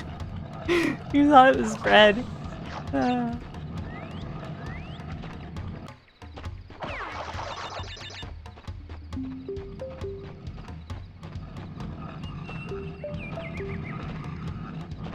I can understand that, Jax.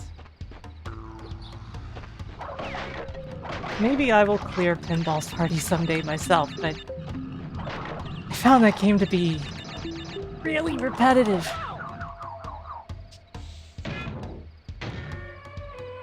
Crash 1 is very unforgiving, that's what I'm seeing.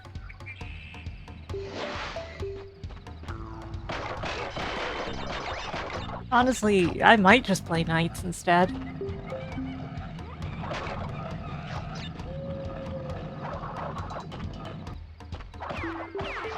But this isn't unfun, it's just really hard.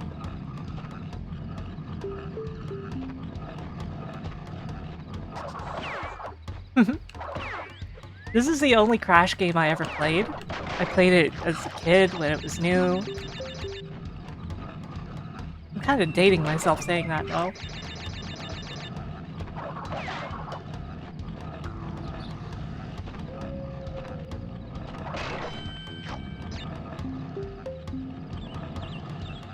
Yeah, it's really unfortunate when a pinball game has a bunch of tables it makes you do over and over again.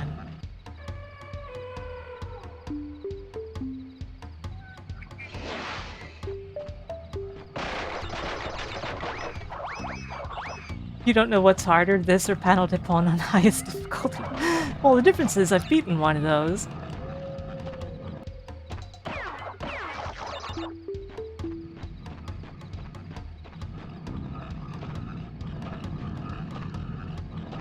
You'd be cranky too if you had a spring for a neck. True.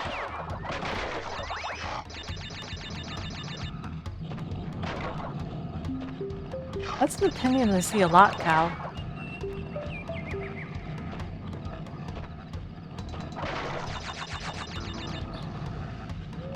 Didn't they do something really bad to the remake? Or was that just Crash Racing? I don't know the games well.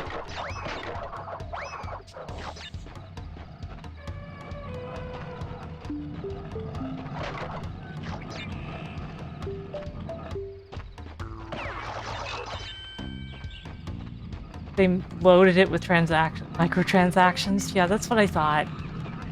I remember hearing that it was loaded with microtransactions. I can't speak for sputtering today.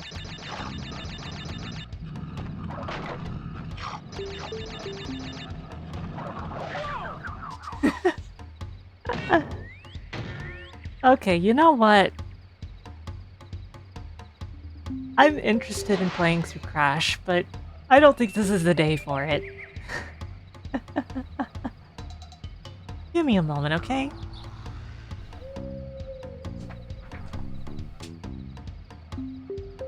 Wow, why was I making that face? Was I staring at you guys with that kind of expression on my face? Wow. I'm interested in this.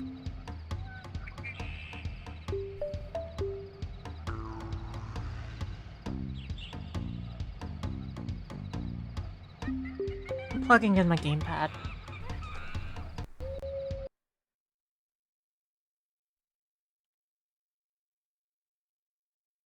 Okay, where is... Now Crash is gonna get us.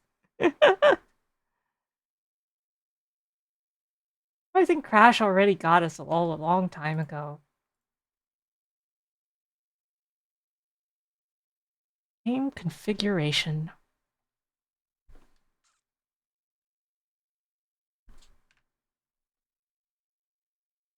Ah, installing DirectX because it doesn't come with Windows.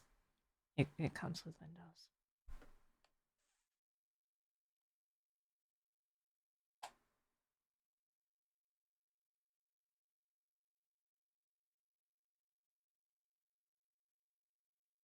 And can I just put on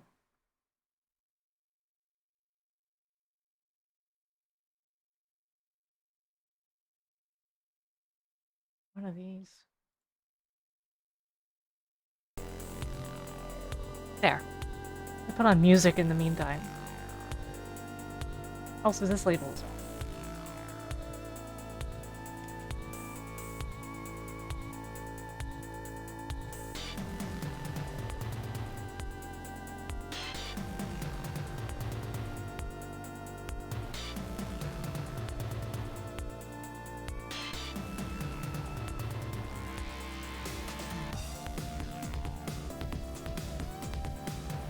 Button config looks fine. Yeah, all this is fine. Thank you, Diamond Wolf.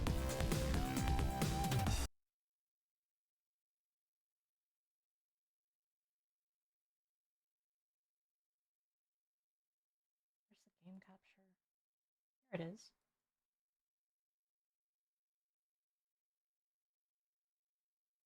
And it's not working. Oh, there it goes. Where's my borderless gaming? You ever have to look for a bunch of programs in the middle of a stream?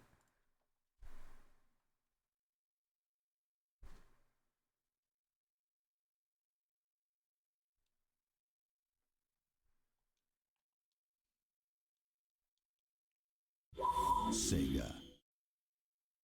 Even more?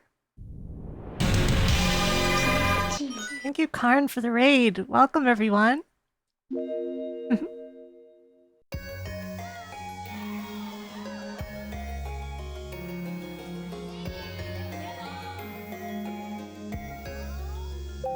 Man, I haven't even properly played the PC version, huh? I have modded it, though.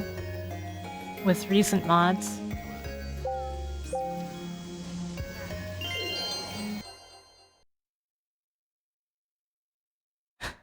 Something about that model looks strangely lanky to me.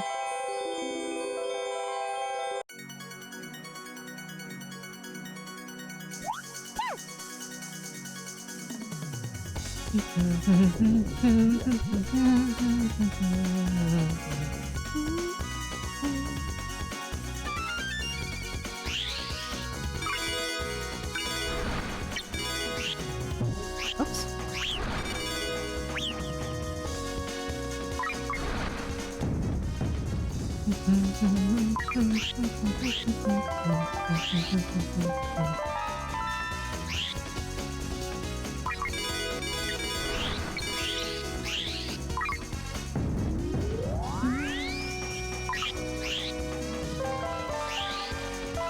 I love this game, did you know?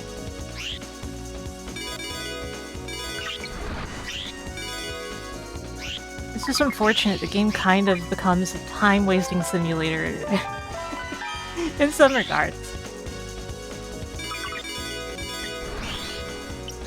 This is the first time some of you are seeing this game?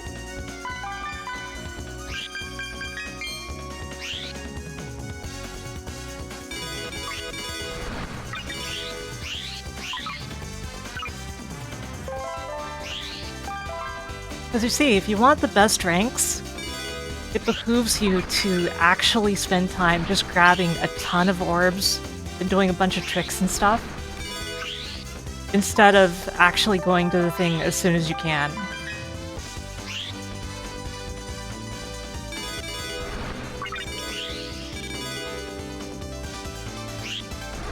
I wish the Knights community was still alive.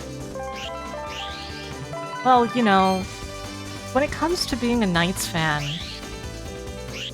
unfortunately, it's a community where if you're a member of the community, then basically your dad's in prison. Not literally in prison, but you know.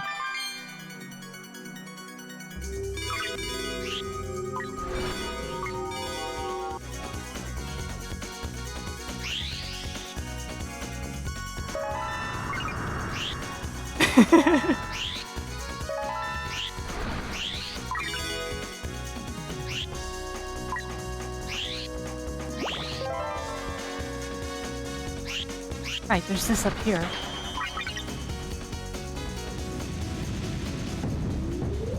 Sonic Month is forever. Yeah, I did Sonic Month in 2020 and 2022, and I don't really want to do it again.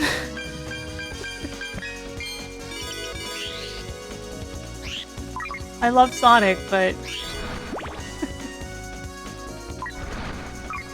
when it comes to Sonic, though, like, I already did my Sonic Marathon. Oops, that was way too early. Not that long ago, and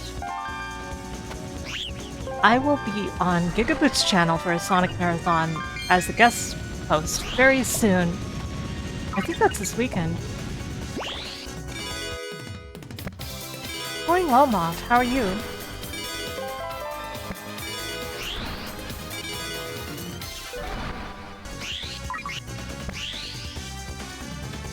Lerp.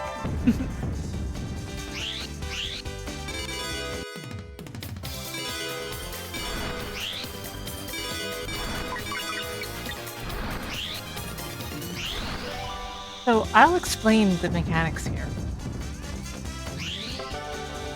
It basically comes down to, once you have actually gotten all of the orbs, you should go to the Idia capture as soon as you can. Because that starts bonus time.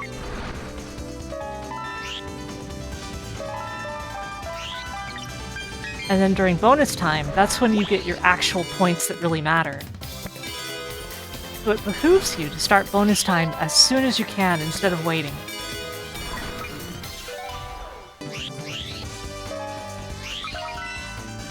I hope that makes sense.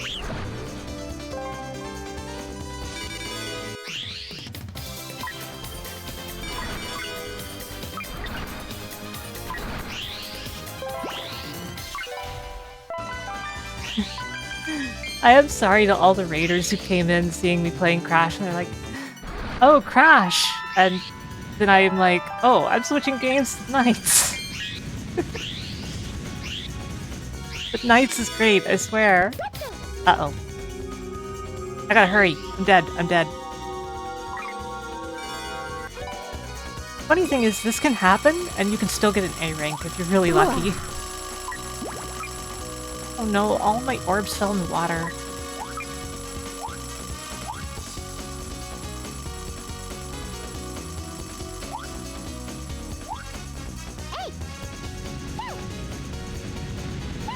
Yes, she has a Mario triple jump. Figure that out.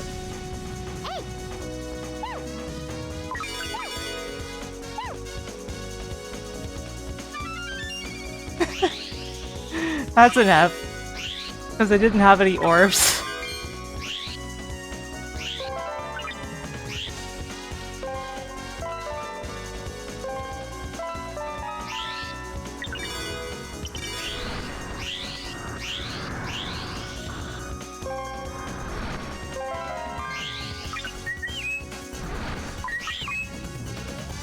Bonus time!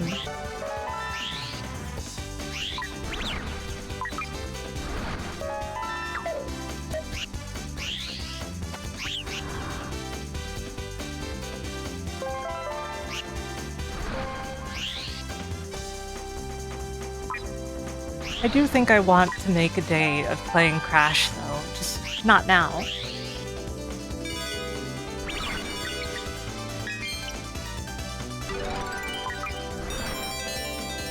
Man, I don't remember what any of those power-ups actually do.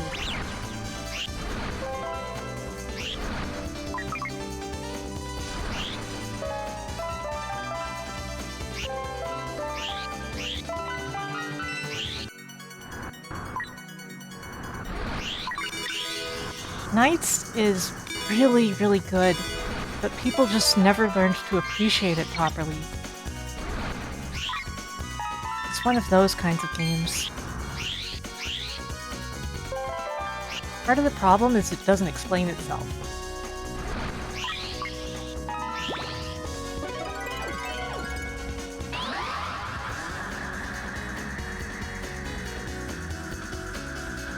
As long as it averages out to a C or better, we're fine.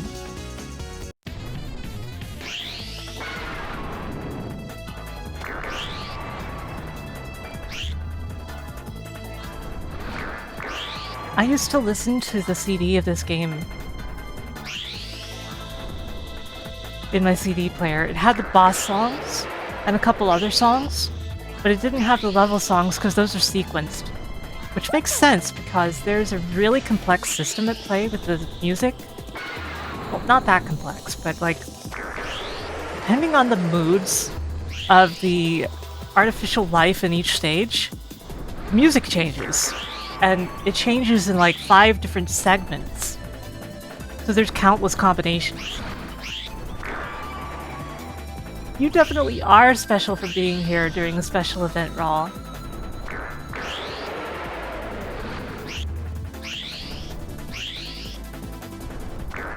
Isn't this music great?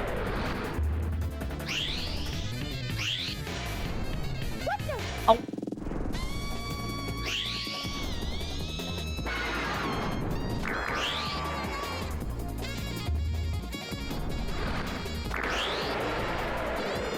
Yeah, it's very special. My thought is, he should have called that Balan Wonderland, because that rolls off the tongue and everybody thinks it's called that.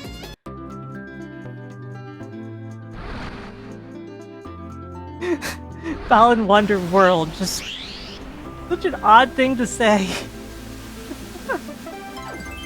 Da-da-da!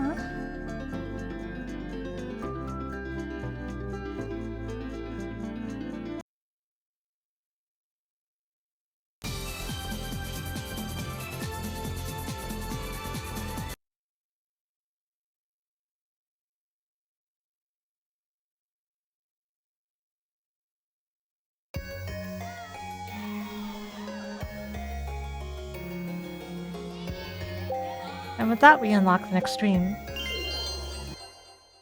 One of the worst game ideas of all time. Well, you see, Naka has just he clearly always wanted to make a very specific clown game.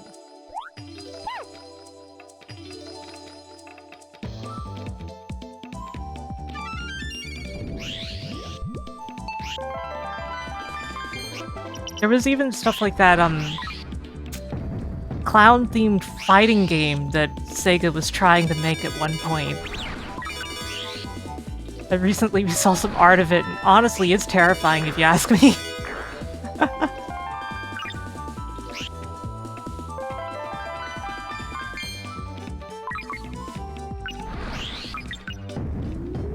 Bonus time!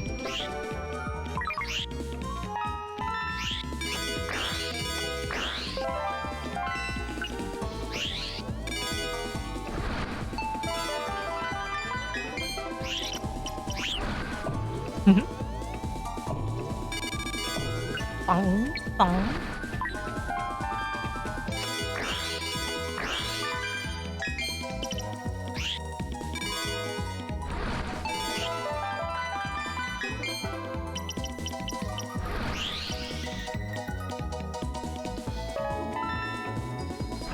I do have to say, when I do play Crash 1, I should probably use a controller even though it's not analog.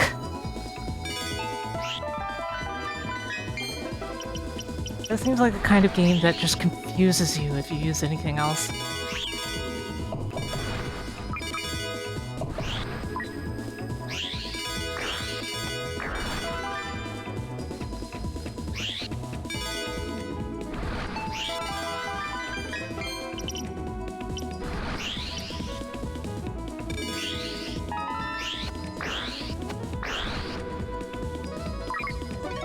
There we go. It's not hard to get an A rank. You just have to get all of the orbs that you can as fast as you can. Get to the idiot capture as fast as you can.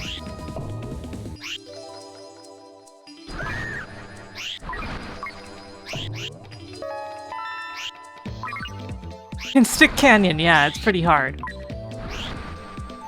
I'll agree to that. But broadly, it's not that hard as long as you just have some idea what you're doing. Oh man, Cal, this is nothing like Superman 64. Doing this actually has a point, and it's not unnecessarily hard for no reason.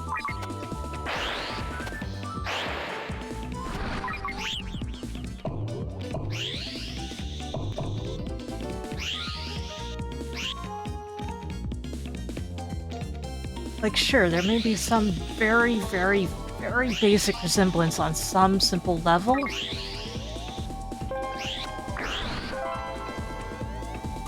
Oh man, I completely misrouted.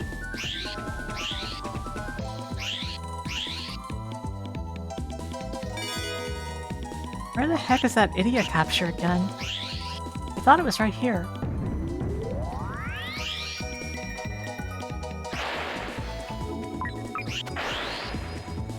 Honestly, I get it, but also no? How can I put it?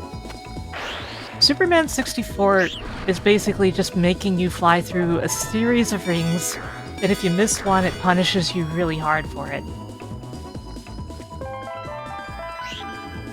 I can understand why you would say idea, but Journey of Dreams has voice acting, and it is definitely Idea. Uh-oh, uh-oh, uh-oh.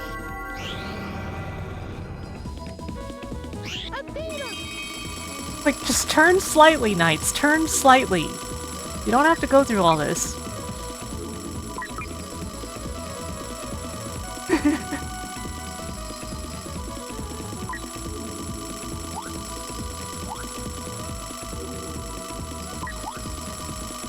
Don't you like that jumping sound effect? I do.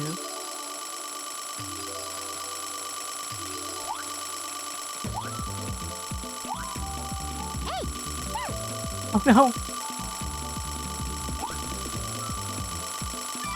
Whatever, it's fine. F for fine.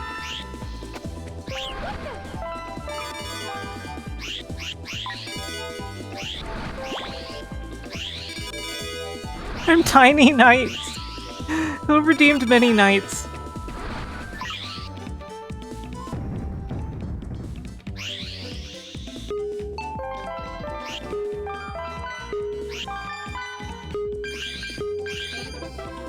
Boo, boo, boo. You thought your speakers were dying? I'm sorry.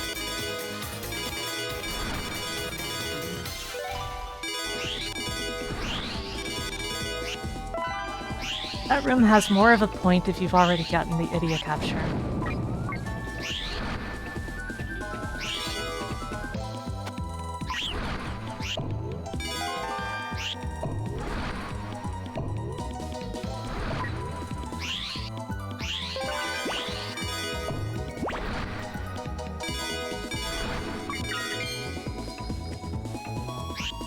I got an achievement. I keep forgetting that I've never actually played this version of the game before, or if I did, it was very brief.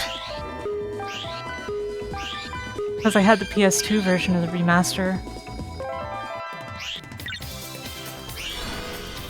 Okay, that's enough so I can get the idiot capture.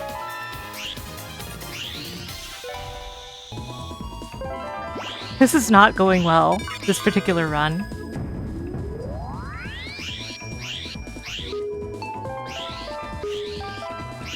Oops. Crap. This is bad. That's a C at best. Ow.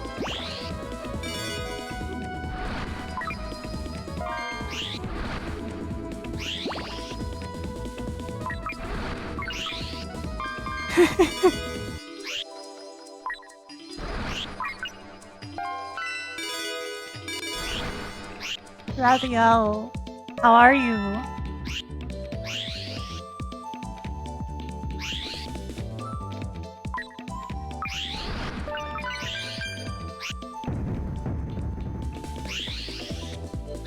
Man, I needed one more orb. What the?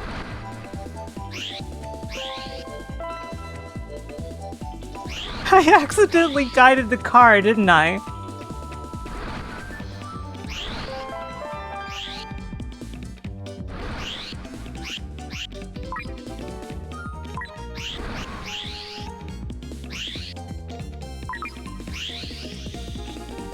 Oh crap, I can't go back from here. I gotta make the whole loop. Okay then. Oh wait, the idiot capture's right here. What am I saying? The idiot capture's right here, there's no problem.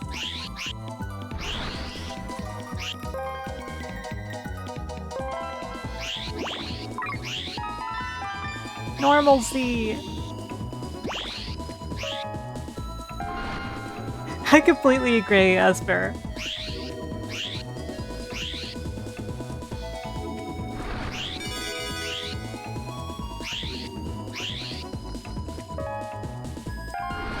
Oh, I should go backward.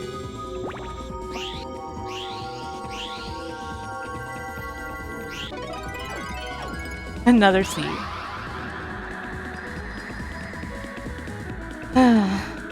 That didn't go well.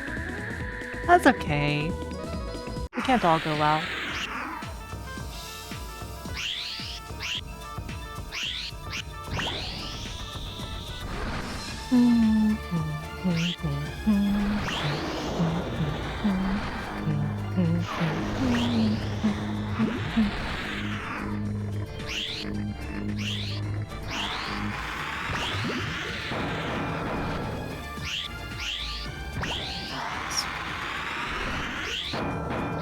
This one.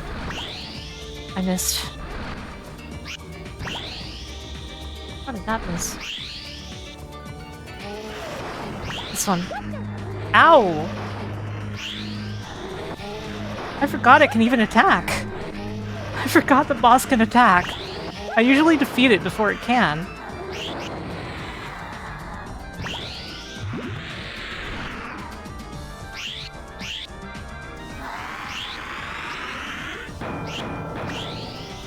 But you gotta knock it down, then you gotta hit it while it's down.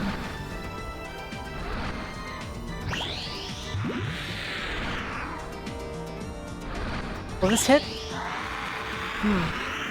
Kind of.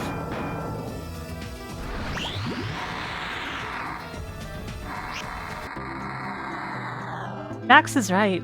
Sega CD doesn't have that many F&B games, but they were heavily advertised. And in general, just like very present. Whew. Somehow that was a C. Thank you, Objective Binary.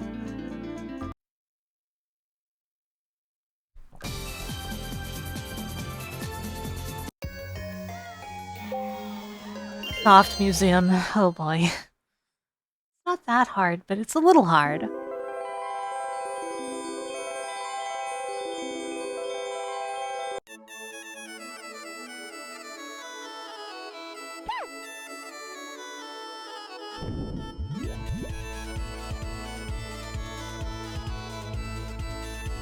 Anybody who's just joining us, check out my new dance emote.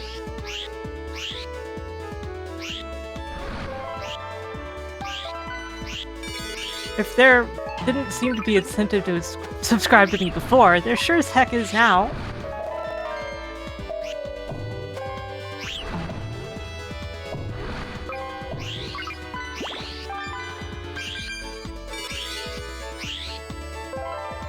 That's the thing I was most, like, holding my breath about, wanting to tell you all so badly. And so I told you it existed, but, like, you know, I would have killed to have shown you guys sooner.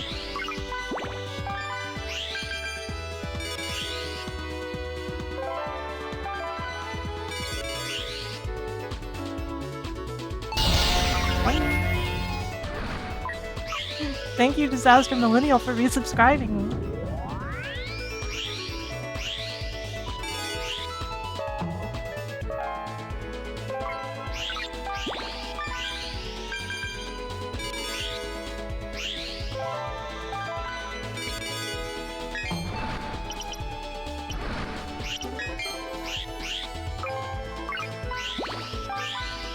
The first lap of most stages just feels really good to loop like this. It's one of the things, like, once you're used to the stages, there's so many things that are just really nice feeling.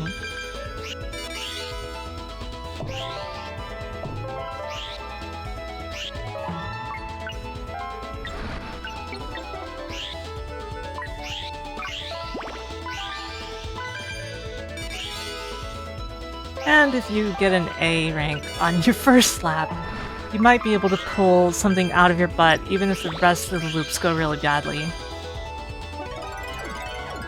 Rest of the laps, you know.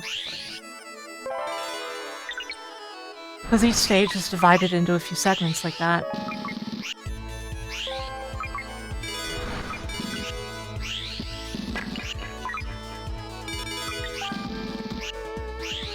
Hey, JD.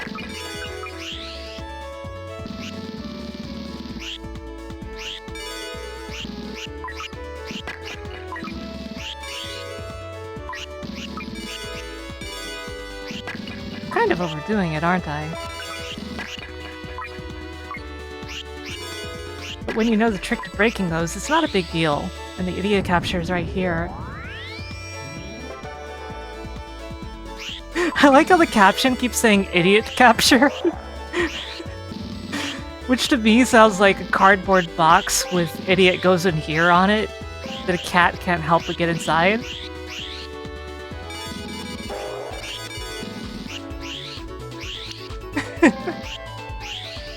You feel me?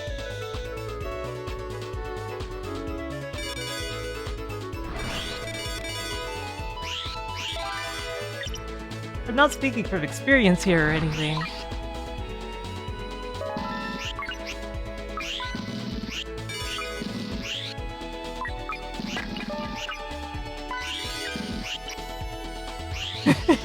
War criminal.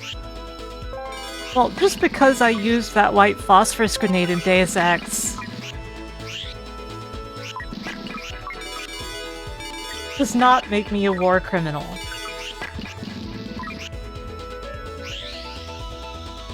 Right?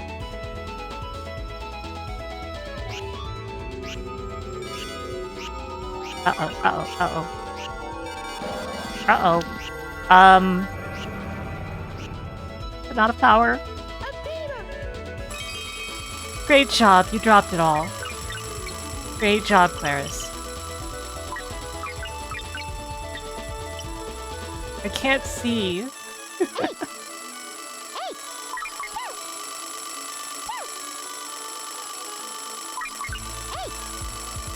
If you get all your orbs back, you can still kind of get a decent rating after falling out. It's fine.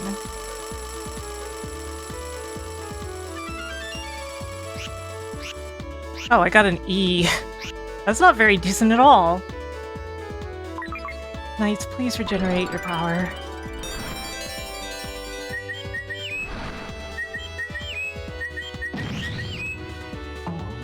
Oh. That is not the right route for this.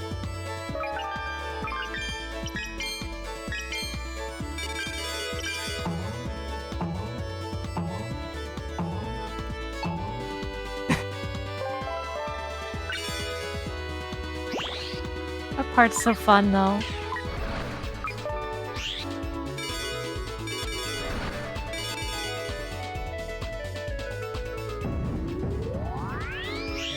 Can you guys tell how much I love this game?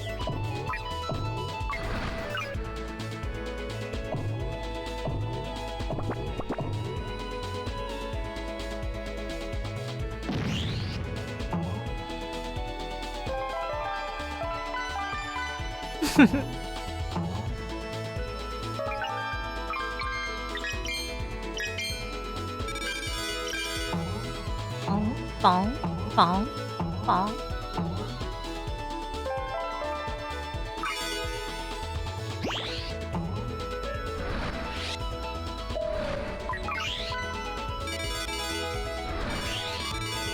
That bird shouldn't have gotten in my way. Its own fault, it's dead now.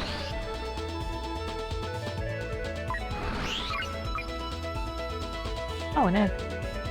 Oh, but the egg.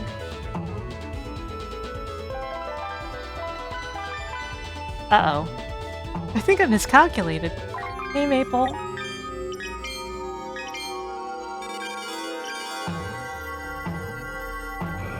Uh-oh.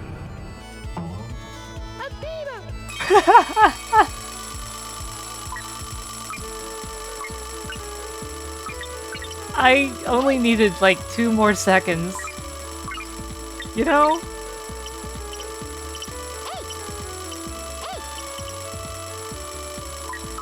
Don't you like the egg timer? It's very funny.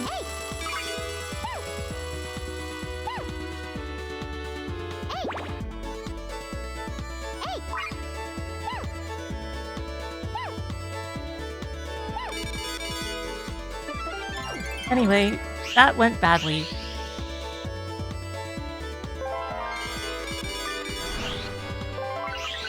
Yeah, in Soft Museum, everything is so soft that you just bounce right off of it. Like, that's just how it's made?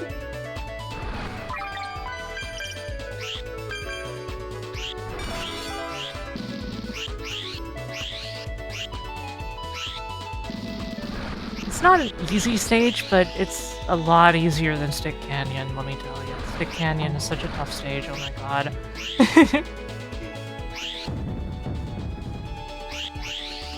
And Stick Canyon has multiple occasions that you spend a lot of time on no matter what, so you have to make sure you do it right. And that you don't mistime things.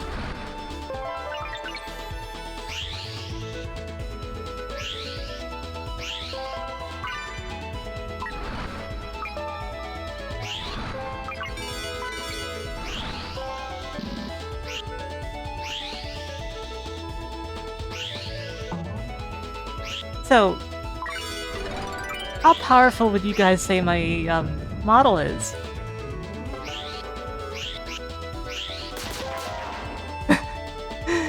It's too high, but he's dressed with my arms. I mean, I get it.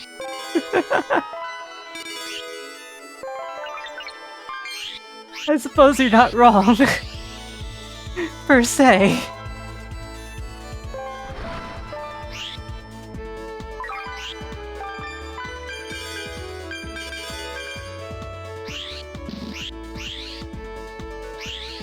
See, this is the thing. I'm not used to holding a controller. I normally don't play with one. I play with a keyboard. I play games with a keyboard.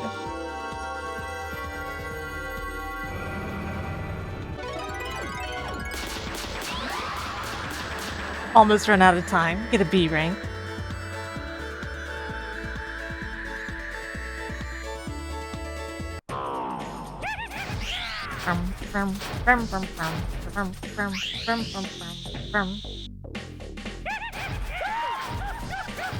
This boss fight sucks. Just FYI.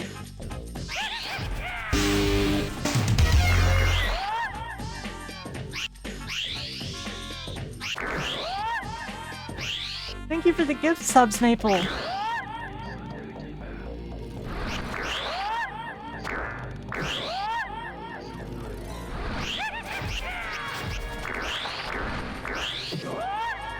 What the?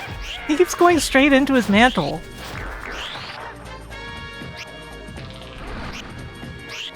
Guy, come back here.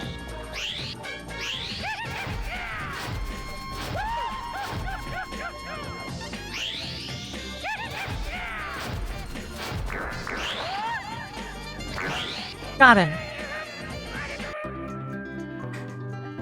Gibberish.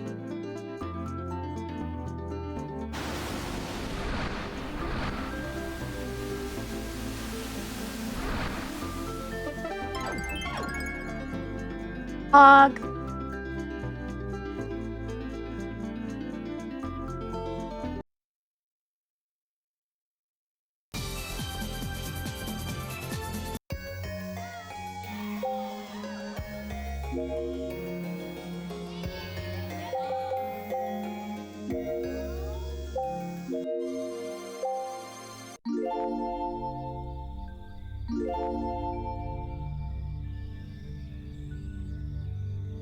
Like, it doesn't actually show you the openings for the characters, so I think I should show it first before before we go to the ending.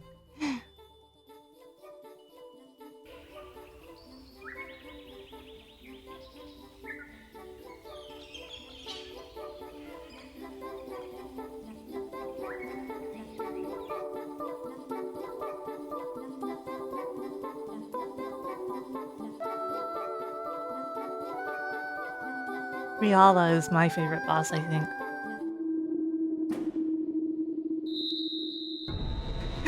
Oh, the caption said Rihanna. That's funny.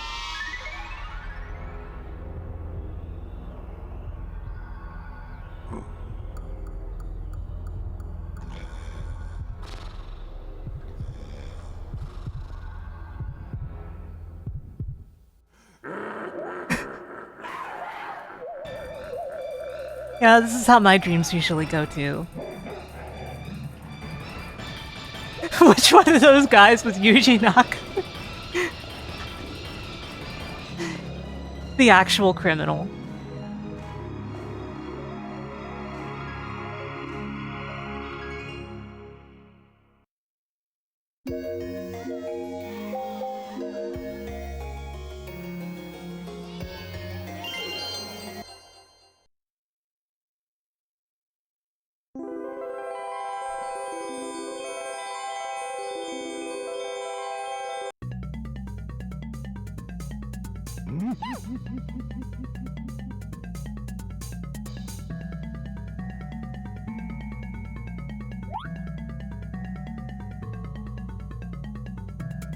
Knights got taken away. But it's okay.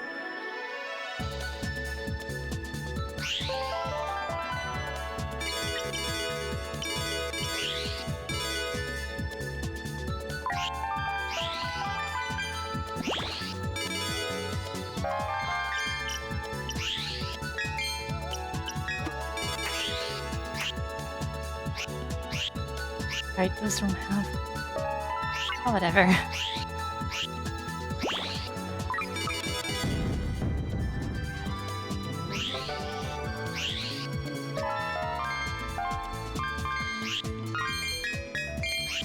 There is no bonus time in this stage, so you really have to focus on just clearing it as fast as you can manage.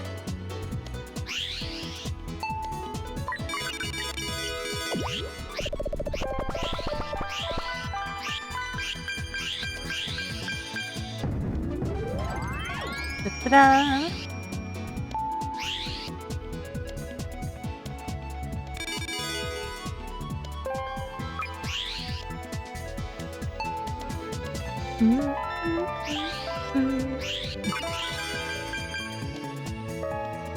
I love this.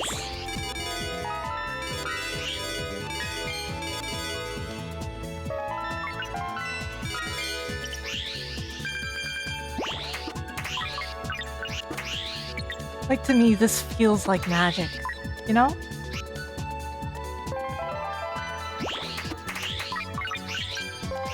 Makes me feel like a kid again.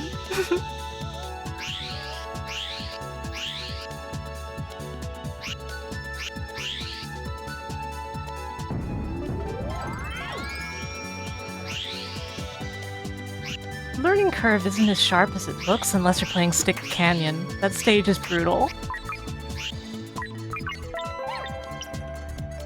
Oh, what?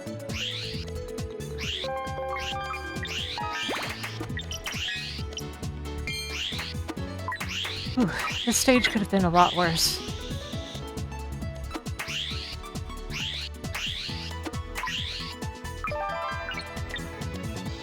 There we go.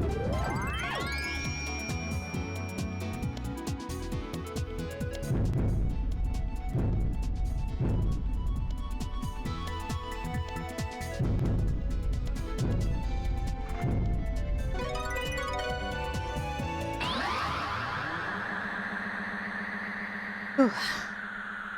No problem. No problem.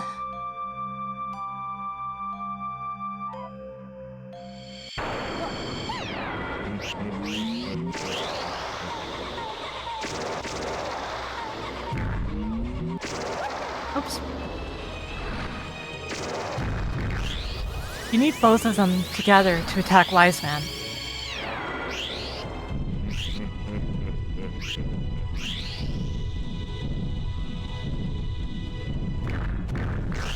But you have to wait for Elliot before you go after him again. Otherwise, you won't be able to do anything.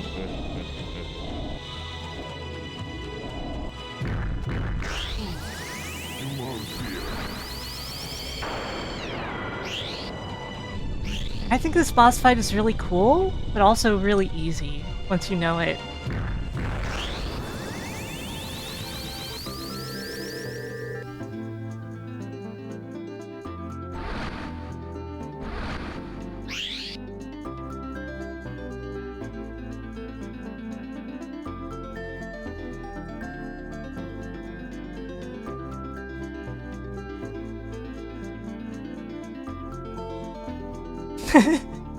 Wise man is usually not good. Oh lord.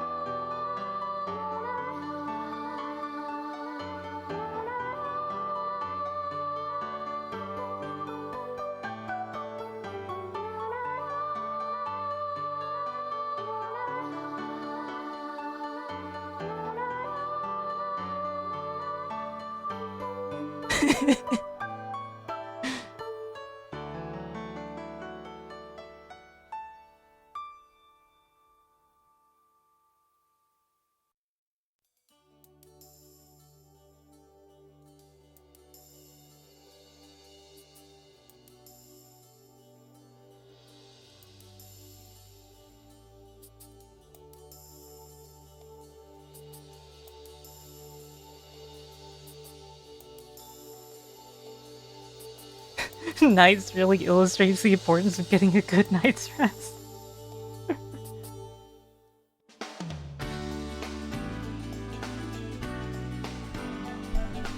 Okay, well that was Claris's ending.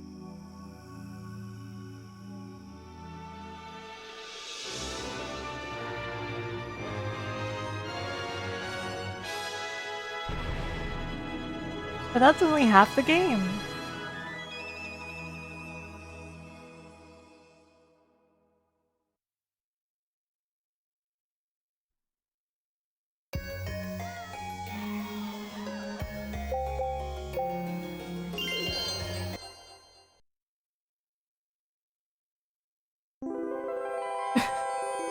Oh, I feel ya, Maple. I feel ya.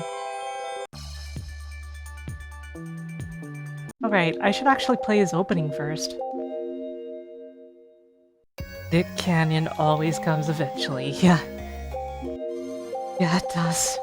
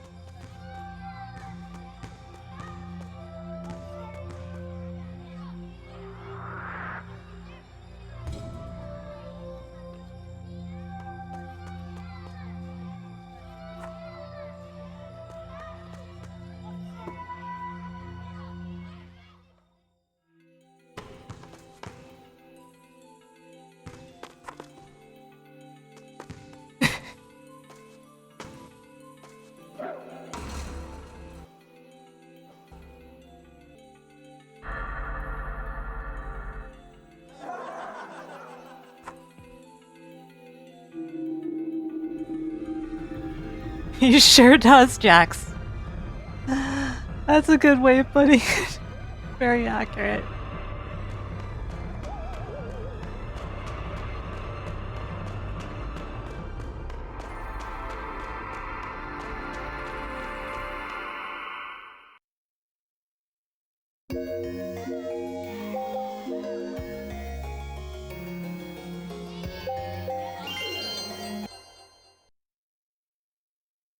So, you know how they say nothing but net?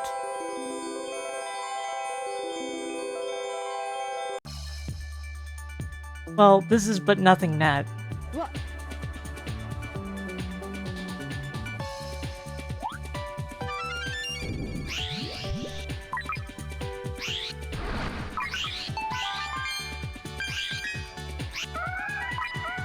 Careful, careful, I don't want to kill them.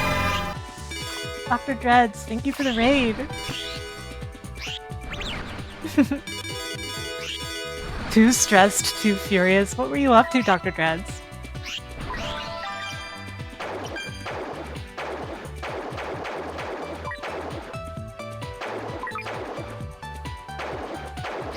Sleeping Dogs Definitive Edition. You know, I've always been meaning to play that game someday, but I just never seem to get around to it. Is it good? Do you like it?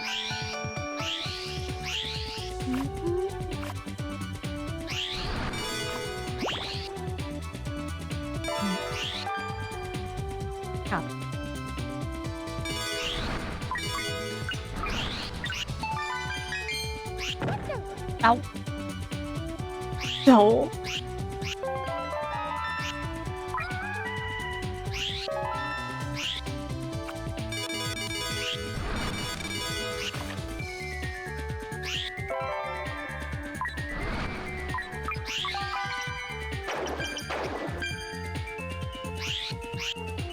I can afford one more lap. You love it?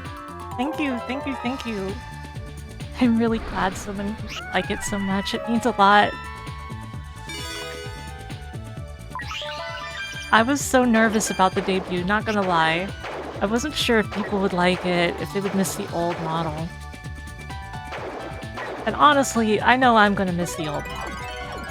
Like, you can have the best model in the world, and you're still probably gonna miss what you had, unless you didn't like it. But I'm just really happy that this debut has gone so well.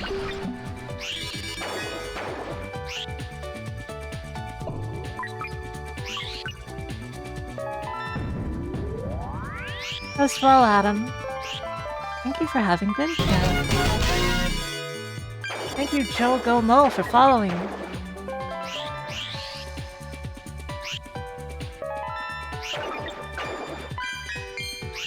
Whoop. Ow. How's Nights? Nights is going great. I love Nights. Anybody know off the top of their head what number it is in my top 100? Because I know it's on there. This is one of those games that makes me want to dream in the metaphorical sense. The kind of game that brings my soul to life. That's how I feel about Nights.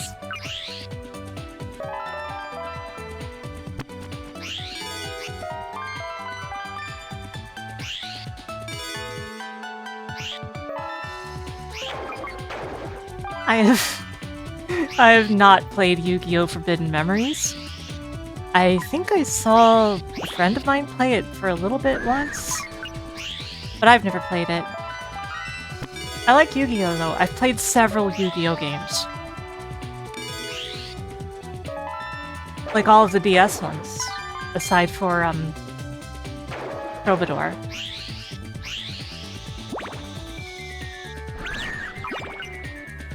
Oh god, this isn't working. I let myself get caught in the loop. Poof. Ooh, that was... Cha-cha, real smooth.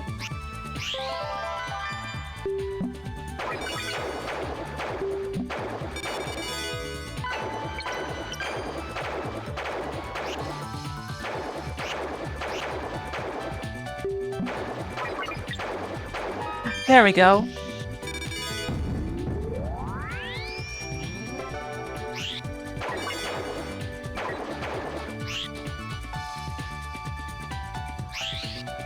I feel like a lot of Yu-Gi-Oh! Games didn't have the quality of life features down until the DS era.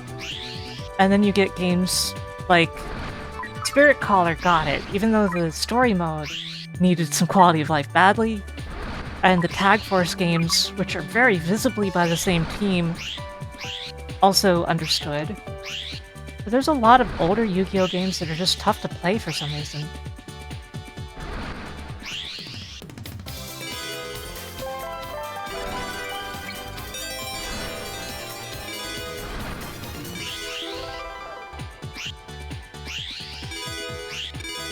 This isn't saying they're bad games, and I would probably be willing to play them anyway, but like... You ever notice how bad the quality of life is in some of those older ones? Sheesh.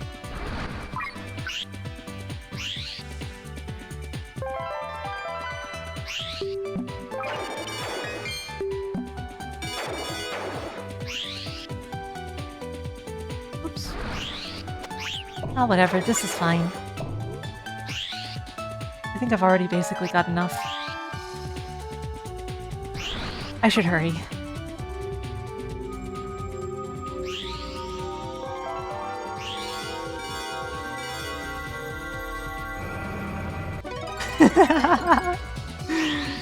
Don't you love the tension when I do that? It's like, oh god, is she gonna make it?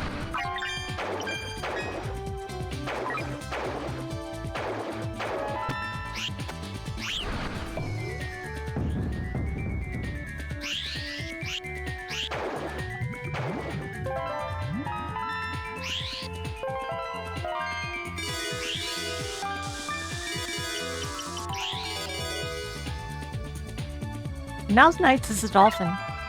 Or maybe a them? Them?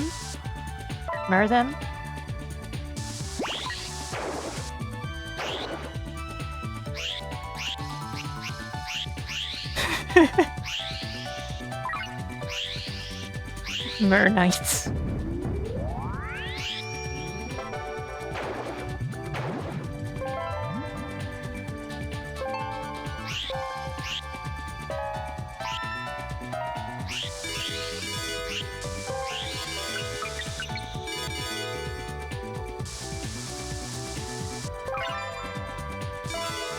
Whoops. I missed all the stars. Man, I would play Knights and Knuckles. I would totally play Knights and Knuckles. Don't know about you guys.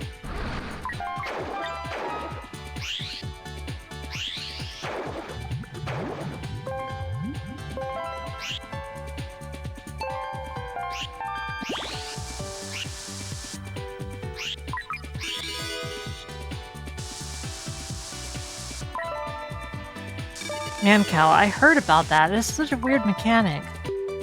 Like, why did they do that, you know?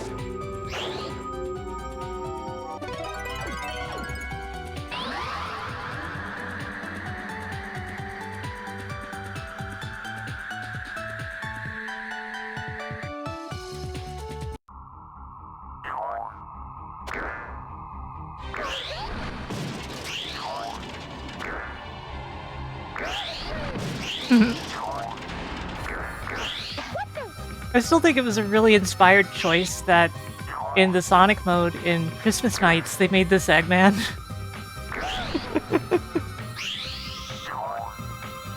It's like, oh yeah, it makes sense.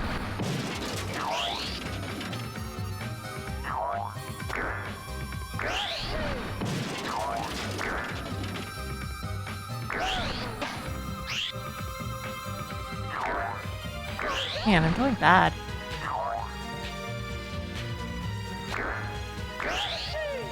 I'm not as precise as normal.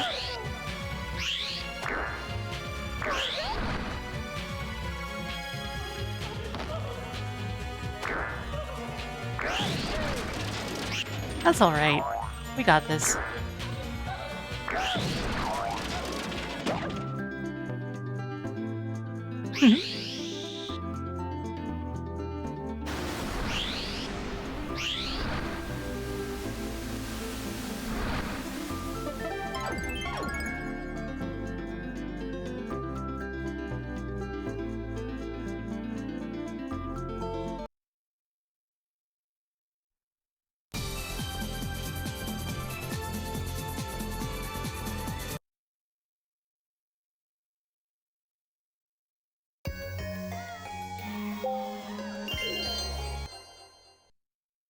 On to the winter stage.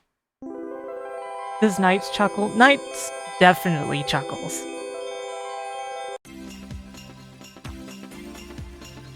Which is funny because the original lyric says, unlike Sonic, he doesn't chuckle. And, Where's that damn fourth Chaos Emerald? for one thing, Sonic doesn't chuckle. And for another, Knuckles' literal first moment on screen in a Sonic game is him chuckling.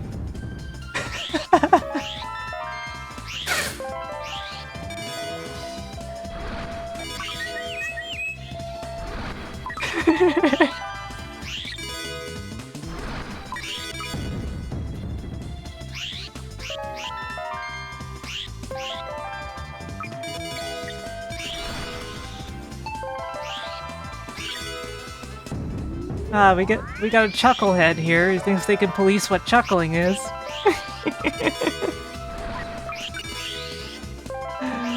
I'm just teasing Claire.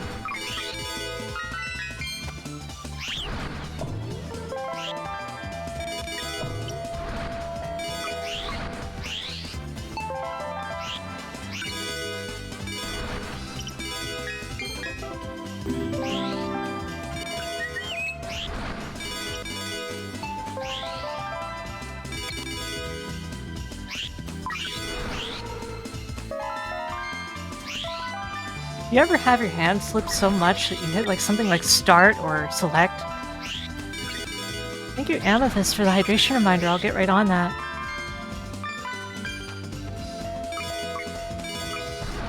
Hydration complete.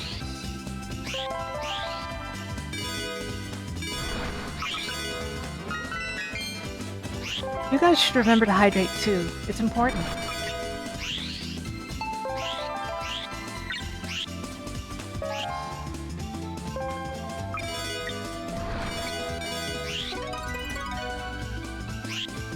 Only a B? I could have done better.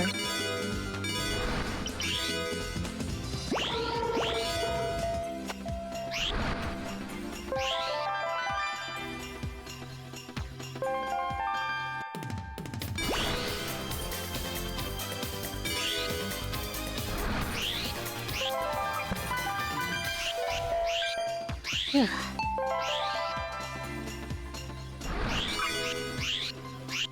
Oh, is this part? Right. I remember. I have a bad memory for a lot of things because of, not having a visual mind. But it all comes back when you see it.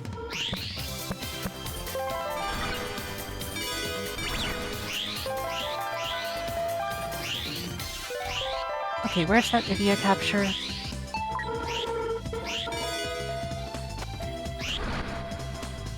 Man, where is that idiot capture? There it is.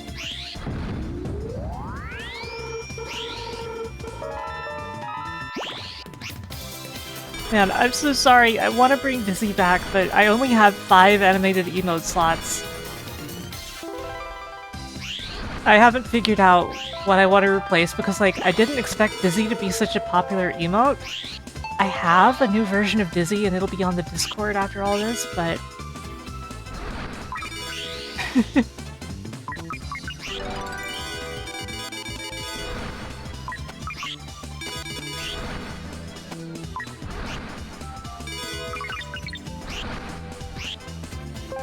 I'm sorry, Winter.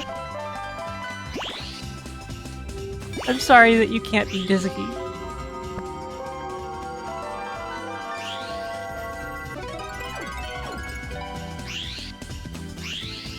I think the dance emote is a big deal though, like, that's gotta be my best emote, right?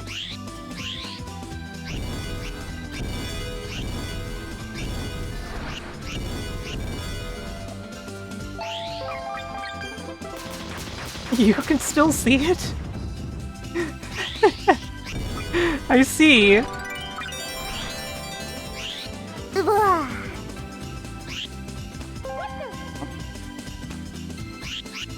Not the correct way to do that. The correct way to get through one of those is to dash very briefly Ouch.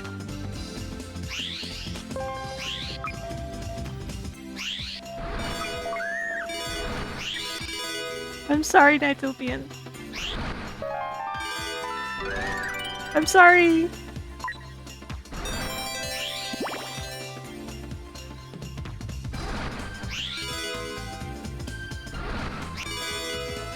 Huh.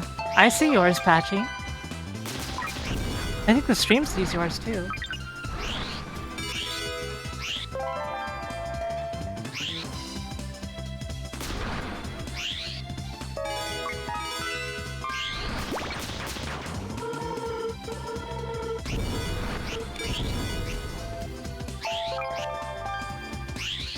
Man, I could have done this particular loop so much better.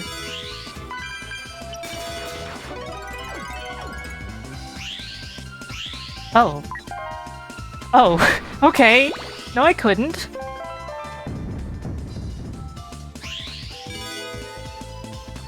Journey of Dreams is weird, because the scoring mechanics work like everybody thought this games were supposed to work, which is entirely different.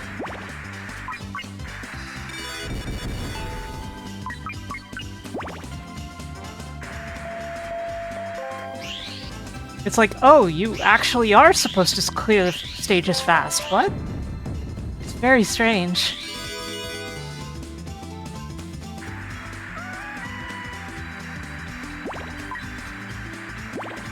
Instead of, you know, the original where you're basically supposed to waste time in the stages.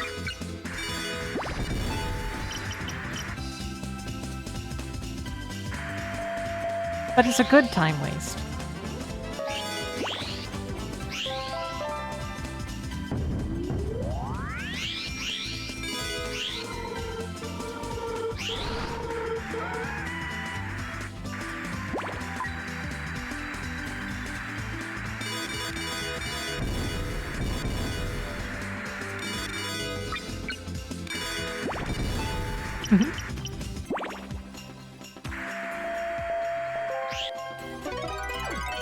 Oh, I didn't mean to go in there yet.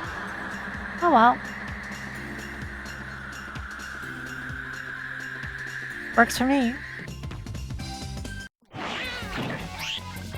Oh, it's this one. This one is so weird.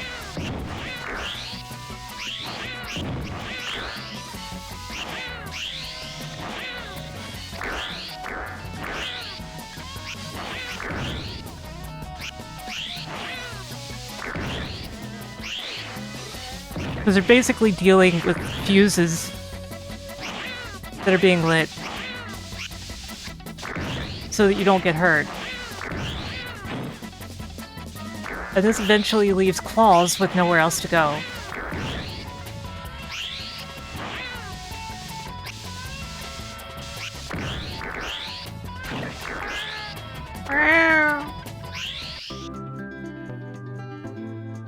You're basically supposed to let it light the mice, and then you destroy the mice.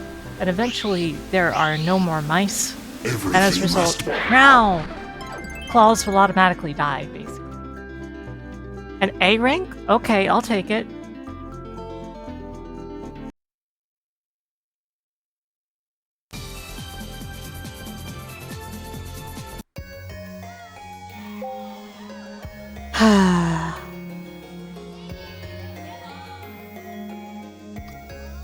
Stick cannon.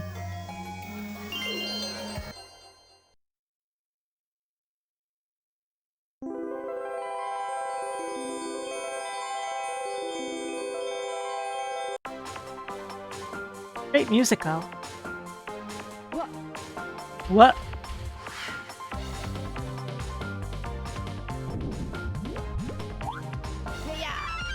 Hey-ya!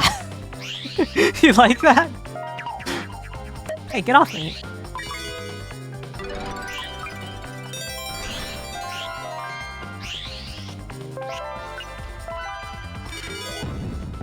This stage can be a nightmare to get a passing grade on. It's the one really hard stage in the game.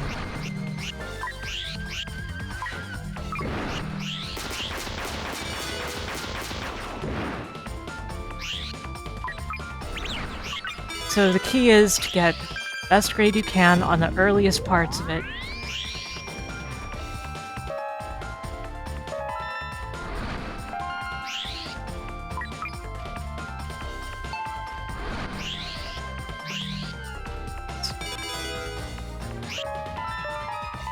Wow, that could have gone better.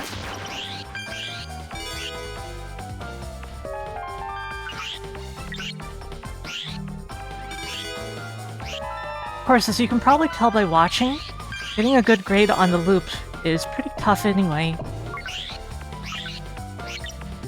Like, this is really precise stuff.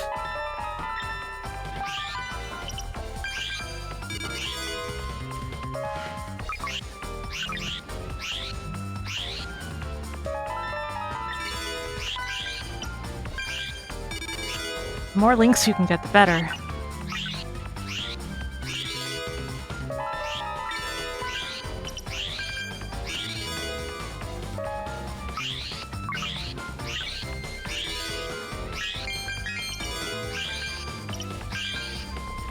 Okay.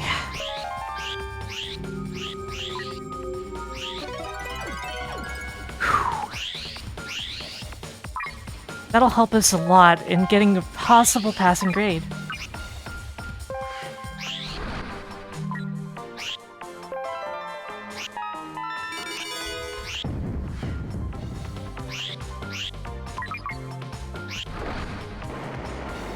And yeah, Complete Collection has all of the different mixes under specific names.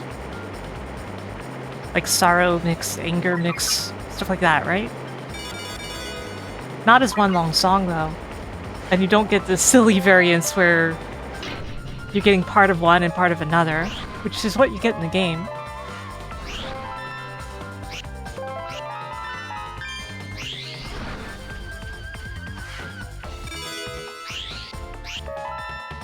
Okay, I gotta get to the Idia capture. May as well get more of these. Good.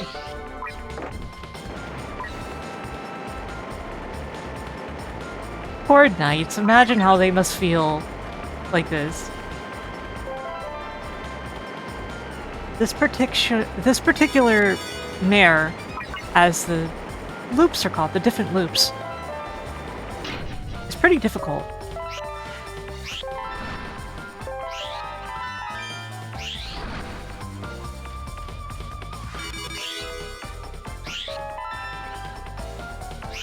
Like, it's not hard in general, but getting a good score on it's pretty tricky. As you have this long sliding segment. And if you don't do it right, well... But of course, you can get trapped here without enough time.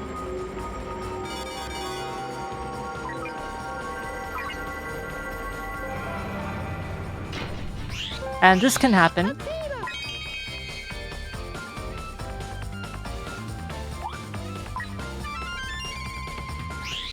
Guess you got an F rank. I needed 1 second, come on.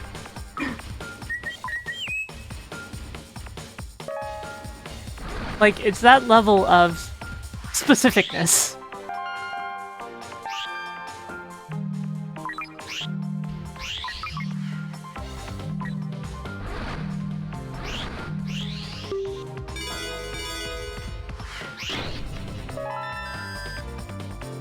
Look at this. We're Katamari now.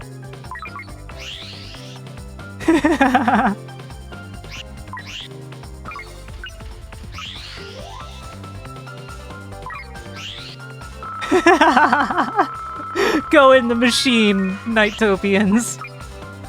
Be digested by the machine. Oh, sorry. Did a different side of me come out? I'm sorry.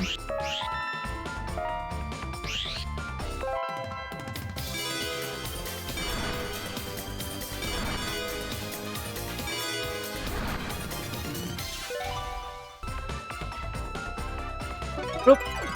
Didn't mean to do that.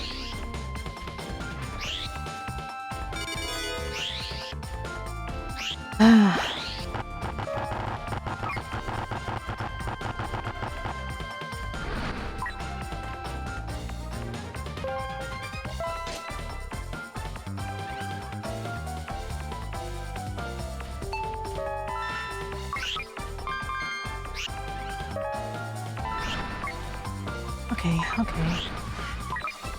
Grab all these. One more up here.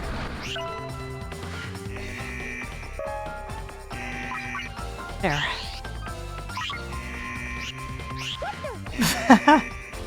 Of course.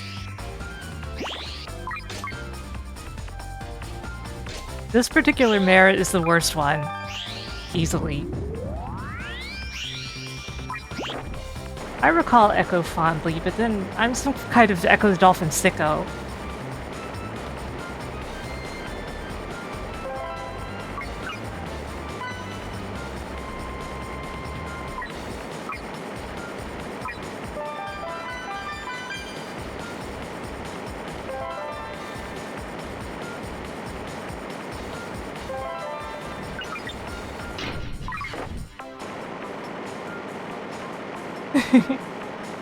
Now this part, this is the really rough part. Like, you really can't do this mare twice. Because you're going to run out of time. You're just gonna. There's no doing both of these segments. So you gotta do it well.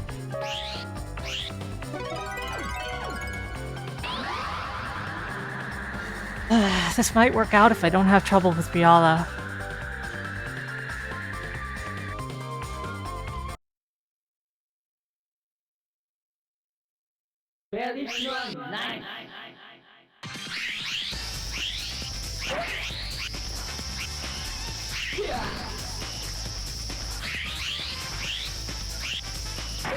This is like taking candy from a baby, which is fine by me.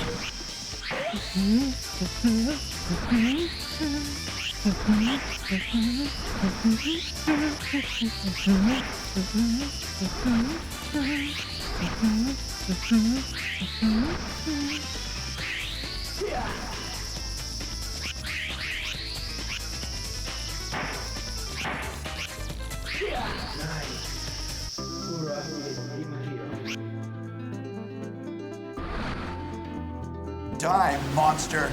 You don't belong in this world. I think I just got Stick Canyon in one.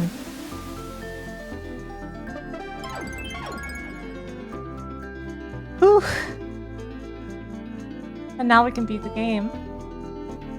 That was pure skill!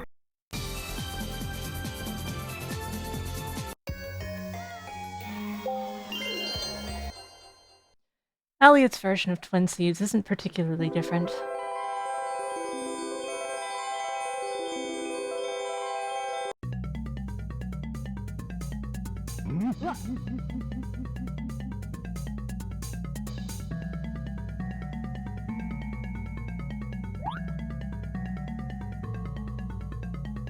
Here we go.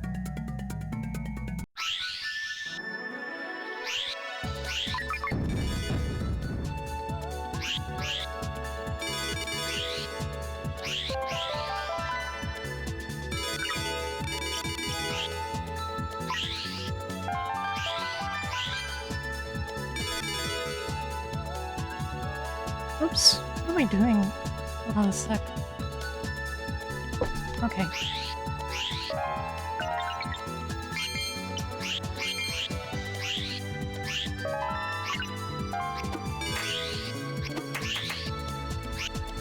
The ones in this lab don't have orbs in them.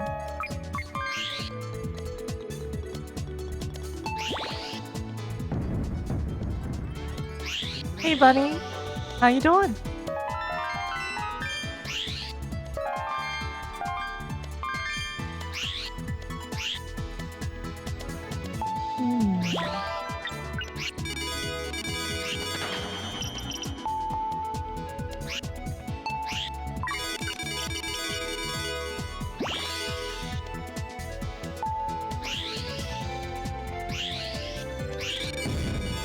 There we go. That's how it's done.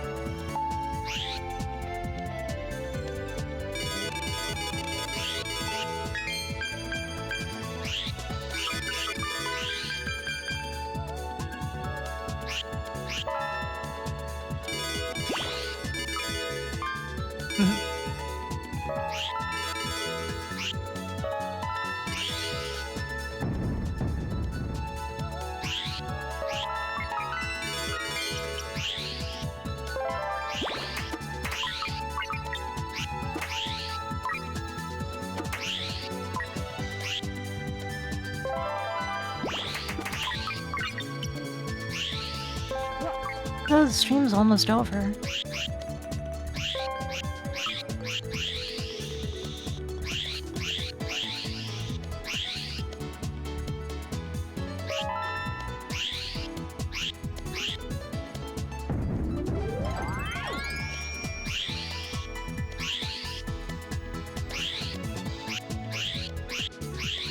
And I think who we're going to be raiding depends a lot on what happens in the next few moments.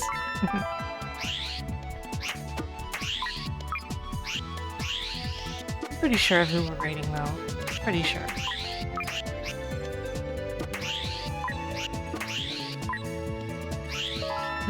Lining this up straight. I didn't take the right route here, so I'm kind of paying for that now. Out of time, which means you die. Sorry, Elliot. I failed you. Okay, let's do this again.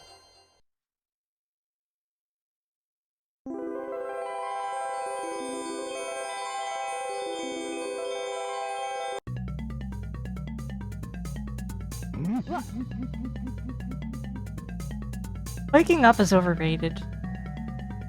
I don't mean anything in particular by that. I like to sleep 12 hours. And I probably will after this stream.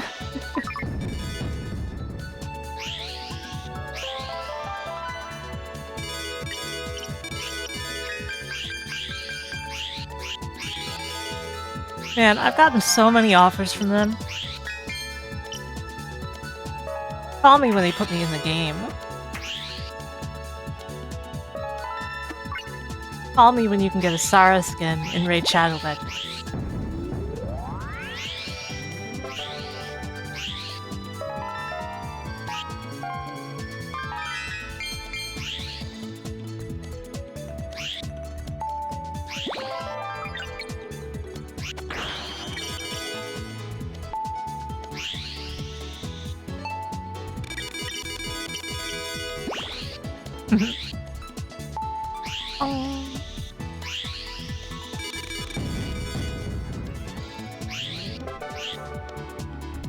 Patchy, I'm only saying that if they paid the amount of care to the people that are promoting them, as the people promoting them sometimes do, they would get a lot more attention and be a lot more respected.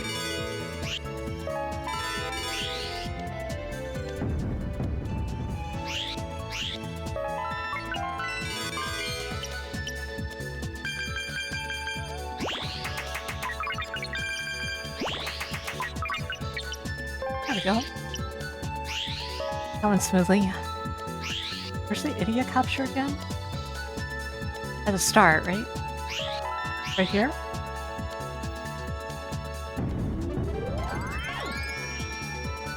Okay, last one.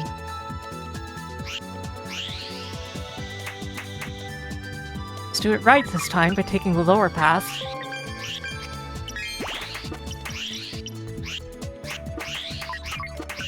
There we go. Much better.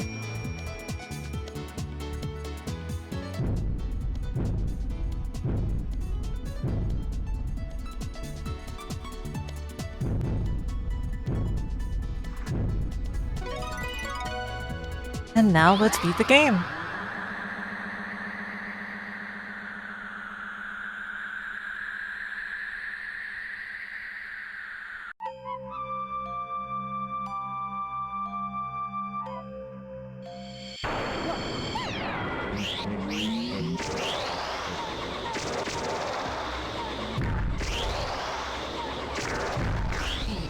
As before, you need both characters to be touching Wise Man in order to actually damage him.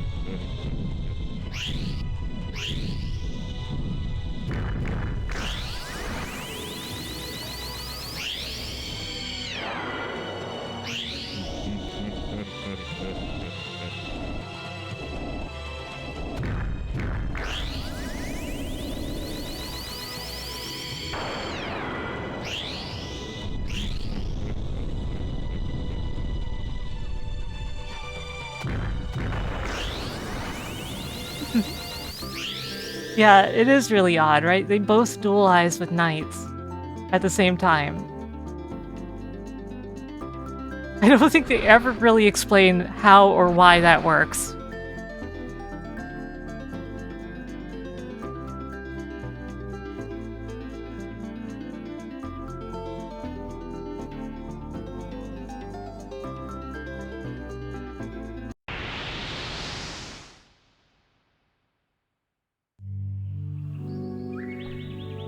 Oh, Jax. I've done that before, though. Besides, it's not that hard aside from Stick Canyon.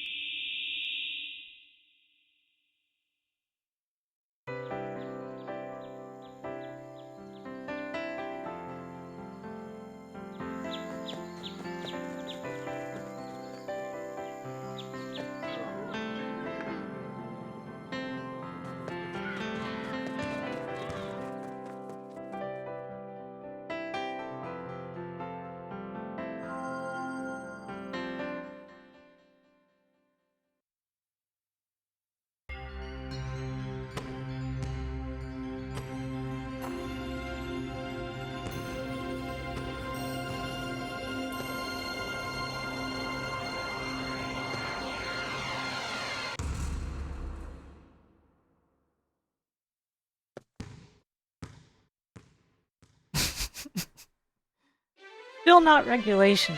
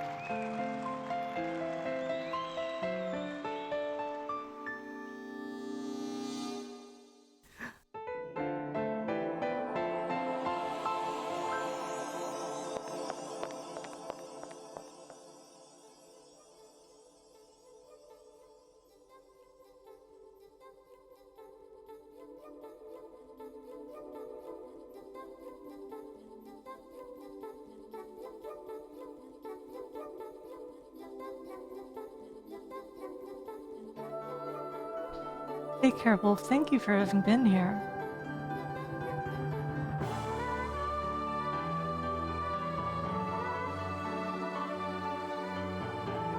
You think it would look less cursed with the in-game graphics?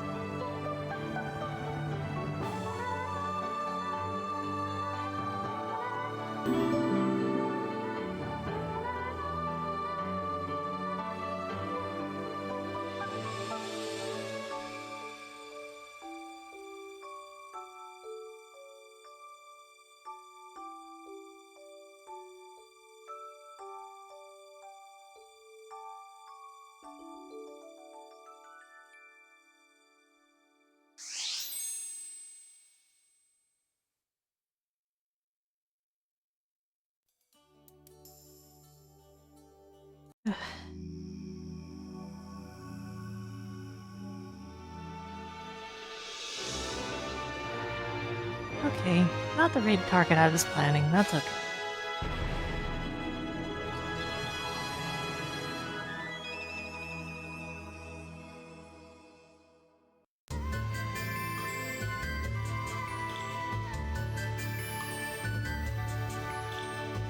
Christmas Nights has been unlocked.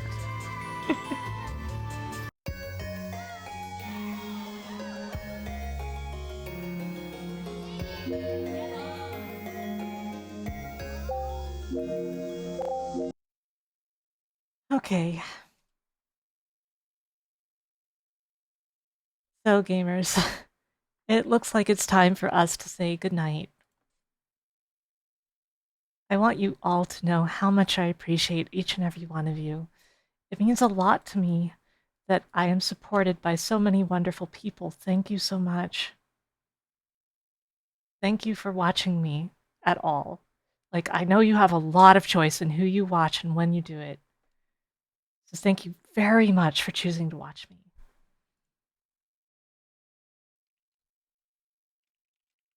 We are going to be raiding my friends at Gigaboots. I was going to raid BTuber, but she just finished the game she's playing. So, for the time being, I am going to bid you all a good night. I'm going to roll the credits. Our raid message. I'm not married to anyone. Our raid message is just a bunch of Saralene dance, okay? Just spam that emote. That's our raid message. I will roll the credits, and good night, everyone. Good night.